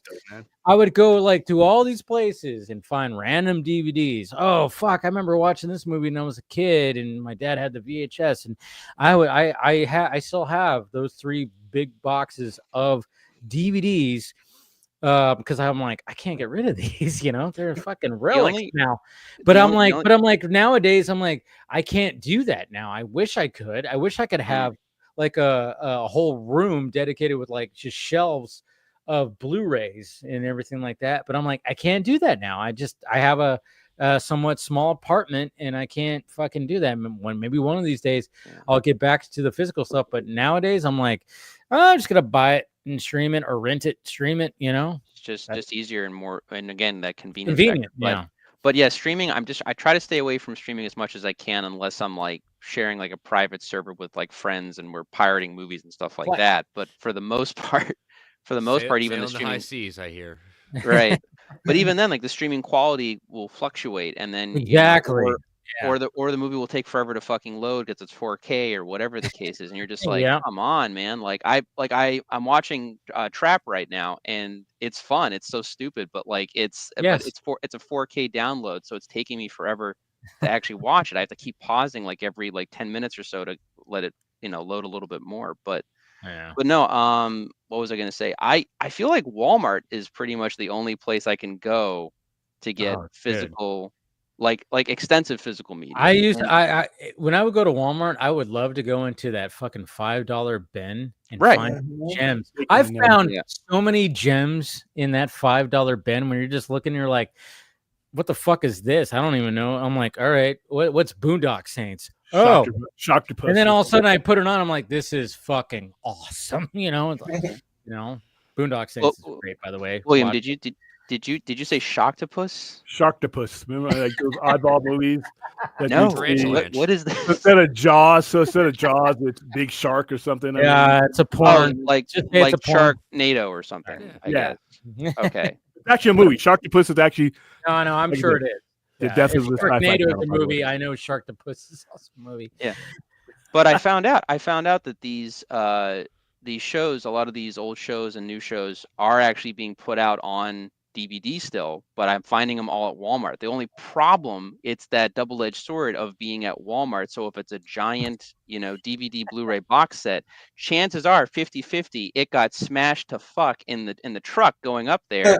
So you're probably going to get like a ruined thing when you bring it back home, and then you have to bring it back to Walmart, then you get your refund back on your card, or it's a fucking nightmare. Amazon will just let you keep it. Yeah, right. True. And then that's true. Amazon is becoming Walmart, but through online essentially. So yeah, Amazon will be. You could just be like, hey, I got something, and it's. I mean, I don't know. There's been a couple of times where I've gotten some things. I'm like, hey, this is kind of fucked. This got fucked up, and can I get a refund? Yeah, sure. You can just keep it. I'm like, yeah, you get the new one. You get the new one in the mail. You get the new thing, and you're like, okay. And they're like, Jesus Christ, you guys are doing that well where you could just do that? Like, yeah. I guess they don't pay their workers. So of course they there it is. That's how it goes, man. That's how it goes. No, I think some of them have started to unionize, right? I believe so. I know Starbucks. Yeah, I know Starbucks has been making a few leaps and bounds and stuff, which is good because I mean, again, it's like you're saying earlier, the bubble's got to burst somewhere. I've heard like such mixed things about working for Amazon. I've had friends that do, and they're like, yeah, it's great. They give you right off the bat, you get health insurance, you get all this. But then I think like sometimes it's like when they start going like making you work like ridiculous hours, that's where it starts getting like really crazy and stuff like that. And then pee in a Gatorade bottle. Yeah, stuff like that where it's like, oh, you don't get bathroom breaks, and then you hear those horror stories. But then I've heard horror stories, and I've heard, oh, it's great. It's so fucking great. Like right off the bat, I'm like working fucking 38 hours and I got health insurance and blah, blah, blah. It's such a weird, like, I mean, I think it got so big that, yeah, I mean, no matter what, you're going to have both of those, just like with any other corporation, I guess. Yeah. But yeah. I don't know. I know it's been mostly negative from what I've seen online, but again, it could also well, that's on what I'm saying, but also it depends maybe what area or center you're at too. But like, yeah, either way, I think we all kind of know that Bezos can afford to pay his employees better or give them bathroom breaks or whatever. I don't think that's a lot to ask. Well, I think that has a lot to do with like the management of the specific place too. Yeah. Like, I mean, I think what Bezos did was, hey, it was great and everything like that. And yeah, maybe he's just, obviously he's got way too much money, but at the same time, it's like, when there's things that end up getting out of your control when it gets so big, where then you have all of a sudden you got like people underneath you that are taking advantage now, and like he can't control, like, I mean, come on, it's all crazy. Yeah, he could just be like, hey, I could just, all the money I'm making, I can just slice some off and start doing that. Sure, understandable, but at the same time, it gets to the point where it's like, because like I said, I've heard mixed reviews. I've heard people just, loving working at Amazon, and they've worked their way up and they've gotten the benefits. They've gotten to these positions and they're happy. And then I've heard the horror stories also. So it's like, I think it's just a lot of, no matter what, you get too big, it's just, then all of a sudden you got people who are going to be just take advantage of all this stuff and stuff like that. And it's like, yeah, we could point the finger at the big guy because he's on a yacht with some, young thing or spaceship. He's on a $600 million wedding or whatever. Yeah. And then you start going like, you could actually just, you could help out your employees, by not doing that, dude. Sure. Yeah, totally agree. But at the same time, there is a lot more than just that. But at the same time, it's like, I do like the fact that I can order something on Amazon and all of a sudden 2 hours later, hey, oh shit, I got to knock on the door. I'm spoiled. Yeah. I am a little. I mostly use Amazon just to watch like the shows, but then they started pulling that stuff with like the ads and everything, and I have Prime. It's like if you had like an ad-based system for non-Prime members, I'd understand, but because that it's in the Prime, yeah, that's with Hulu. Hulu's like that too. You pay, but if you don't pay enough, you get commercials. Yeah, you get ads. Like, I mean, that kind of makes sense, like in how that works. And obviously, you just can't escape ads. Like, it is what it is. But like, yeah, that. But I order shit off Amazon. I should get a break. I know. I'm just saying, if you have a Prime membership, I will say sometimes, like when I get, like, especially when I watch on Hulu, because I don't have the full pay. I just have like the standard, and I get ads.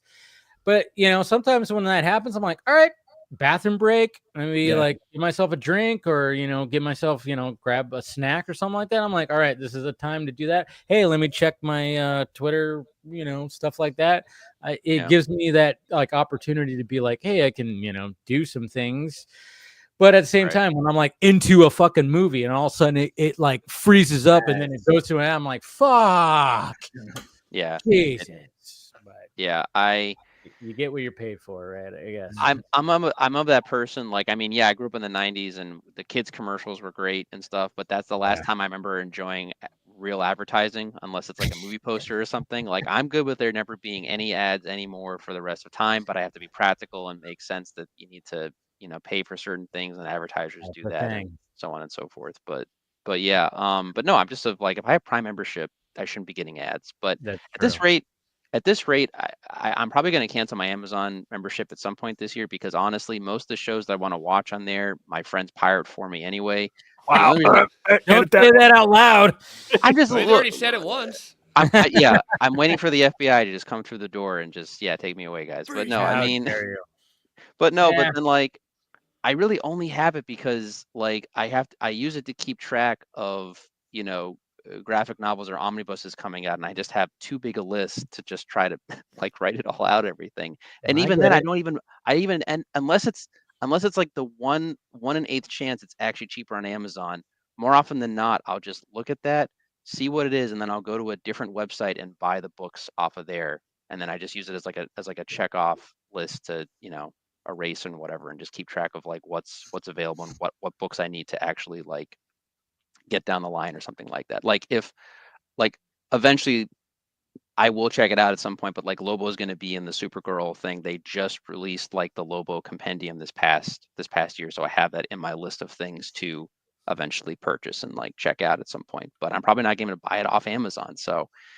yeah, I don't know. Get off a Diamond or whatever. Or Diamond. Wait, Diamond. Not Diamond. You get random Penguin. I just get it. Okay. Yeah, I was gonna say because didn't Diamond, because didn't both companies or both big companies jump off Diamond? Now you have Diamond that does the independent stuff, and then you have Random Penguin, and you have Lunar and all of those stuff. I get them from a guy who consolidates them all for me, and like I said, because I look at Amazon, I'm like, yeah, that's cheap, but I can get it cheaper. Yeah, exactly. If you can get it's just. And like I said, Amazon to a degree has also become sort of Walmart online to a degree. I mean, yeah, it's a little bit like it's easier as far as returns go, but like I literally got it was the Prime Day and I ordered.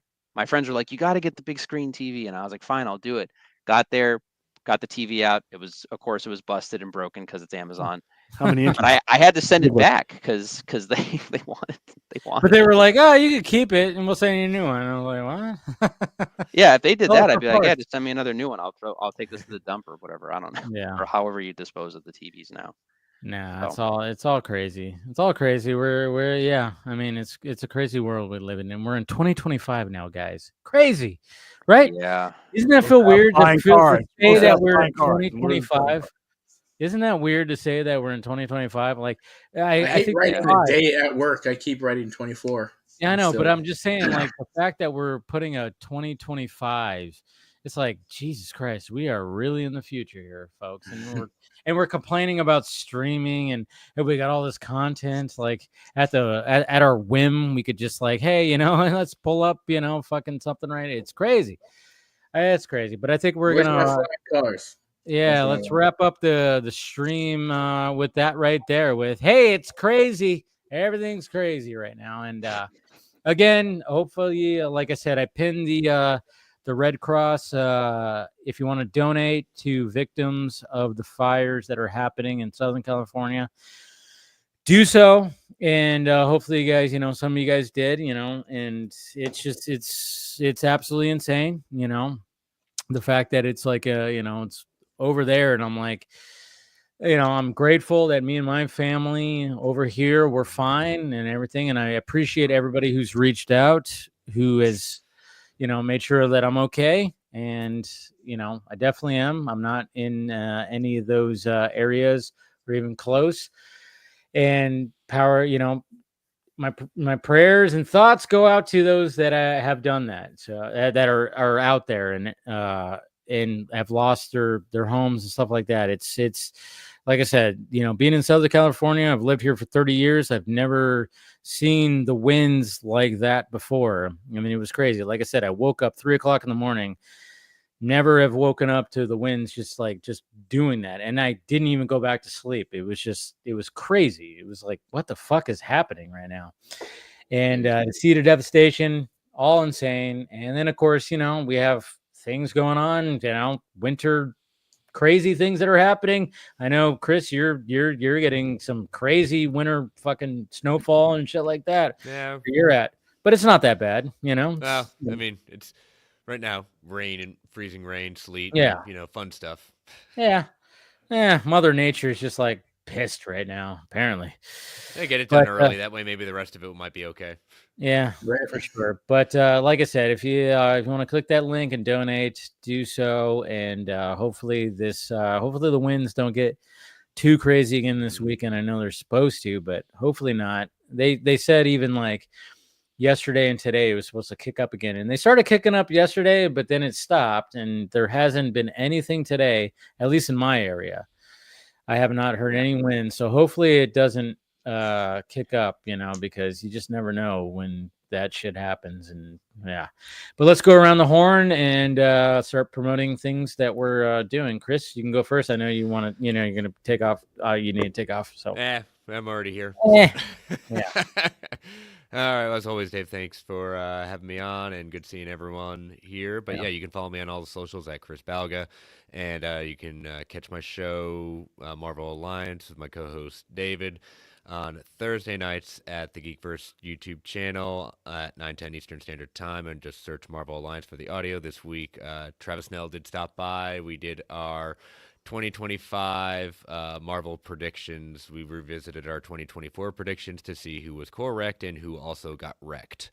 So we'll see what we're seeing, which of our predictions this year will come true. So check it out, and yeah, good talking to everyone. Always, man. Austin. Yeah, thanks for having me as always. Borderlands Studios kind of quiet right now, but we're getting set up in the studio and some other things. So hopefully in a few weeks we'll have that going. But yeah, that's about it for me. Here it is. Cool. William.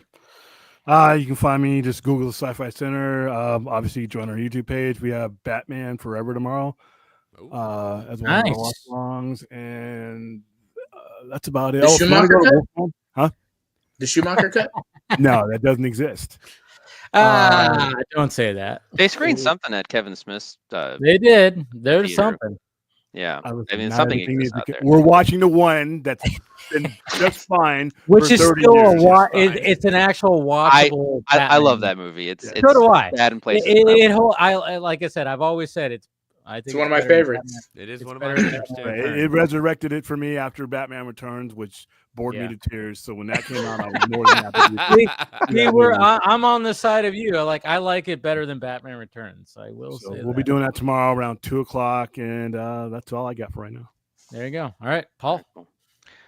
I've got nothing. But we got to do it. He's got opinions. I've got yeah, that's all I've got. He's got great opinions, and that's why he's part of the panel. You know. Thanks, man. I appreciate it. Thank you. The love is reciprocated. Is that the correct word? Yes, that works. Yes, mutual. Right. We'll take it. Mutual. Yes. No, I've just been writing a lot, but if I ever make any progress on that stuff, I'll let you guys know. But that's writing world's a whole different ball game. Anyway, but you guys know, you guys can always find me. I'm at PMickey1988 on Blue Sky and Instagram, and at Paul Panhook on Vero. Though I barely go on the Vero stuff these days. But either way, that's where you can find me. Always, drop a chat or a DM, and I'm usually around or on my phone too much. So yeah, there you go. All right. And of course, thank you to Phil, who also joined, and thank you guys, Chris, Austin, William, and Paul, and thank you guys for joining. And we will talk to you guys later. Peace.